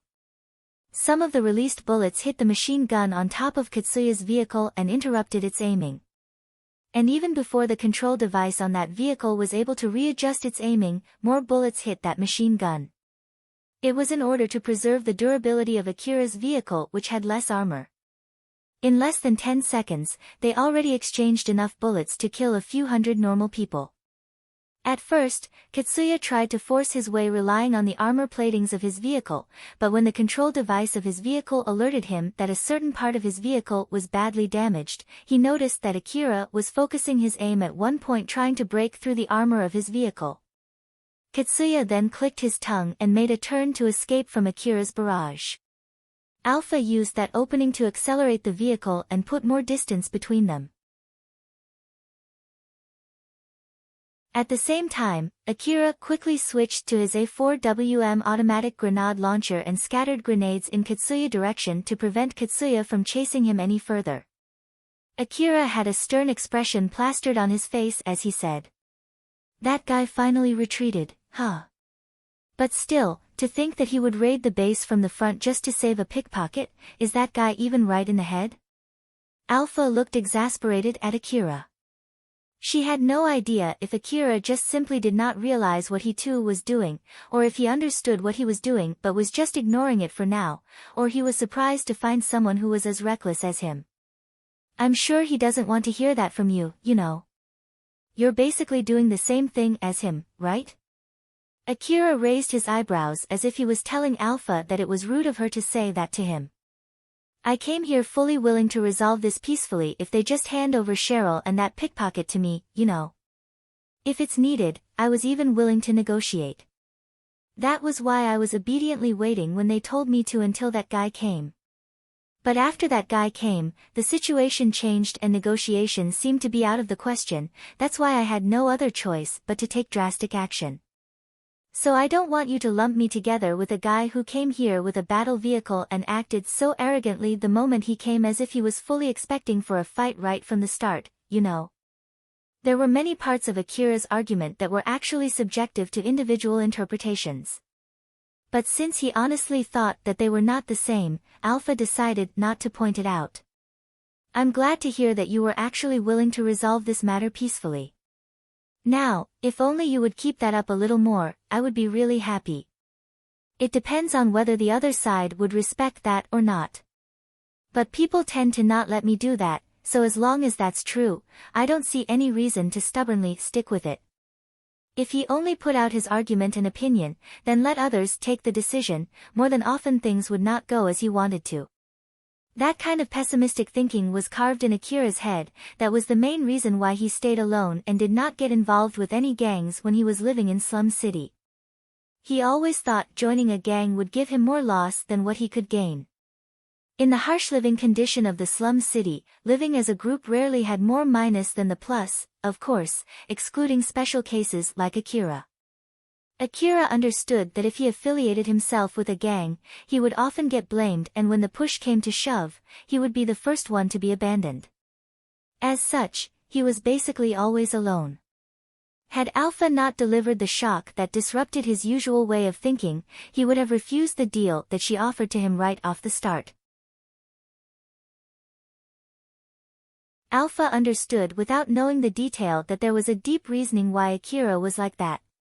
While at the same time, she also found that beneficial for her too. Well, it's true that it's useless to try to negotiate with someone that won't even listen to you. I don't think it's a bad move to just abandon a negotiation with a low chance of success. I know, right? Akira's stern face relaxed for a bit. It might be because he thought someone finally agreed with him. "We'll break through the mansion from the entrance not too far ahead. You'll have to leave the vehicle behind and search the inside of the mansion after that. Since you'll be leaving your vehicle behind, there's a good chance that you'll lose it too, so just keep that in mind." Akira sighed. So I'll lose my vehicle again, huh? If you're lucky, you won't lose it. Unfortunately, I'm not a lucky guy. Akira thought for a second if he was cursed to keep losing his vehicle or something. Once the squad from Izant family finished their preparation, they immediately scrambled to the courtyard to fight the invaders. All of them were either former hunters or were in the army before. They were not like those amateurs with rifles. As they were passing through an atrium into the courtyard, Akira's vehicle suddenly busted into the atrium. Akira paced his car to its full speed before he charged it into the door of the mansion. Izant family's squad acted immediately and started shooting the vehicle. The vehicle was riddled with bullets in no time, but Akira was not in it. When those people were shooting at the vehicle, Akira jumped into the atrium with his DVTS minigun ready in his hand and opened fire just like that. Akira got some of them in his first opening barrage, but those who survived immediately spread out. Some of them set up a portable wall and used that as a cover while shooting back at Akira. Some of them moved away from the group before shooting back at him. Some of them lied down on the ground, or used Akira's vehicle that just broke in as a cover, or used the full power of their augmented suit to jump away. Basically, they spread out so that Akira would not be able to finish all of them in one sweep. Akira could see the trajectory of the incoming bullets thanks to Alpha's support. He unconsciously compressed his time perception while trying to evade those incoming bullets, but since he was not used to his new augmented suit yet and the number of the incoming bullets were too many, some of those bullets hit him. But the moment those bullets touched Akira, his coat blew those bullets away. Akira's coat was made of nanomaterial equipped with force field armor and it drew from his energy pack. It was even light enough to be used with an augmented suit, but compared to the armor plating for vehicles, it had a very bad cost-to-benefit ratio. Not to mention once the energy pack was emptied, it would turn into a common coat. It was a very expensive piece of equipment to use. Alpha warned Akira who just got shot. Try evading better. Even if it's alright to get shot a few times, every time you get hit, your energy reserve will also get hit pretty badly. Akira did his best evading and shooting back as he replied. I know. But it's just that they're too many. It seems that I didn't get enough of them with the surprise barrage. Make sure to finish those who are already lying on the ground, otherwise, there'll be no end to them, you know? Those who got hit and just fell unconscious on the ground were resurrected by their augmented suit.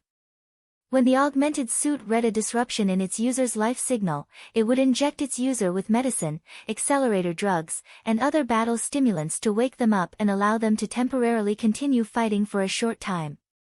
When Akira saw that, he could not help but frown. So a few bullets is not enough to neutralize them, huh? Akira desperately evades the incoming bullets while shooting back at his enemies. Even with his compressed time perception, he could not stop moving. If he stopped for a second, he would be a sitting target. At the moment, he needed to keep moving around while shooting back with his DVTS minigun to keep his enemies suppressed and throw off their aims. In the middle of that fierce battle, no one was watching Akira's vehicle that was already stopped after breaking into the atrium. That was when it suddenly started running again as it forced its way through the atrium as if it was trying to run over the Izan soldiers. Of course, it was Alpha controlling that vehicle. Akira quickly shot those who were distracted by his vehicle. Moreover, he quickly ran along beside his vehicle while using it as a cover. He did not stop shooting at his enemies while running, confusing his enemies even more. Alpha gave Akira instructions to match his movement with his vehicle, thus he was able to effectively shoot down his enemies one by one. Izan family's soldiers were killed one by one, some of them were run over by Akira's vehicle, some of them got shot down by Akira, some of them were blown away by Akira's kick. The fierce battle died down as more and more dead bodies kept piling up. As the dead bodies finally outnumbered those who were still alive, Akira slowly but surely got the upper hand in that fight, but that was when another sudden change in situation happened. A reinforcement suddenly poured in from inside the mansion. Akira started considering pulling back and assaulting the mansion from another side. If Alpha told him to do so, he was planning to do so right away. Alpha then gave Akira an order. Akira. Temporary retreat. Force your way into the mansion. Although Akira was surprised by that unexpected order, he had a stern face as he looked at the direction Alpha was pointing at. He then gathered his resolve and started running. Akira had to pass through several positions where he had no cover in order to follow that order, but he did not hesitate at all. Izan family's soldiers were surprised by the sudden charge that looked nothing more than just a reckless and pointless action, but they immediately aimed their rifles at Akira. Right when they were about to pull the triggers on their rifles, another barrage suddenly came from the courtyard, followed by another vehicle that crashed right into the atrium. Katsuya was chasing Akira while scattering bullets from the machine gun fixed on his vehicle as he rammed his whole vehicle straight into the mansion. Akira used that opening to slip past those soldiers. He held his DVTS minigun in one hand and randomly shot bullets at those men while running.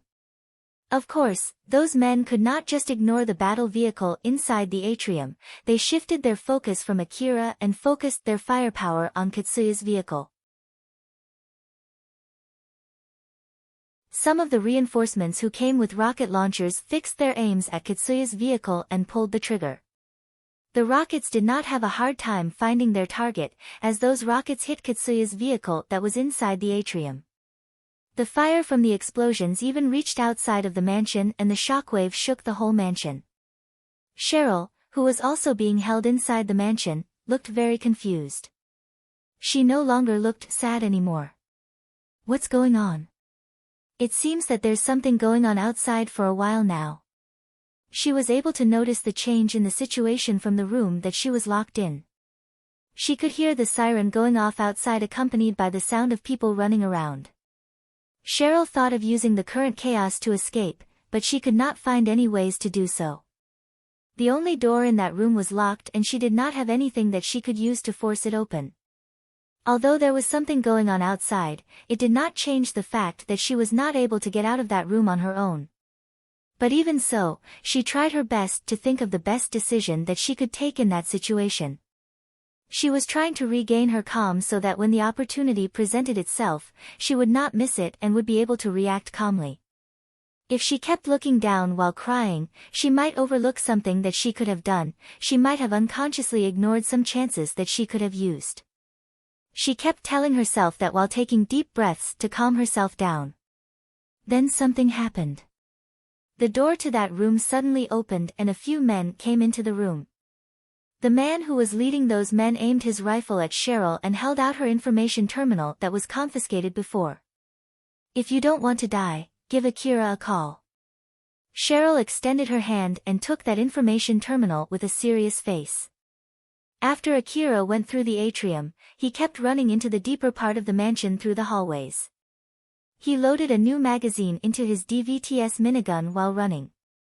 He had to pay for the price of using his new augmented suit, which he was not used to yet, with a few pills of medicines. That was pretty dangerous.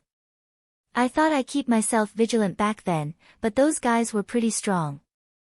Akira inadvertently compared the strength of the people that he just fought to those robbers that he fought in Cheryl's base, excluding Zalmo, who he had especially extra trouble fighting against. But if he included his current equipment, these people were a little stronger than those robbers. As Akira thought that it was to be expected that the guards defending such a huge base would be rather powerful, he then regretted the fact that he was unconsciously looking down at them before. But he did not regret his decision to raid the base. But still, didn't that guy come to this place to save that pickpocket? So why is he chasing after me desperately?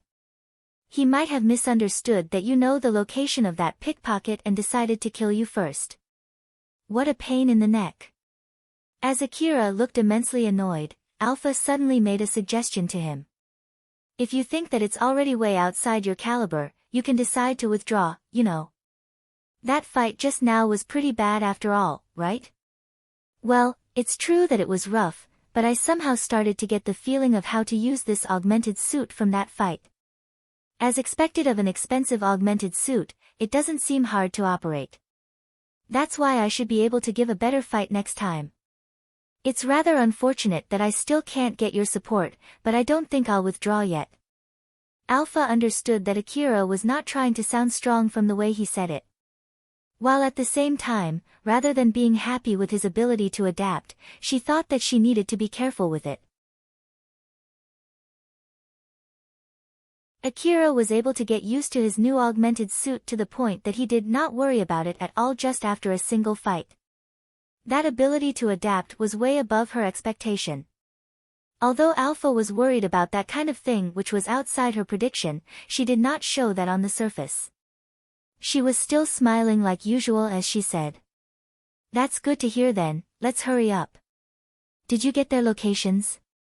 Unfortunately, I still can't find them. I guess we have no other choice but to check all the locations where they might be held. I've always been keeping my eyes on the information gathering device for any signal that might indicate their locations, but I still got nothing until now. Akira seemed a little bit disappointed that I'm sure I can easily find them if I interrogate one of those guys, but with how strong they are, I guess that's out of the question, huh? Akira did not have the leeway to take his time interrogating one of Izan family's soldiers. If he did not fight them with the intention to kill, he might get killed instead. If he did not do that, he would get overwhelmed fighting those people. Alpha suddenly turned to Akira and said, Akira, I know where Cheryl is. Oh, you got it. So what was that just now when you said that you can't find her? I got her location now, so it doesn't really matter, does it? I'll guide you there. And also, she'll be calling you soon. Just tell her what I'll tell you. I'll also be the one connecting you to her, so there's no need to use your information terminal. Okay. Akira thought that instruction was a bit weird, but he also did not want to use one of his hands to hold his information terminal. He knew that there must be a good reason why Alpha told him to follow her instruction while talking to Cheryl, so he just ignored the questions that came up in his mind. Cheryl used her information terminal that was returned to her to call Akira. It was the information terminal that Akira lent her the other day. She made a call with a stern expression and it did not take that long for her call to connect. Akira's voice could be heard coming out from her information terminal. Cheryl? Where are you? Before Cheryl could answer, the people inside that room quickly covered her mouth and took over her information terminal. The guy who took Cheryl's information terminal then yelled a threat. So you're Akira, huh? If you don't want this girl dead, throw away your weapons. Who is this? Are you being serious here? I'm really going to kill this girl, you know.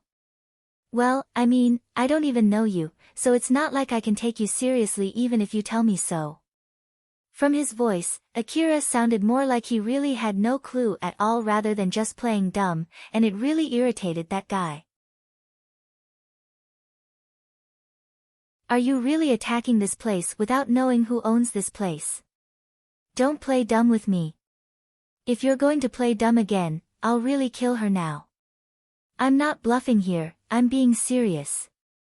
Akira paused before replying, let me get this straight first. I came here after hearing from Viola that Cheryl is being held in this place after she made a blunder during a negotiation with Izan family, then Viola also said that at this rate Cheryl might get raped and killed to make an example out of her. So I just thought that if she's still alive, then I'll get her out, but if she's already dead, I at least can take revenge in her place. Thought it might be too late to say this, but to be honest, I'm not even sure if that information is correct. So, is that really what's going on here? That man frowned the moment he heard Viola's name. His expression saying that he knew how horrendous that Viola girl was. It's true that this girl refused an offer from the boss. That's why we're holding her here. I see. Then, how about the information that a pickpocket called Alna is also here?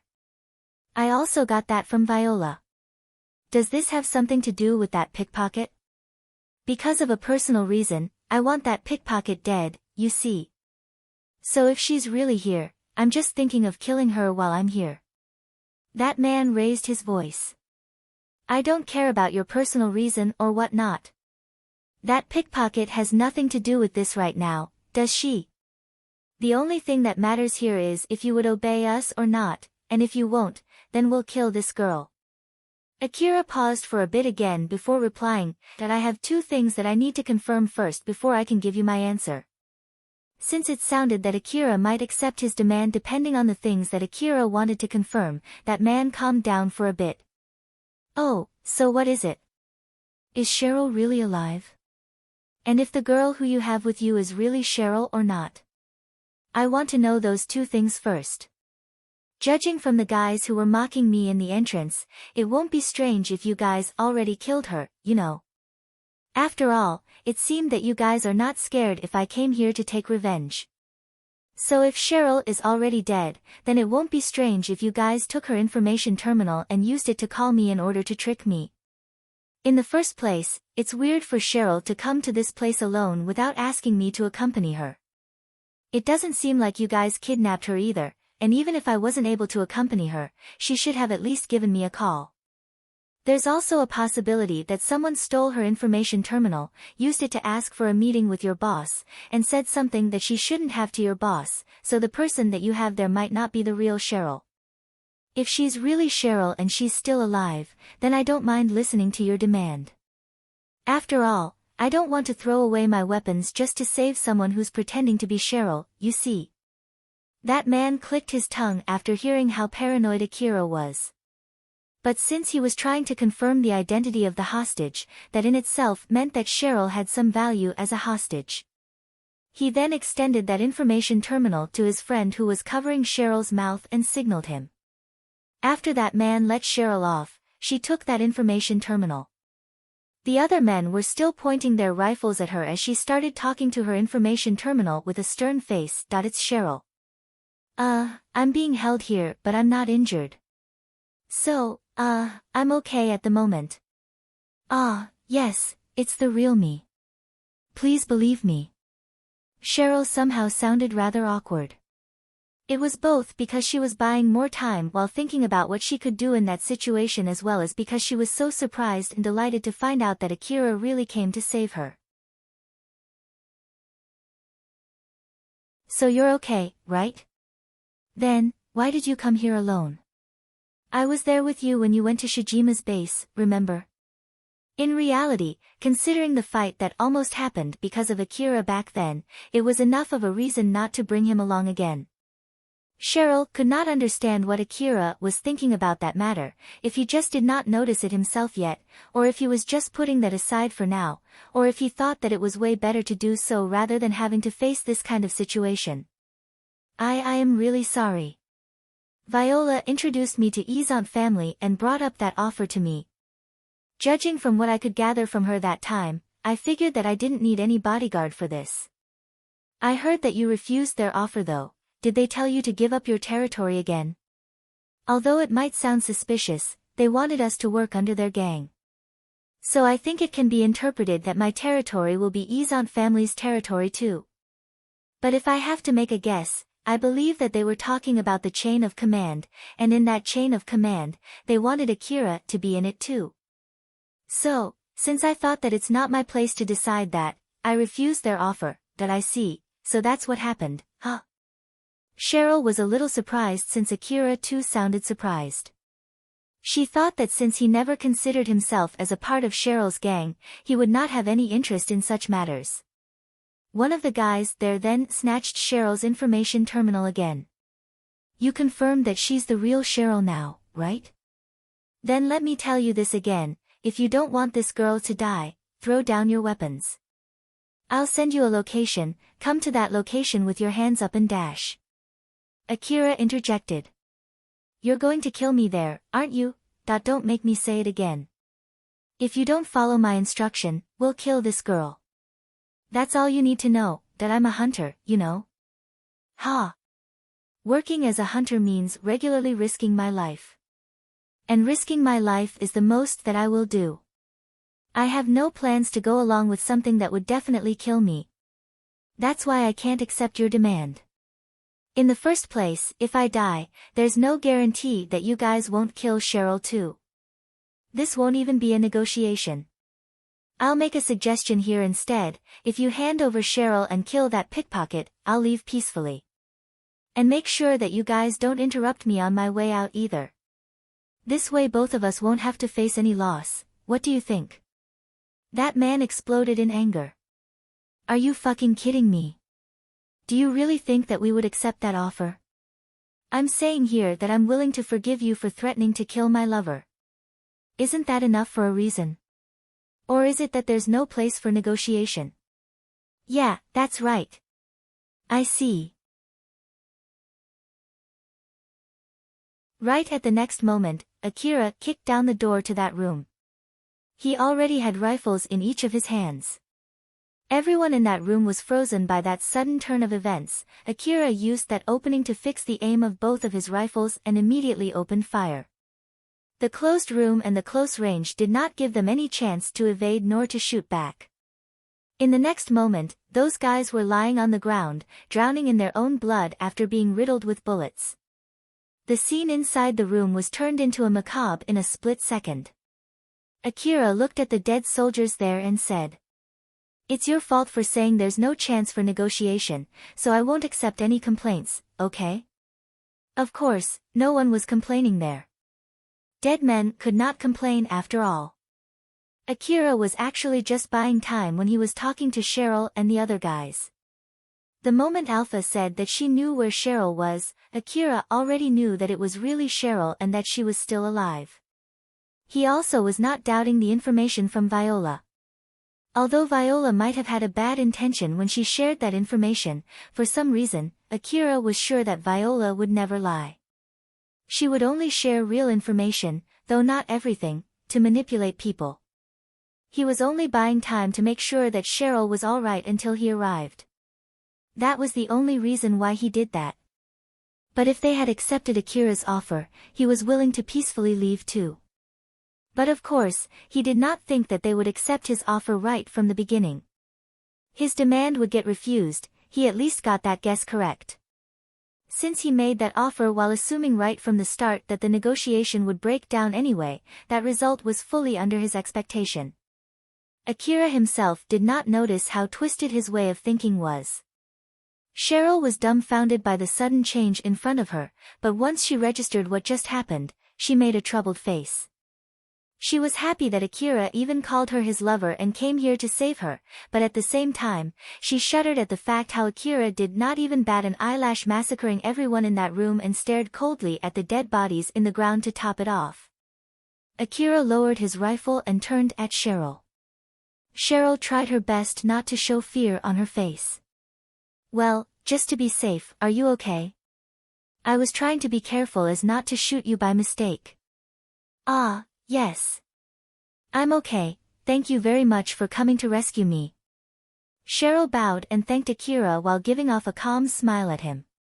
Akira did not seem to be bothered that much, it looked as if he just finished cleaning up some small stuff. "Well, I did say that I'll help you out if something were to happen. Though it's not like I'll come to your rescue every time, I can at least rescue you if it's only this much." For Cheryl, Akira seemed so reliable from that short exchange. While at the same time, she also thought that if she ever made an enemy out of Akira, he might clean her up like what he did just now. Putting aside whether Akira was a good person or not, one thing was for sure, he had a very low moral value and had almost zero aversion toward killing other people. To top it off, he had the power to do so although he obeyed a vague set of moral values. Cheryl thought that it would be scary to have him as an enemy, but that also did not erase how scary he was even if she had him as an ally. Cheryl understood that she loved Akira and she depended deeply on him. That was why she wondered if her fear was her self-defense instinct kicking in for the scary person in front of her. She could not help but wonder if that fear would subside if she could gain more power. She felt insecure as those thoughts ran through her mind. Akira lightly sighed. With this, half of his goal why he came to that place was achieved.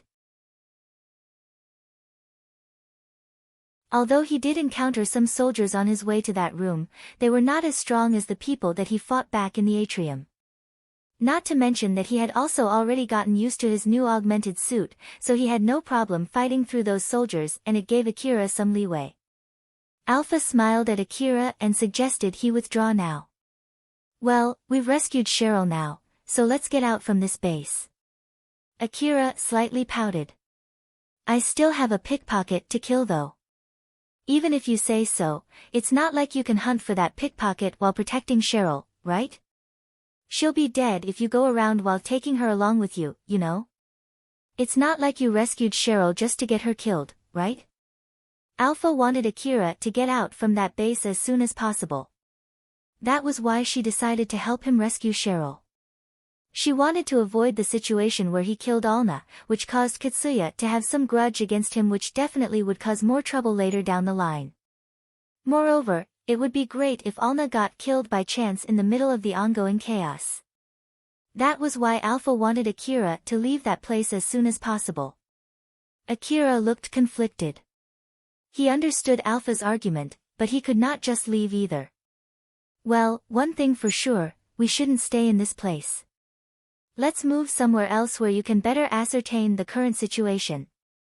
It would be troublesome if they send some reinforcements to this room, so let's hurry up. You're right. Akira turned to Cheryl. Cheryl, we need to hurry up and move somewhere else. I'm sorry, but I might need to carry you rather roughly. I understand, please don't worry about it. Akira used one arm to pick her up. Cheryl then said that she felt like she might fall, so she extended her arm around Akira's neck and back as not to get in his way too much. If he wanted to prioritize the ease of moving around, Akira could just carry her under his arm, but Cheryl kept that to herself. Akira then followed Alpha while carrying Cheryl, who was hugging him tightly. Cheryl felt really happy that someone she loved was hugging her even when she was in that situation. As she thought that she was rather a calculating girl for feeling like that, she smiled bitterly and most of her worry from just now was already gone.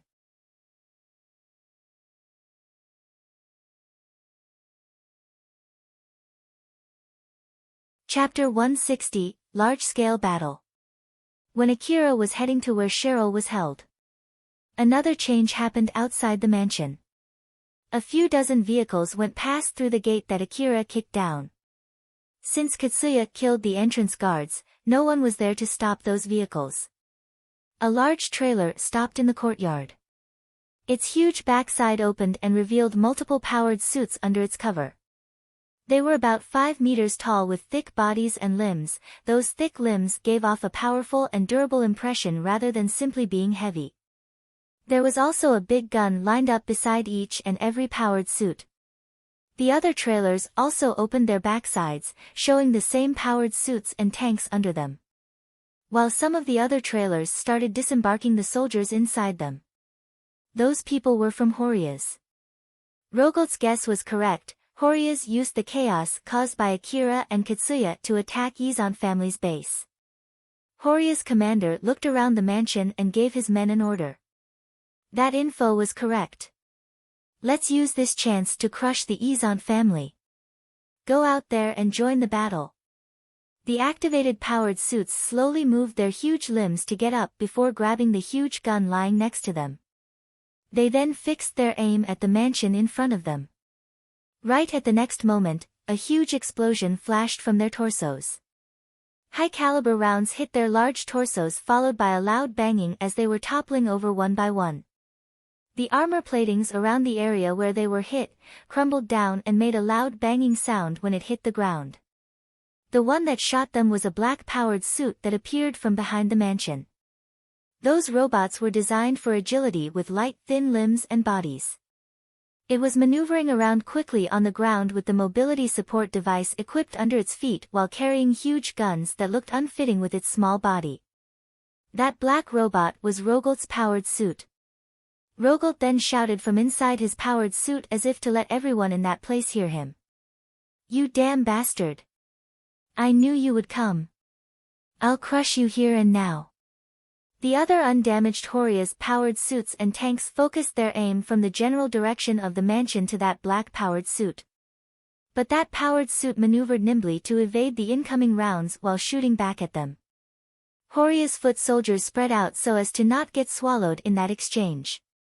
With tanks and powered suits involved, it was no longer on the level of a battle between the slum gangs. Akira watched what was going on from the mansion's rooftop and could not help but frown. What the heck is going on? Just right outside the mansion, there was an ongoing chaos between dozens of tanks and powered suits. Not to mention the cannon barrage coming from outside the mansion by Horia's side. Izant family's powered suits were shooting back at those cannons from inside the mansion. Horia's powered suits flooded the courtyard trying to neutralize Izant family's powered suits, but a black powered suit was blocking them. Quantity-wise, Horia's had the upper hand with their tanks and powered suit. But the black powered suit was obviously a few times stronger than a common powered suit, and it compensated for the lack of number on the Izant family's side. It would not be strange to feel a sense of superiority if someone was to stand somewhere high while looking down on the ensuing battle. But since Akira knew very well there was a good chance one of those huge rounds strayed and hit him, he was only able to smile wryly with a stern face.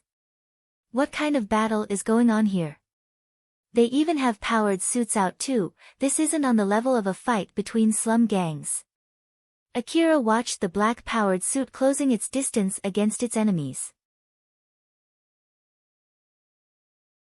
It bobbed and swayed, evading the incoming bullets to get close enough before using its chainsaw-like weapon to cut down the cover together with the enemy hiding behind it. Fire sparkles flew everywhere as it cut the whole thing together and left a clean-cut powered suit and cover in its trail. Akira inadvertently asked. "Whoa, that's really something. But why is that powered suit fighting in such close proximity from his enemies? It has a gun with it, right?" Alpha answered his question.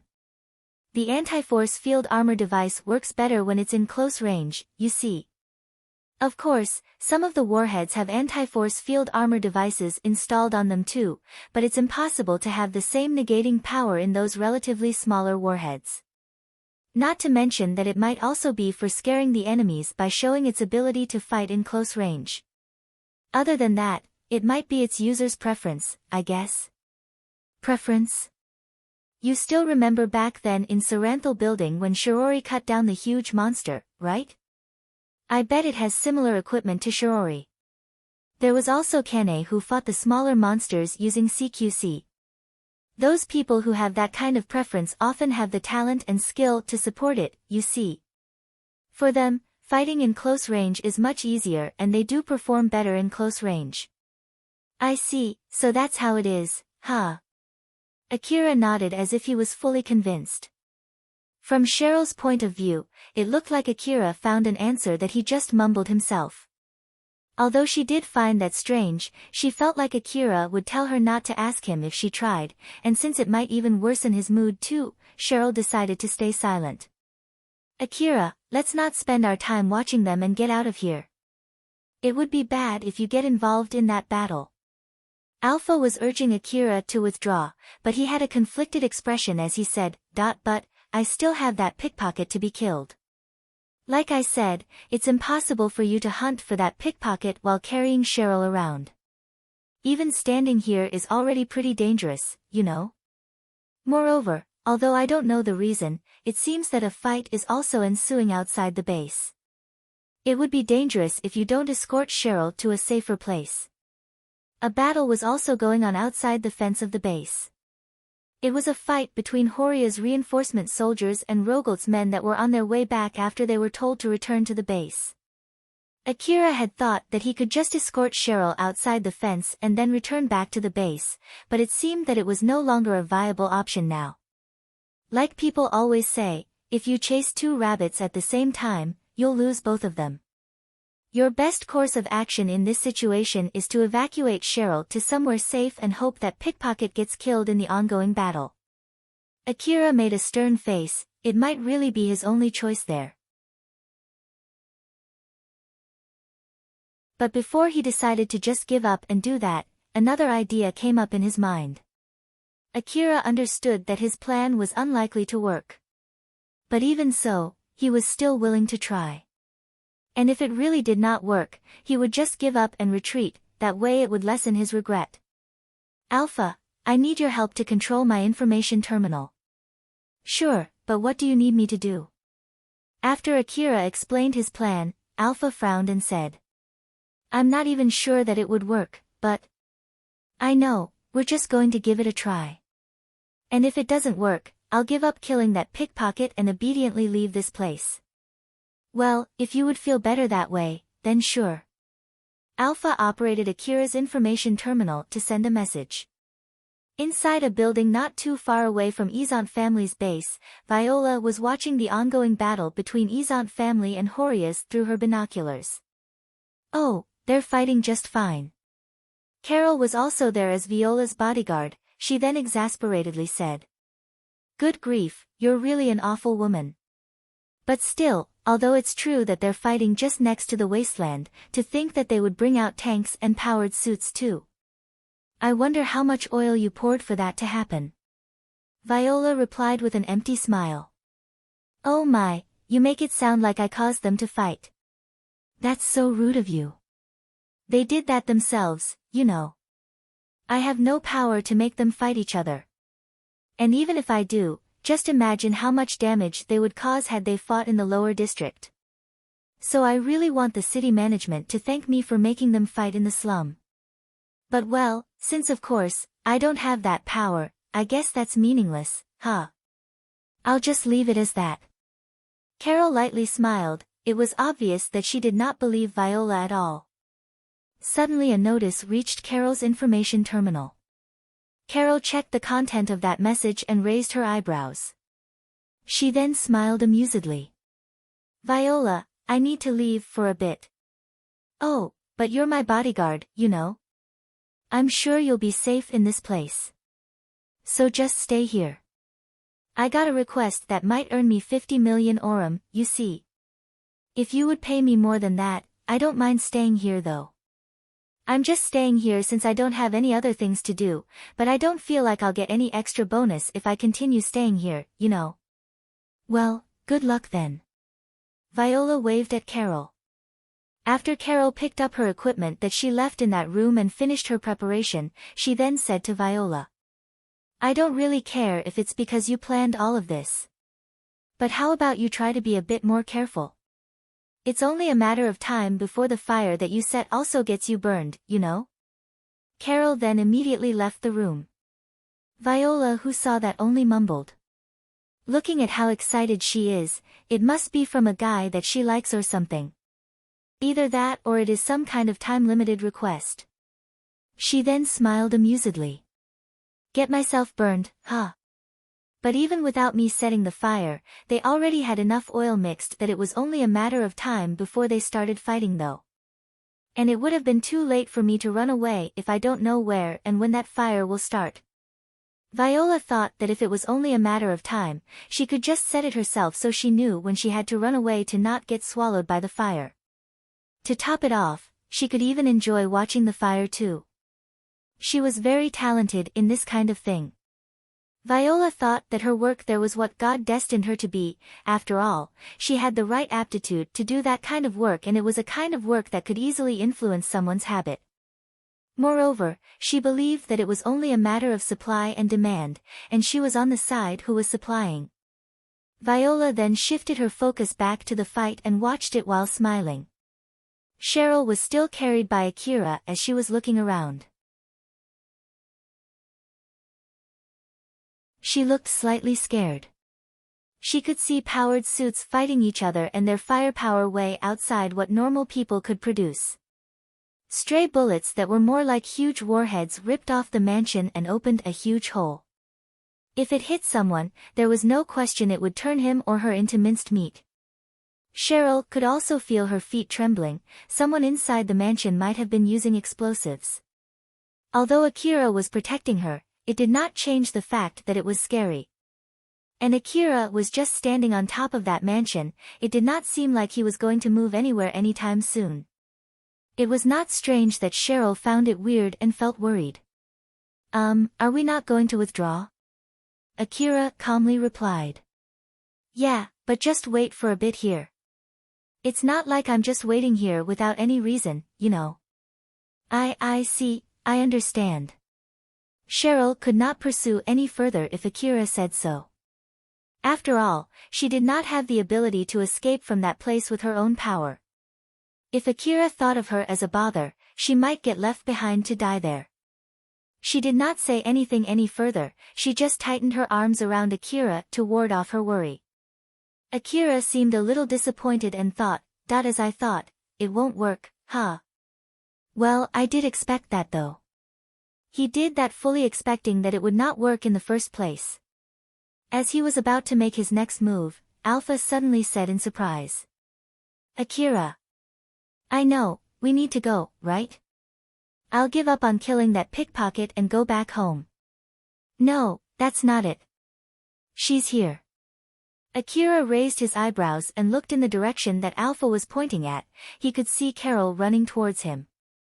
Carol stopped in front of Akira and smiled at him. Sorry for the wait, did I come too late? No, it's fine. I didn't expect you to really come though. Carol smiled and exasperatedly said.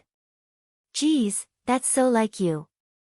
Not only did you call me here with just one message, I even happily ran as fast as I could to get to you. That's not how you should react to a girl who did that much for you, you know. Or is it that you're doing it on purpose to hit on girls?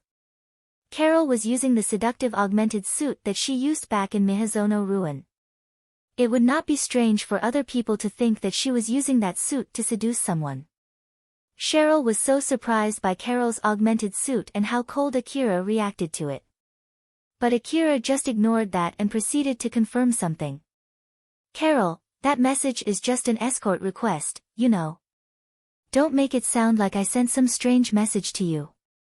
And since you're here, it means that you're willing to take it, right? I know it's weird for me to say this since I was the one who sent that request, but I didn't expect you to accept it, you know? Akira sent an escort request to Carol. The content was a very one-sided offer. The reward would be paid later after the request was finished and the amount was open for negotiation. He was also willing to pay for the expense up to some amount, and it had no detailed explanation. To top it off, it only had a coordinate mentioned and a text saying that it was a time-limited offer as if it was only a prank. If it was himself, Akira would have refused that request. In the first place, he could not reach the designated location under the time limit. Akira thought so when he sent that message. Because of that, he was amazed that Carol actually came. But still, it's pretty impressive that you could come here under the time limit. I was somewhere nearby, you see. But well, I wouldn't have been able to come if I wasn't using this augmented suit though.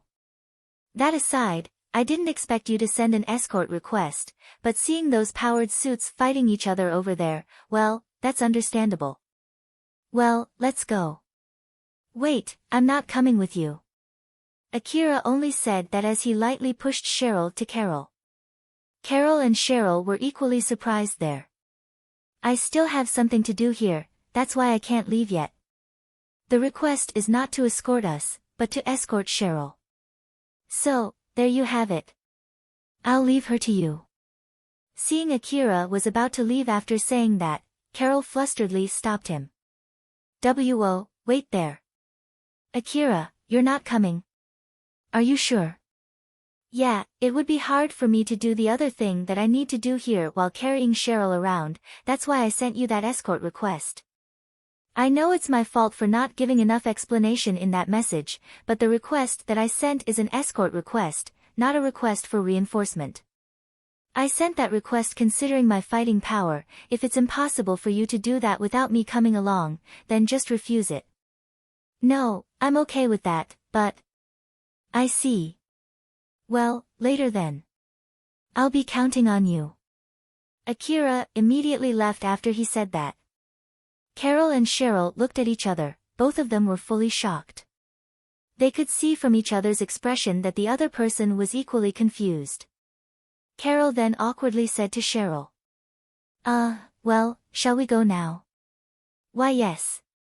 Cheryl understood that it was not like Akira abandoned her, but she could not help but to make all kinds of guesses as she made a rather conflicted face.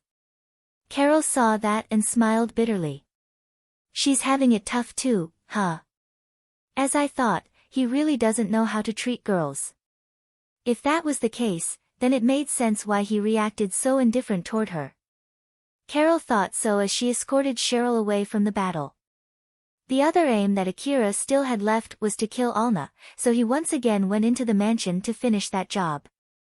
She might as well already be dead, but of course, no one had the leeway to clean up all the corpses in that situation. He thought that it would be enough if he could find her corpse. The inside of the mansion was filled with the sounds of gunshots. Izan family's soldiers were trying to fight back the invading Horia's soldiers. Akira moved around the mansion while evading both sides. They are fighting both outside and inside the mansion, huh? Well, it's not like they can bring those powered suit inside the mansion, so it's still better than being outside. You might get hit by the stray bullets if you move too close to the outside, so let's only take the route through the inner part of the mansion. Depending on the situation, you might need to break through some walls though. Roger that. Even Akira also did not want to get involved in that battle between powered suits. That was why he did not have any complaint taking the inner route. Although leaving holes inside Izan family's base would bring huge trouble to Izan family, it was not his problem, so he did not care about that. By the way, Akira, are you sure you're okay doing that to Cheryl? I had someone to escort her, so I'm sure she'll be fine. I know how strong Carol is and she was using that strong augmented suit with a high power consumption rate too. I'm sure she can handle it just fine. But putting that aside, it's not like you can fully trust Carol, right? What will you do if she did something to Cheryl? Akira frowned and said with a serious face, if something like that were to happen, then that's just how far Cheryl's luck is. It's not like I can protect Cheryl 24/7 and I have no wish to do so in the first place. Once I'm back exploring old world ruins again, I won't be able to rescue Cheryl all the time if something happens to her. So let's just say that this is also a test for her luck and I hope that she'll do her best for that too. If Cheryl finds it unpleasant that I didn't escort her myself, I don't care at all. I have things that I need to do too. I have no obligation to do everything that she wants me to do. Including this time too, Akira came to Cheryl's rescue, so Alpha thought that Akira had been too invested in Cheryl. Alpha had anticipated that she might need to do something to change that soon, but judging from Akira's reaction just now, it seemed that there was no need to worry about it. Although he might be slightly invested in Cheryl, he had no problem with abandoning her when needed. In the worst-case scenario, he did not even care if she was dead. For Akira, Cheryl was only worth that much. But another problem came up from there. Between saving Cheryl and killing Alna. Akira actually put saving Cheryl after killing Alna on his priority list. He put more priority on killing Alna. Which meant that it would be difficult for him to change his priority. Akira would kill Alna, and if Katsuya witnessed it, it would no doubt cause a lot of trouble. Alpha wanted to avoid that. Akira, get into that room. Did you find her? Just get in. Akira went in as he was told to. But there was no one inside that room. No one is here though. Then put furniture to block that door. What's going on here? Akira looked suspiciously at Alpha, who looked back at him with a serious face. All right. Akira thought that there must be a reason why Alpha did that, so he then barricaded the door. Once he was done, he was told by Alpha to wait in the middle of the room, and that was exactly what he did without complaining. His right hand suddenly moved on its own. Oh. Alpha, is that you? It seems that it's working just fine. With this, I can get your support through my augmented suit, huh? But if I'm not mistaken, you said that you needed more time to fully take control of my augmented suit, right? Akira said so and looked at Alpha, who pouted and replied. I really didn't want to do this. I put in a crude control software since it's better than having no support from me at all. I see, why do you look so displeased then? Personally, I really don't want to use that crude control software, you know. But, since it's better than nothing, I don't have any other choice but to use it. I can give you some support with this, but don't expect anything advanced, okay? Alpha obviously looked really displeased. Akira winced back since it was very rare for her to make such a face. He then said as if to change the subject. I see, okay.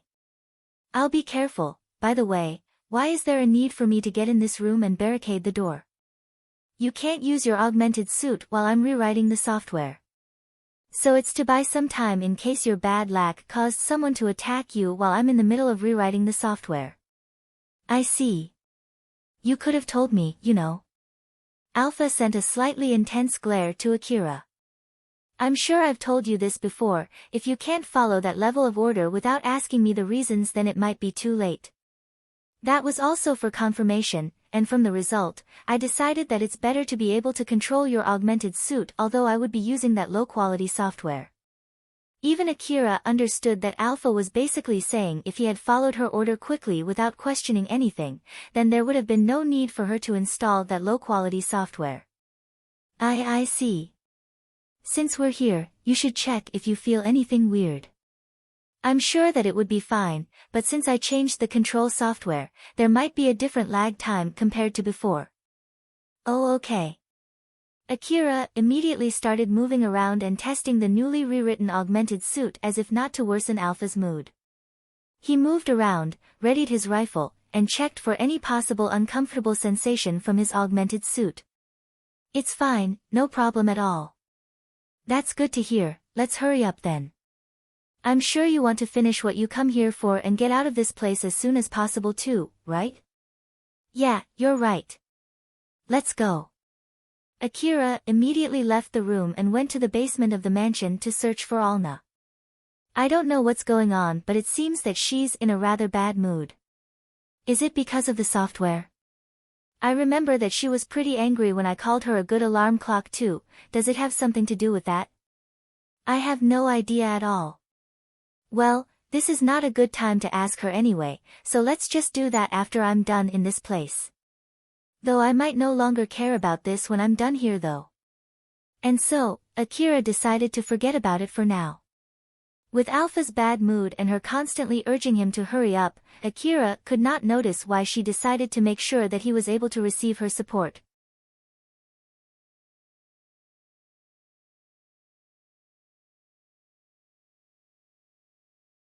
Chapter 161, A Foolish Small Fry.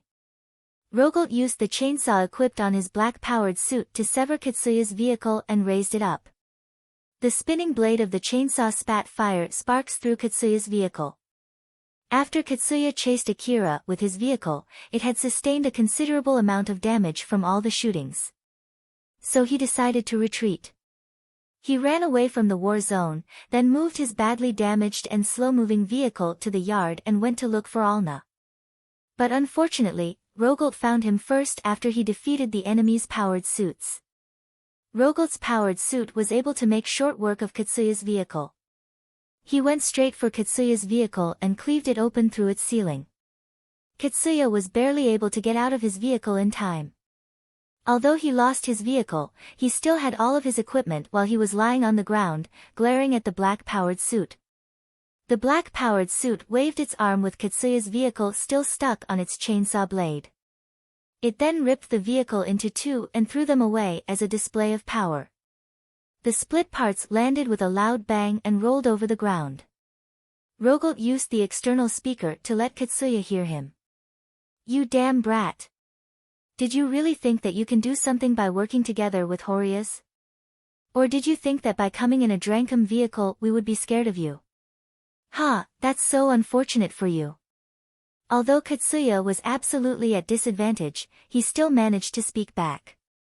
Where's Alna? Rogolt mockingly replied. What's the point even if I tell you? You'll die here. It's too much trouble capturing you alive. I'll crush you with this powered suit. Rogolt showed off his melee weapons. It had enough power to easily rip Katsuya's vehicle into two. If Katsuya got hit by it, there was no questioning that he would be squashed. Katsuya imagined that scene and twitched, then yelled back. I'm asking where's Alna? God damn it, just shut up. I won't spare you even if you beg, or do you think that it's cool to die while thinking about the girl you love? In the first place, that girl is just an excuse for you to attack us, isn't it? I don't know what kind of deal you made with Horias, but it's stupid for you to come and join this battle too. You can go ahead and regret your foolishness when I squash you into minced meat. The black-powered suit swung its melee weapons. The spinning chainsaw let out a deafening ring. If Rogold swung it down, Katsuya would be minced to smithereens. Rather than fearing for his own death, Katsuya was more reeled up for being mocked. He let his emotion take over as he loudly yelled. Like hell if I know about Horias. And this has nothing to do with Drankum. I want to save Alna and that's why I'm here. Rogold stopped the chainsaw that he was swinging downward. He sounded rather surprised as he asked, that you're saying that you don't know them? You didn't come here with Akira after Viola introduced you to Horias? I don't even know who is this Viola you're talking about. You're trying to kill Alna and that's enough of a reason for me to come here. Rogold reeled back. As the boss of the gang, he was used to reading between the lines. He was confident that he could see through lies. Of course, there were exceptions like Viola, but the little boy in front of him was not a part of that exception. This boy really doesn't know about them, huh? He doesn't know Viola nor Horias. Does that mean that he's not working together with Akira either? And it doesn't seem he's lying. Rogold then continued, he obviously sounded slightly confused and troubled. Let me get this straight. So basically you have nothing to do with those Horias, you have nothing to do with that Akira, and you came here all on your own decision, correct? Although you came here in order to save Alna, you did not even try to sneak in. Did you really think that you can save her by doing something like this? Are you sane? That is. Katsuya wavered. Rogold was clearly able to see that through the camera on his powered suit and confirmed that it was not a fake reaction and that he was not trying to hide something. Rogold's laugh could be heard through the speakers of his powered suit. You're really stupid. So you came here without even giving it a proper thought first, huh? Stupid people like you are usually just small fries who die after doing something equally stupid. So basically you're just lucky to stay alive until now, huh? Rogold's anger mostly died down after he laughed hard. He regained some of his calm and cleared up his mind. He had no plans to fight Katsuya if it could be helped. If he had another choice for the benefit of his gang, he would definitely pick that choice. He then changed his communication line to call his men. It's me. How's that Alna? Is she alive? The men that he told to keep Alna hostage replied. She's with me right now and she's still alive. At first, we were planning to take her near Katsuya and use her to threaten him, but since we can't contact him, we don't know where he is right now. At the moment, we're in the middle of fighting Horias while looking for that Katsuya. If it's about Katsuya, he's right here with me. Tell her that this call is connected to Katsuya and make her scream for help and make sure it could be heard from this call. Alna's voice could be heard coming out from the powered suit speakers. Katsuya. Are you there? Katsuya immediately reacted to Alna's voice. Alna. Are you alright? You really came to save me. Thank you. I. Alna's voice was cut short by Rogold. Just like you heard, that girl is alive. You came here to save that girl, right? Aren't you glad? So, here's a deal. You follow my orders from here and on, and I'll guarantee the safety of this girl. I also won't kill you here. This way, you and that girl will survive. Isn't that great? What do you want me to do? First of all, I'll have you kill those Horias guys. Like hell I can tell which one of them is which. Set your information terminal to catch the signal from our broadcast frequency. We'll tell you where to go and what's your target from there. Katsuya frowned and had a pained look. If I kill them, you'll return Alna back to me, right? No, that's not everything yet. I'll have you do other things too. From what I heard about you, you're earning a lot of money, right? So I'll have you pay me a lot of money too. What? Rogolt added more intimidation in his voice when he saw Katsuya reel back. How many of my men do you think you have killed? I won't let that slide unless you kill 100 people for every one of our men that you've killed. And money too. How much money do you think I spent on this battle? So don't think that I'll accept just a small amount of money. And if you refuse, we'll kill that girl. That girl is only worthy for making you obey us. If you won't obey us, then she's good as dead to us. That's for you too. We can kill you anytime, you know. And don't ever think that you're safe just by running back to Drankum, okay? Leaving those hunters from the front line aside, common hunters around this parts are no threat against this kind of powered suit. Most of what he said were bluff, but threatening was important for successful intimidation. Putting the result aside, presenting a realistic possibility of causing damage was more than enough as a threat. In order to not give Katsuya any time to think, Rogolt thrust the chainsaw on his powered suit at Katsuya. The big spinning blade went past right in front of Katsuya. Either you obey me, or die here. You have 5 seconds. If you don't give me any answer, I'll kill you here. 5, 4, 3, 2. All right. Katsuya had an extremely pained look. Rogolt pulled his chainsaw away from Katsuya. You've made the right choice. Go back to the mansion and kill those Horias. Don't forget to open your channel for our signals too. Now go, make sure to work hard out there. Otherwise, consider that girl dead. Katsuya still had a pained face as he went back to the mansion. He was also thinking of saving Alna if she could spot her somewhere, or more like, he used that as an excuse to tell himself to return back to the death zone.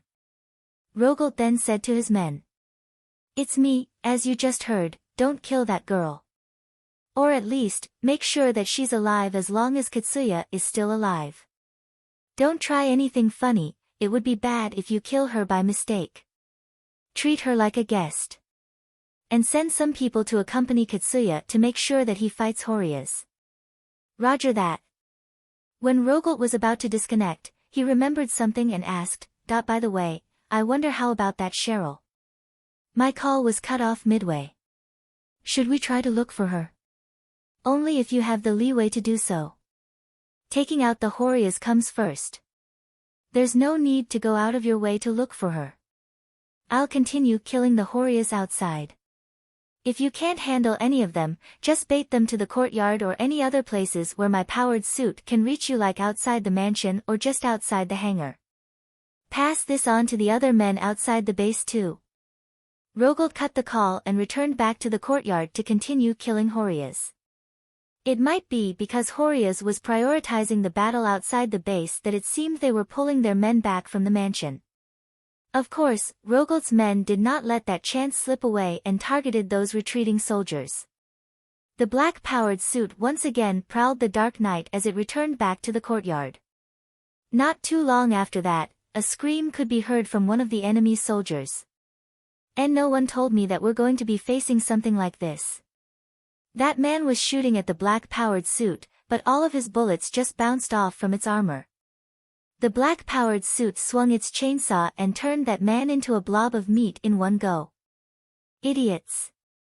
I don't know if they're here because Horias paid them or something, but do they really think that they can fight quality with quantity alone? Or these people are basically like that stupid boy, coming here without giving it any thoughts first? Rogolt continued killing his enemies there while thinking if Akira was also one of those stupid people. Akira was running through the mansion when Alpha suddenly said to him. Akira, you sometimes act like a foolish small fry, don't you? He twitched and looked a little surprised since he did not see that coming at all. That was out of the blue. The thought just suddenly crossed my mind, you didn't realize it yourself? Small fry usually refers to those weak people who love to pick a fight, right? To be honest, I'm more on the side who usually gets picked to a fight though. It's not like I proactively pick fights against other people after all. That's why I don't think that's the right description for me. Then how about the foolish part? Akira looked away. He knew that Alpha was correct. He himself understood that it was not an exaggeration to call him a fool for raiding Izan family's base by himself like this. But another side of him was urging him not to accept it. If he retreated now, he felt like he would be pushed back to the state when he was still living in the slum alley. That fear and feeling of insecurity pushed him to come to this place. Alpha silently stared at Akira before saying, "Well, I guess it's way too late for me to say it, huh? That aside, I found Alna. Let's go and finish this fast." "Oh, you found her? Alright then, let's go. This way." Akira thought something was a bit strange as he followed Alpha's guide. "Alpha, for some reason, I feel like you're suddenly rather supportive, or is it only my imagination? You won't return back home unless you kill Alna, right? So I guess I have no other choice but to get you to finish her and get away from this place as soon as possible. Of course, if you decide to retreat here, that would be for the best though." Alpha was smiling at Akira as if she was pressuring him. Akira's frowned a bit. I see, I'll hurry up too." Just like Alpha, Akira also wanted to finish his business there as fast as possible. Since he felt like it would only get him in more trouble if he said something there, Akira just shut up and started running. Alna was held in one of the Izan family's hangar. The hangar was built large enough to house several powered suits. There was also maintenance equipment inside the hangar to do maintenance for those powered suits. Alna was shoved behind those equipment and there were several men around her guarding the area.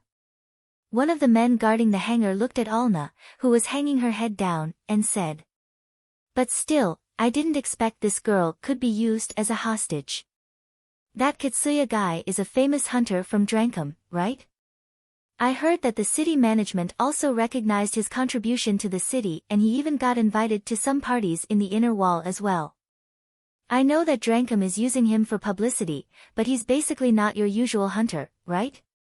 So why would such a hunter come to this place just to rescue this slum girl? Like hell if I know, something might have happened between them. I can understand it in Cheryl's case."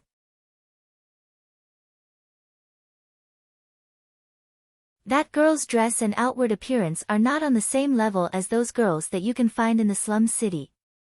That dress, although she might have gotten that from a hunter, with that outward appearance, it would not be strange for some people to get so invested in her.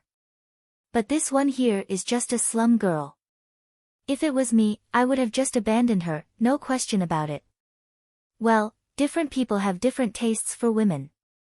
That Katsuya might be just a very earnest person and something happened in the past that made him owe something big to this girl here. Is it that big to the point that he's willing to antagonize us? No idea.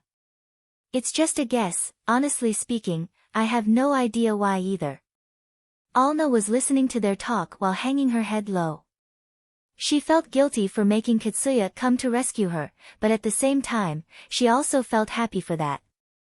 Then suddenly a question came up in her mind. Why would Katsuya even go that far for me? Just like these guys said, he has no reason to go that far for me.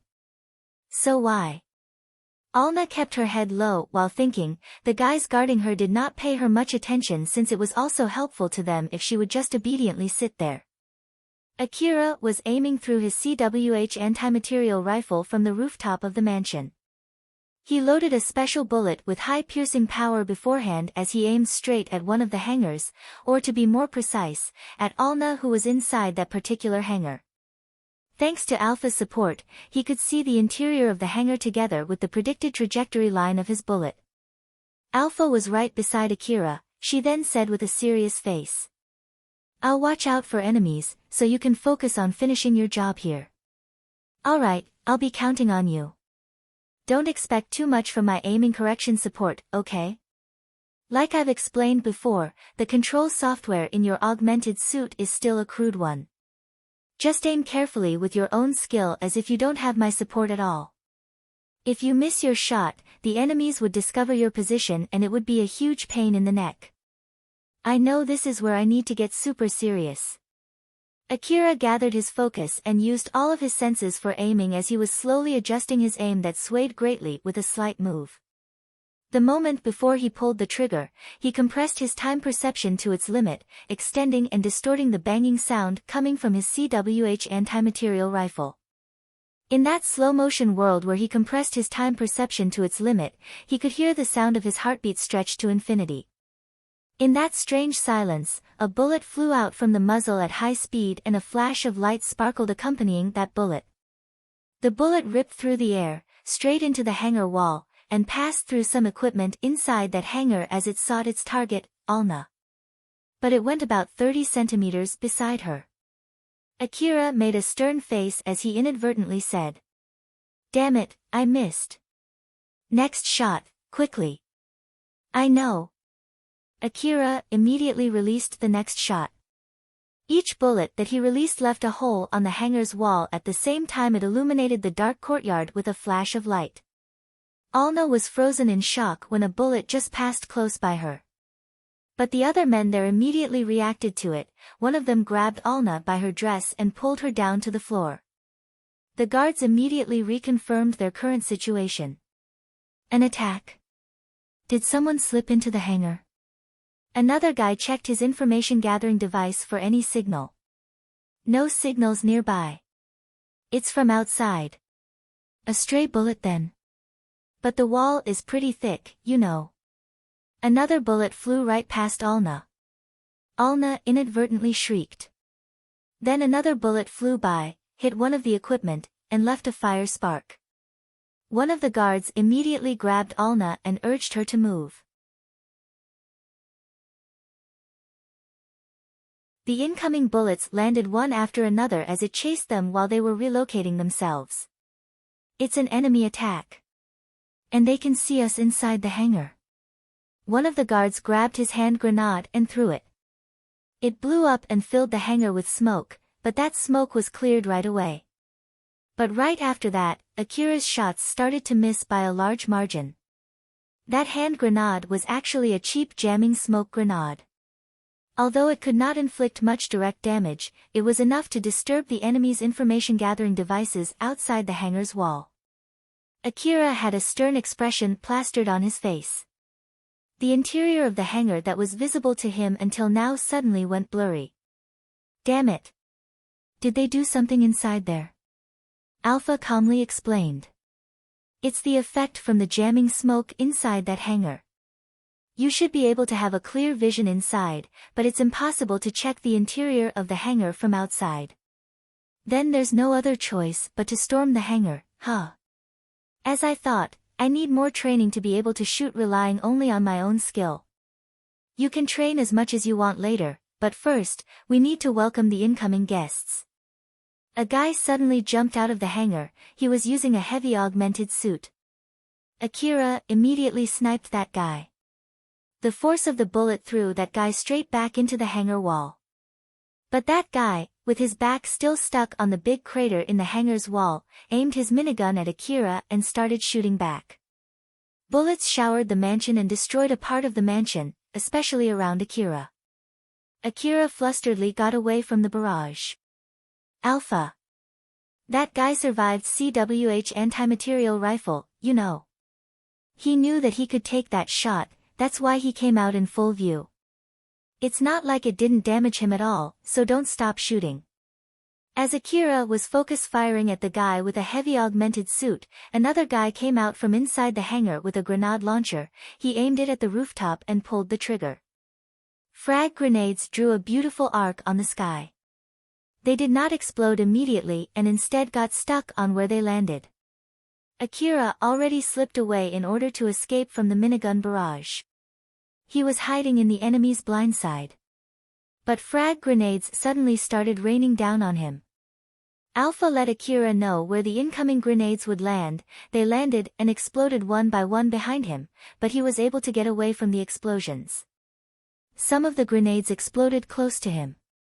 But thanks to his force field armor-equipped coat, he was able to get away uninjured. But of course, his energy reserve quickly whittled down with every explosion. That was dangerous. It's not like that guy is only randomly shooting at me. How in the world he did that? The first few shots were not grenades, but mini information-gathering devices, those that stuck on the walls and floors. Akira looked around. It was true that there were small devices sticking on the rooftop. He could not help but frown when he saw that. So those things, huh? Those are the things that Elena-san used during our exploration to Yonezuka Station ruin, right? So basically they always know where I am, huh? You've gone through a fight where your enemy can clearly see you during the training with Ario and the other children, remember? There's no need to panic and just handle it calmly. Don't compare them with Ario. Those guys are super strong, you know. The difference in our equipment is just too big. It's still better than having me as their commander, no? So stop complaining and get to work. Basically you want to say if I'm going to complain I should just go back home, right? I got it already, geez. Akira desperately evaded the explosions as he was conversing with Alpha. But Alpha did not reply to his remark there. Akira and the soldiers from Izant family were engaging each other while constantly knowing each other's location. Akira prioritized to keep moving so as not to get shot by staying in the direct firing line of the enemy's minigun while shooting back with his A4WM automatic grenade launcher. If he could use the mansion as a cover, he could avoid getting shot by the minigun just fine. And of course, the enemies were also shooting back at him with their grenade launchers in the middle of that fight. The more firepower they were using, the more money they spent in that battle. Since the mansion was built next to the dangerous wasteland where monsters were roaming freely, it was made with pretty strong material to withstand the attack from monsters. If it was made of common materials, the mansion would have been blown to smithereens by now. Eventually, Akira ran out of A4WM ammo first. When Akira was about to reload a new magazine to his A4WM rifle, Alpha suddenly said to him, "Get down." Right at the same time, Alpha moved his augmented suit and Akira did not fight back at all as he let his body be thrown back. When that happened, he saw a dim blue blade fly past under him. If Alpha had not moved his body, his leg would have been severed. Thanks to Alpha's support, Akira noticed another enemy was running towards him from the floor below. But he didn't expect them to try to cut his leg from below. After all, it was rare to find people who had a talent for melee combat, and it was even rarer to find those people who had good enough equipment to do so. The blade that extended from below the floor chased Akira. Although it only extended as far as Akira's thigh, it was clearly aiming for Akira as if not to allow him to stay in one place for too long. Akira desperately avoided the incoming grenades and bullets as well as the blades that were chasing him. He had no leeway to reload his A4WM automatic grenade launcher. His A4WM automatic grenade launcher was out of ammo while his DVTS minigun did not have enough piercing power to shoot through the walls.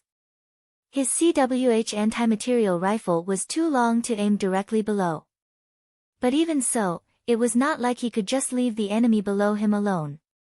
So in order to open up some distance from the floor to be able to aim his CWH anti-material rifle straight below, Akira lightly jumped.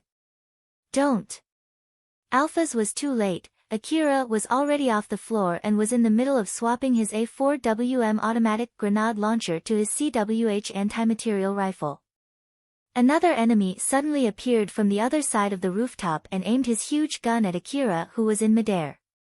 While the enemy under him readied his blade to welcome Akira when he landed. Akira had no way to evade both of them. If he prioritized the enemy on the rooftop, he would be welcomed by blades the moment he landed.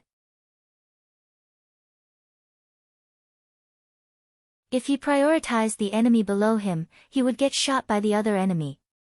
Akira understood that very well as he made a grim face. "Oh crap. If my legs get cut, I would lose my mobility. And when that happens, I would be just a sitting duck. I have no other choice but to ignore that other guy. But still, how much firepower does that big gun have? Can I survive a direct hit from that gun?"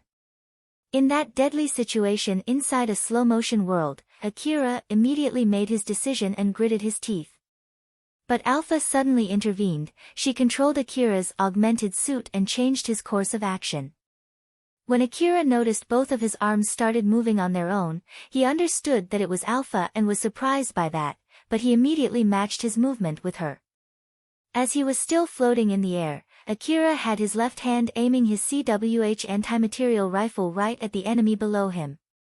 While at the same time, his left hand reached for his DVTS minigun that was dangling on his body and immediately pulled down the triggers on his both hands.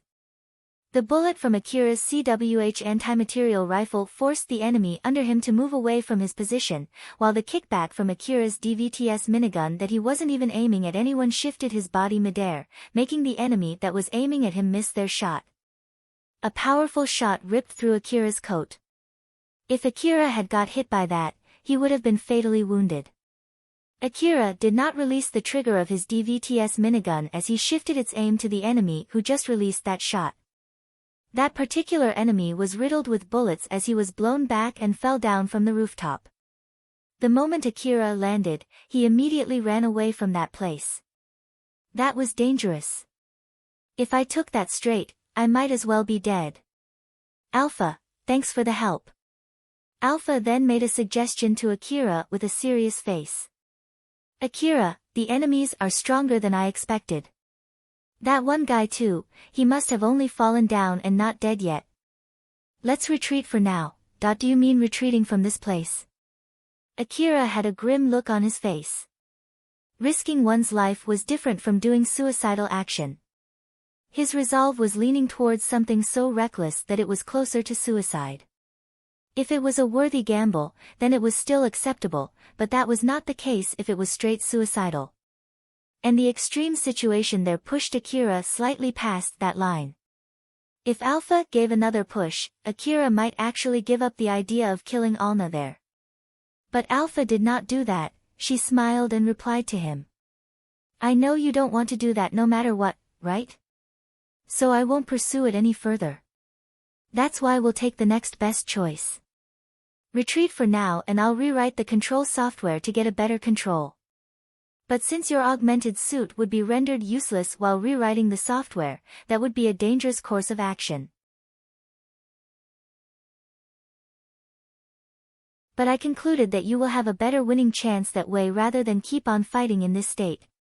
Since I'm not telling you to fully retreat, you won't say no to this, right? Looking at Alpha, who was smiling at him, Akira could not help but to lightly smile back. Alright, let's take a temporary retreat.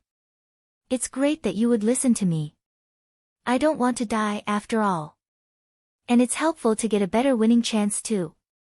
I was planning to give you more reasons to convince you to retreat if you had said no there. Let's hurry up then. Akira smiled wryly at Alpha and immediately left that place.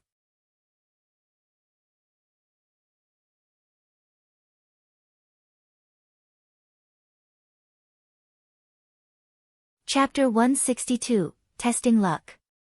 The people who just fought Akira near the hangar were talking to each other through their communication devices. Did he run? No, a temporary retreat. What should we do? Should we chase after him? The guy with the blade asked, but the guy with the heavy augmented suit stopped him. No. It would be bad if he's planning to divide us into smaller groups. Not to mention, I'm using a heavy augmented suit. You might be able to chase him, but I don't believe that's the case for me. The guy that was riddled with DVTS minigun's bullet and fell down from the floor was still lying on the ground. His augmented suit had injected his body with battle stimulants to keep his body and mind ready to fight. He then pushed himself up while still dazed. Damn it, the heck is wrong with that boy? He's not normal. If I'm not mistaken, that face. He's one of the guys that the boss was planning to take control of. Judging from how he accurately sniped us while we were inside the hangar, he must be carrying a pretty high-quality information-gathering device. I bet his other equipments are more or less of the same quality, and his skill must be good enough to match them too. A call suddenly reached them. It was from those guys inside the hangar. How's the situation over there? We're fighting one boy, I think it's that Akira. Although we were able to repel him, we weren't able to kill him. We have one man injured here. Hey, you, Can you keep on going? Of course. This much of an injury is not enough to drive me away from the battle, you know. The injured guy replied in a high spirit. But he then followed up with a calm voice, but it's also true that boy is indeed strong. I was only able to survive since we're ganging up on him. To be honest, I don't want to fight him in a one-on-one fight, he's way more than I can handle. So, what to do? Want to let the boss know? The other guys did not reply. They had their own pride and reputation to uphold too. Although Rogel did tell them to ask for help if they encounter enemies whom they could not handle, if they asked for help just because they could not handle a single young boy, people would definitely question their abilities. But if they were caught off guard and got Alna killed, it would be a huge disaster for them. After all, Akira almost got Alna during the previous surprise attack. The guy inside the hangar understood that all of them were at a loss on what to do next, so he then said, "Well, for now, let's group up. We can decide whether to report it to the boss or not later. First of all, we need to treat anyone injured and refresh our ammo reserve." Unlike the hunters who fought in the wasteland with limited ammo and supply, these guys were fighting in their own base. So they did not equip their rifles with a high-quality extended magazine. After all, they could always refresh their reserve in their base. So rather than using an extended magazine that did not increase their firepower at all, it was far cheaper to be using their usual magazines. That was also true for their energy packs too. They also had used a considerable amount of bullets to fight back Akira just now. So they decided to return back to the hangar to refresh their supplies. Katsuya was fighting the Horia's people who were invading the mansion. Just like in Akira's case, Rogel had paid a lot of money to Viola in order to be able to control him too. Katsuya had the skill and the equipment to make that piece of information worth the money. He did not have any trouble fighting back the Horias, as in a matter of fact, it was a rather one-sided fight. The guy accompanying Katsuya, who also doubled as his observer, was amazed to see Katsuya's skill from up close. This boy is pretty strong for just a young hunter. No wonder the boss wanted to be able to control him. But if he's this strong, then why would he go so far just for that girl?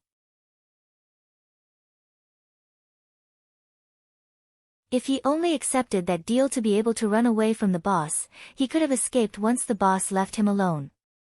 But since he's not even trying to do that here, it means that he's really fighting for that girl. I really can't understand him at all. But well, different people have different tastes in women, so I guess I'm in no place to say anything about that. It's all good and well as long as he's obeying us. It's great to be able to take it easy.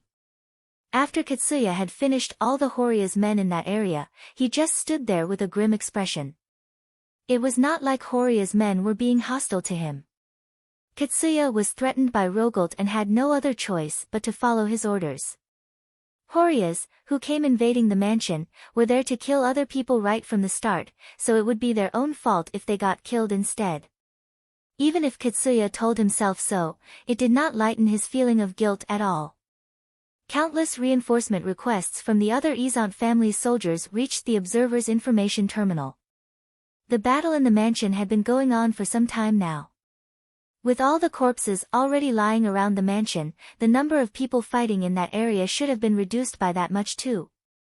But with the Izant family's men who were outside the base returning back to their base, they were also bringing along Horia's soldiers that were chasing them. Using his powered suit, Rogelt was fighting the enemies outside the base.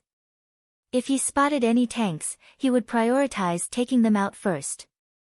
While at the same time, it was impossible for him to hold back the enemies that were invading from the other parts of the fences that had been torn down. The area was filled with Izant family and Horia's soldiers as well as the former hunters, whom they paid to fight for their causes, fighting against each other.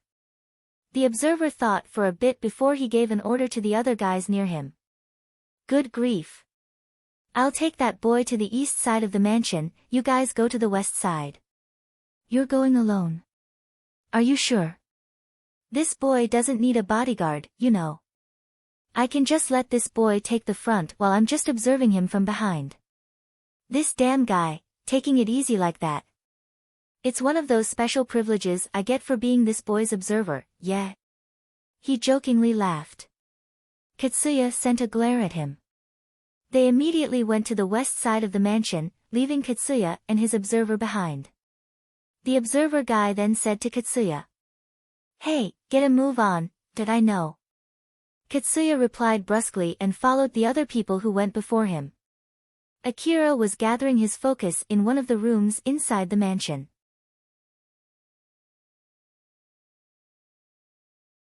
Alpha was going to start rewriting Akira's augmented suit's control software. They had already finished their preparations. Since it was impossible to use his CWH anti-material rifle without his augmented suit, Akira just left it on the floor with the other things that he could not use without the help of his augmented suit. He was only carrying AAH and A2D assault rifles that he could use just fine without his augmented suit and held one each on his right and left hand. The entrance to the room was barricaded. The lamp in the room was already destroyed during the fight, so the room was pitch black. There were corpses scattered around on the floor. And if he gathered his focus, he could hear gunshots echoing. The mansion was right in the middle of the war zone of that battle, and Akira was planning to deactivate his augmented suit in that room. Alpha made the final confirmation to Akira. "I'll start updating the control software of your augmented suit. You won't be able to use your augmented suit at all while I'm doing that. There's quite a large portion of the software that I need to rewrite, so once I start, even if you try to reboot the augmented suit because something came up, it'll take about 1 minute until you can use your augmented suit again. So, are you ready?" "Yeah, you can start." Akira could feel his augmented suit suddenly turn slightly heavier. With his augmented suit completely turned off, it did not provide any support to him at all. If someone attacked him in that situation, he would have to fight back with his own power. But the enemies that he just faced were able to tank a direct shot from his CWH anti-material rifle and was able to survive a barrage from his DVTS minigun. If he encountered them right now, it would be game over for Akira. So it was, in a sense, a test for his luck. Alpha was still monitoring the surroundings for enemies. Akira's job there was to keep himself hidden and made sure that he could quickly react if something were to happen. In that pitch-black room, Akira could hear the sound of gunshots, screams, and footsteps coming from the floor below and the ceiling above him. As he breathed deeply, he felt like the world was strangely running in slow motion. Akira kept telling himself to keep his calm and not to focus too much on the sounds coming from his surroundings to make sure that it would not dull his focus. That was when he said, "By the way, it's thanks to you that I can see clearly in the dark like this, but I wonder how about the other guys?" "Well, they would be able to see just fine too if they are using high-class night vision. Although it won't be as good as my support, they should be able to see enough as not to lower their fighting ability." Akira looked at the dead corpses lying on the floor. Some of them were indeed equipped with such night vision. But most of them were not using anything like that. "You're right, they do, although it's not all of them. That kind of thing is pretty expensive, right? It depends on its quality. Night vision is also a type of information gathering device. Some of them might be using other kinds of information besides optical information to increase the accuracy of the imaging process. There are mass-produced night visions for hunters who want to explore dark ruins. I'm sure that kind of night vision equipment is relatively cheap. But they're still pretty expensive, right? I don't know about the people of this base and those who are attacking this place, but since they have this kind of equipment, they must be pretty rich, right? Not to mention, they have those powerful soldiers and those powered suits too. The amount of money that I'm earning must be nothing to them." The 500 million orum that Akira received from that one request in Mihazono Ruin was not a small amount of money.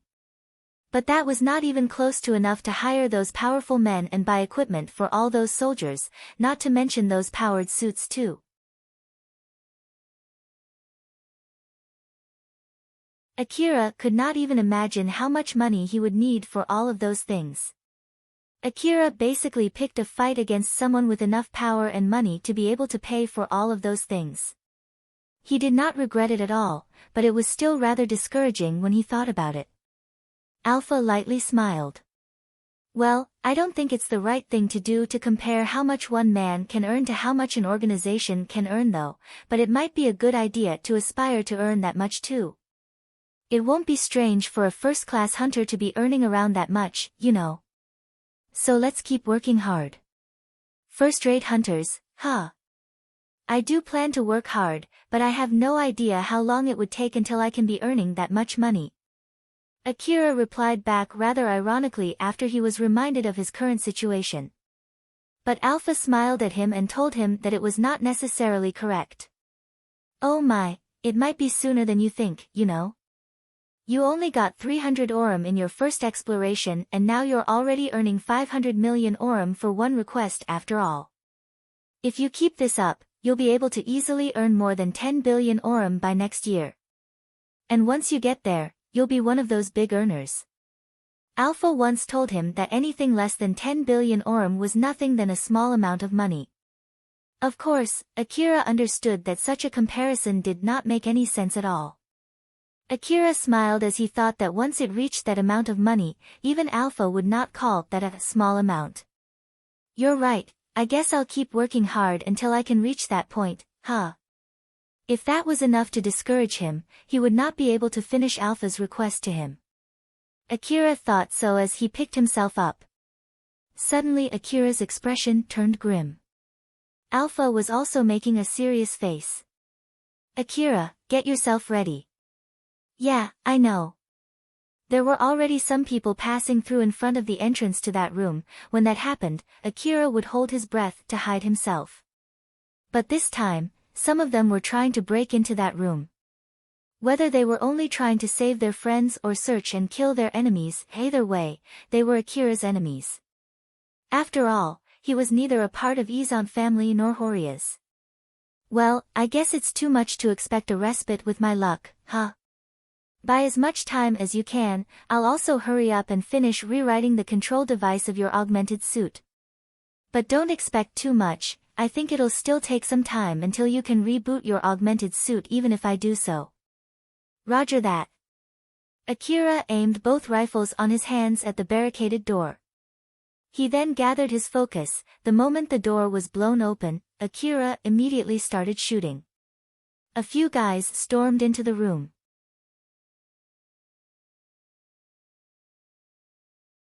But Akira did not have enough firepower to deal fatal injuries on those people. Amidst that confusion, Akira was desperately fighting back those guys.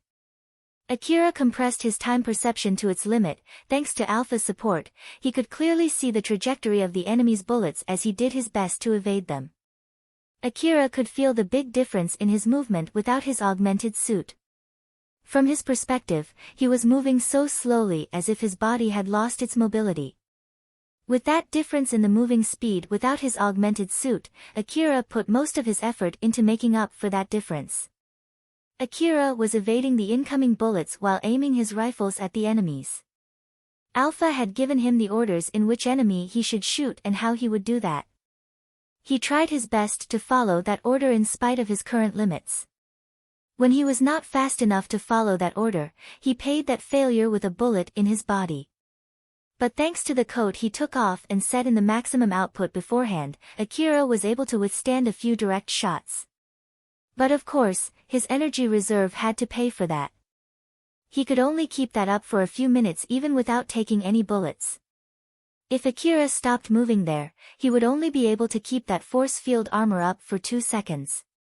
Every time bullets flew out from his rifles, he could feel kickbacks assaulting his arms. Depending on the armors that his enemies were using, Akira might not even have enough firepower to pierce their armors. Both of Akira's rifles were loaded with powerful bullets that he could control well without his augmented suit, but still, the kickback was enough to damage his arms. He was only able to keep that up because the medicines that he took beforehand kept healing his damaged arms. Akira bravely jumped the gaps in between his enemies and used the enemy in front of him as a shield while he aimed at another person. The guy that he shot lost his balance. Akira used that opening to quickly thrust the rifle on his right hand at that guy's throat and pulled the trigger while he used the rifle in his left hand to shoot the other enemy behind him.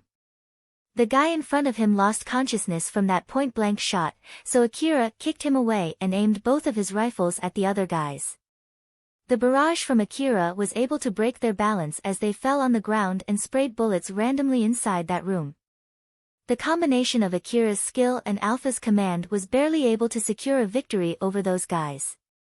The people that he just defeated were lying on the floor both inside the room and the hallway outside the entrance to the room. But most of them were not dead, they were only rendered unconscious. Once everything was done, Akira then fell on his knees. Alpha shouted at Akira, pulling his consciousness together right when he was about to faint. "Hurry up, get on your feet. Get some medicines first, quickly, okay." The exchange did not even last a minute, but Akira had squeezed all of his physical and mental strength in that exchange. Akira's movement was severely dulled as he was reaching for his medicine inside his coat and he was still a bit dazed. But strangely enough, he could not get his medicines, and when he looked at his arm, he found that some of his fingers were bent in an unnatural way. Akira smiled wryly and used his still functional fingers to take out his medicines and swallowed them while gritting his teeth against the pain assaulting his body. His broken fingers were slowly returning back to their original shapes in a rather forceful manner. He then slowly pushed himself back up. "Some of them are still alive, so you need to make sure that they're really dead. Hurry up. If they get up, you would have to go through that fight again, that wasn't enough to kill them, huh?"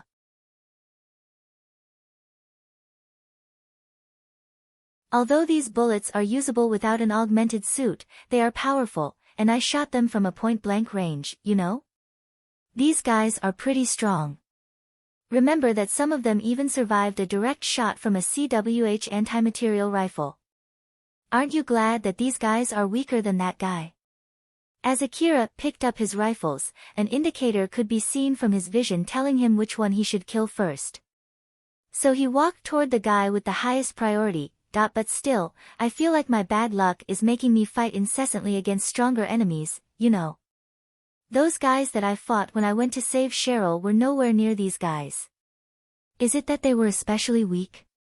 To be honest, I think it's way too late for you to be complaining about your own bad luck, you have a point there.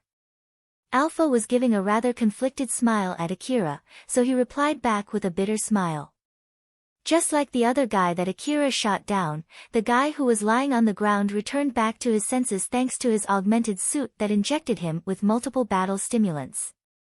But when he looked around to confirm his current situation, he already found Akira standing in front of him with a rifle extended straight to his head. Akira used both of his arms to keep his rifle stable when he pulled the trigger. The guy was frozen still as a bullet blew off his head and instantly killed him. Akira immediately moved to the next person on his priority list and killed them without hesitation. From their point of view, it could be said that they were more unlucky than Akira to die in that place. "So then, how's my augmented suit, is it not ready yet?" "I'm trying my best here, but it'll still take some time." "I see. It's taking too long. It might be a good idea to get out of here first, out of the base. It's safer outside, right?" "Well, I'm pretty sure that it's quite safe if you go that far, but with your bad luck, I feel like you'll encounter that black-powered suit before long, you know. That's why I didn't tell you to do that. Although, it's fully possible for him to appear in front of us even if we stay here." Akira looked super annoyed and said, "That's true, rather than fighting that black-powered suit with my augmented suit, I would gladly fight the guys inside the mansion even if it means that I don't have the support from my augmented suit." Akira remembered how the black-powered suit was moving around the battlefield when he looked at it from the rooftop of the mansion. A powered suit was a powerful piece of equipment, it was not something that one would fight with normal equipment. Not to mention, that powered suit was stronger than a common powered suit. Of course, he was questioning why these people had that kind of powered suit in their base. But now that it was there, it was not like he could do anything about it. He just blamed it on his bad luck and stopped worrying about it anymore.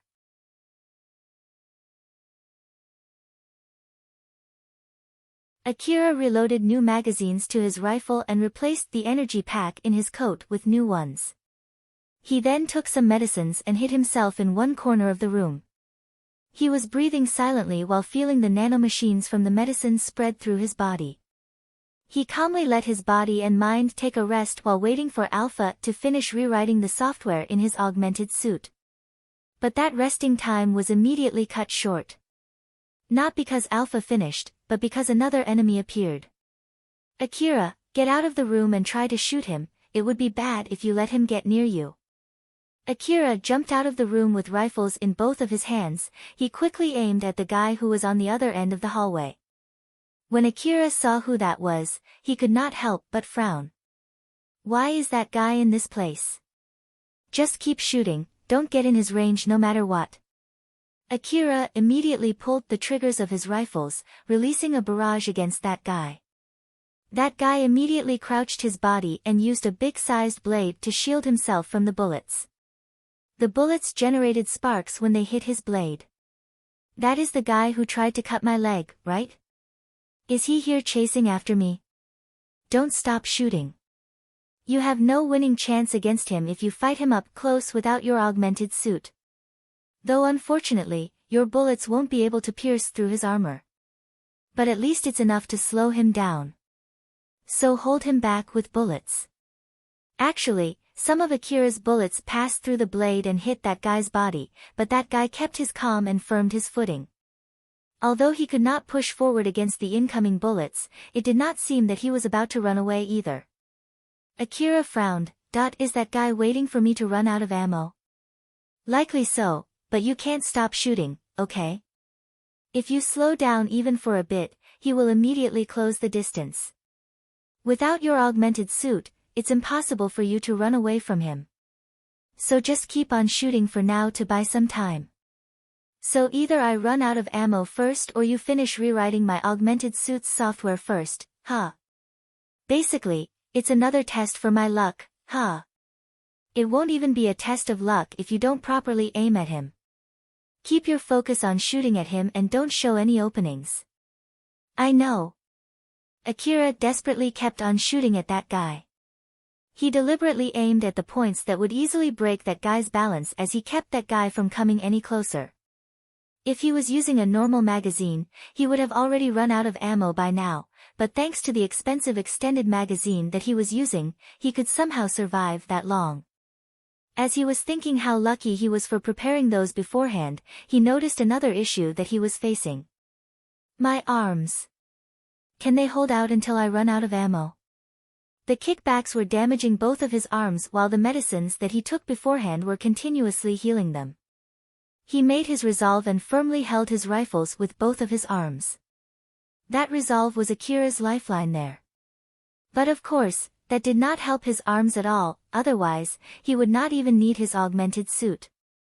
He could not use his CWH anti-material rifle or his DVTS minigun without his augmented suit.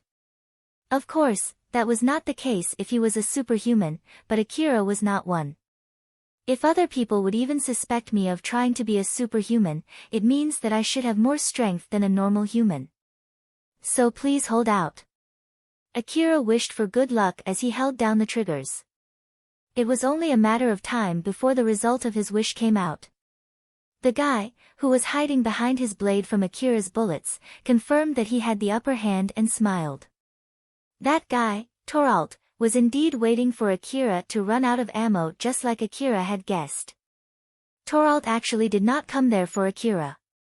After Akira retreated, he discussed with his friends what to do next.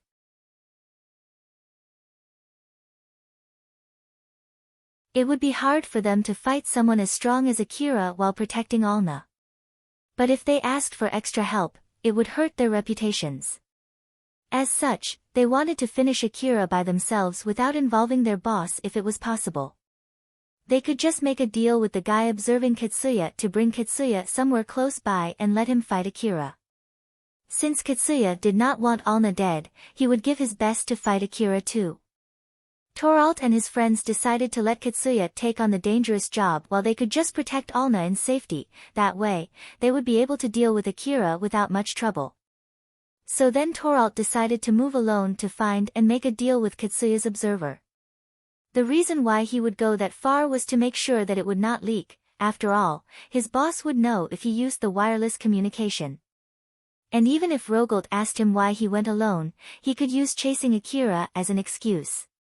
Torvald thought so as he went alone into the mansion. That was when he encountered Akira by pure chance. He used his blade as a shield from the barrage instinctively. After all, his blade should be able to hold a few shots even from a CWH anti-material rifle. He was originally planning to temporarily retreat once Akira ran out of ammo, but the impact from the incoming bullets made him change his decision. Too light, what's with this sudden drop of firepower? Torvald glanced at Akira. That's AAH assault rifle? Why is he using that? Did he run out of ammo for his big guns? That level of firepower was barely able to inflict him any damage even if he was to take them head-on. Such leeway allowed Torvald to check on Akira. Akira was shooting at him while gritting his teeth and looking very nervous. His arms were shaking while supporting the guns in both hands. Looking at that, Torvald lightly smiled. I see now, is it some kind of trouble with his augmented suit? I bet he can't use his big guns even if he wants to, right? From the impact of the bullets and type of the rifle that Akira was using, Torvald could make a guess on how much kickback Akira was resisting. If Akira was using an augmented suit, that level of kickback would not even affect him at all. So looking at Akira, Torvald could make a guess that Akira's augmented suit was not functional. Torvald smiled because of his sudden good luck. Lucky. If I can kill that guy, it'll give a good boost to my reputation. I'm sure that no one would know even if I kill him while he has no functional augmented suit. So then, what's the next plan? He's a little too far. If it's only this much, I can just resolve myself and take some bullets head-on while closing into him, so, should I do that? No, wait, I'm okay right now because I'm using my blade to shield myself from the bullets.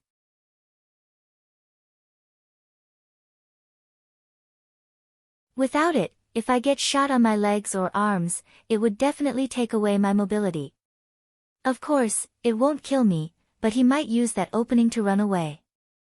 I need to get closer first, or at least wait until he runs out of ammo. Even if he's using an extended magazine, it's only a matter of time before he runs out of ammo if he's shooting at me like that. If he loses his balance before he runs out of ammo, I can just use that opening to jump on him. Torvald was slowly closing into Akira while still using his blade as a shield. With the help of his augmented suit, he had a longer swing range than normal. If he jumped at Akira before slashing down, he could easily trim a few meters between them. It was only a matter of time before Torvald thought that he was close enough to Akira. Akira kept shooting at Torvald, who was slowly closing in. But he could not step back to open up some distance between them. He had no leeway to put his power on something else other than holding his rifles. If he wavered even for a bit, he felt like his opponent would immediately jump on him. Then finally, Akira's AAH assault rifle ran out of ammo. Akira, who noticed that, was rather flustered. As the force of the kickback from his AAH rifle was gone, he immediately lost his balance, and the kickback from his A2D rifle broke his balance even more. Akira could see Torvald suddenly close the distance between them. The compressed time perception allowed Akira's eyes to follow Torvald's movement. But his body was nowhere fast enough to react to it. He could see Torvald had his pale blue blade raised up, ready to split him into two. With its length, that blade would hit the ceiling first before hitting him, but Akira knew very well that it would hardly hinder that sharp blade. Without his augmented suit, Akira had no method to evade the incoming blade. Akira understood that the blade would cut him into two in the next moment. The time stretched into infinity as if it was completely stopped. In that frozen world, Akira and Torvald looked at each other's eyes. Torvald was sure of his victory, while Akira already accepted his defeat. But in the next moment, that assumption was completely flipped over. As Torvald swiftly swung his sharp blade down through the ceiling and right at Akira, Akira slid his body to the side even faster than that and evaded the blade. At the same time, Akira used the momentum that he had from evading that blade to spin and delivered a kick to Torald's head. The 350 million Aurum augmented suit squeezed more than its original power due to Alpha's control. Torald received that kick head-on, like, literally on his head. His body was blown straight to the wall, his body was even slightly planted into the wall from the impact and created a big crater on the wall. He was still confused by that sudden turn of events, and in that confused state, the last thing he saw was Akira diving through the air with both legs aimed at his body. Both of Akira's legs landed straight on Torald's head, leaving a big splatter on the wall. Torald's life was blown to pieces together with the wall behind him. After he landed, Akira still looked flabbergasted. But when he saw Alpha nodding in satisfaction, he returned back to himself. But he was still confused since he could not process what just happened. The augmented suit is pretty strong, and the improvised control software is pretty accurate too.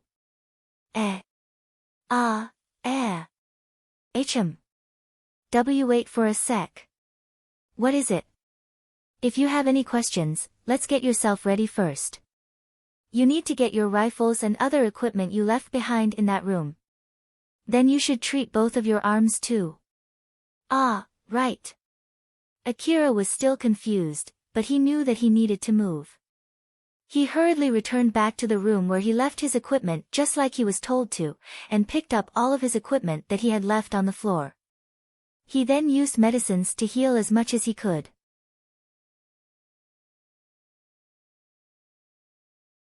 After he did all of that, he was mostly calmed down. Alpha, when exactly did you finish rewriting the control program? Around when you were in the middle of shooting at that guy. Akira frowned. Thought so. You should have told me, you know. I thought I was going to die there. But Alpha smiled at him as if it did not bother her at all and replied casually. It's not like I did that to bully you, you know. If I had told you, the enemy might have been able to guess it from the change of your behavior. That was why I didn't tell you. Thanks to that, we were able to catch him off guard and finally kill him, right? So I think it was the right decision not to tell you back there. Akira understood Alpha's argument. But that was not enough to make him accept it. But at the same time, he did not have any other ideas on how to get out of that situation. Not to mention that his hardship just now was the result of his selfishness, so he was just reaping what he had sown. That thought made Akira give a conflicted look, but his anger toward himself immediately changed his expression. Alpha smiled and tried to cheer Akira. Thanks to the time that you bought there, I was able to make a good improvisation on the control device. With this, not only can I give you support to increase your fighting power, I can help you calibrate your aim too. The next time you try to snipe at that pickpocket, you'll be able to accurately snipe at her as long as there's no disruption. So cheer up, okay? Akira looked at Alpha, who apologetically smiled at him, so he returned with a light smile and decided to forget about that for now. You're right. I guess it means that it was worth the risk, huh? Alright then, let's go.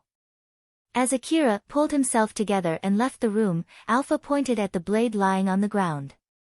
Akira, let's take that. It was Torald's blade that was on the ground not too far from Akira. It had lost its pale blue light and did not seem that sharp any longer. That? Is it still usable? Yep.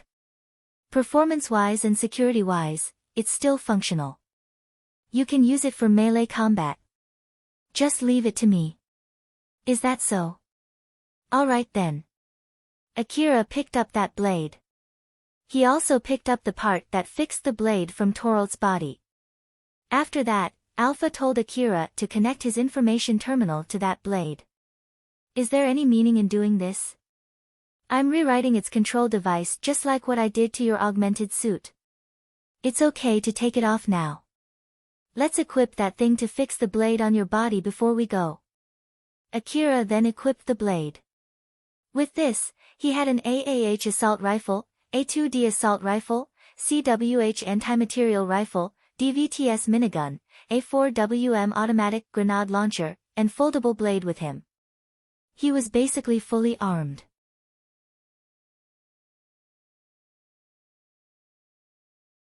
He would not have been able to move at all or even crushed under their weight if it was not for his augmented suit. I feel like I'm carrying too many weapons. Akira smiled wryly. Alpha then mischievously said. If it's getting in the way, you can discard some of them, you know? No thanks. Akira replied back firmly and started running. You're tuning in to the Blissful Bookshelf YouTube channel. We're so grateful for your support, and don't forget to subscribe to join us on this incredible journey through captivating stories. Your generosity through donations truly makes a world of difference, as it's the primary source of revenue that allows me to expand and enhance this channel for you. Thank you from the bottom of my heart for being a part of this adventure.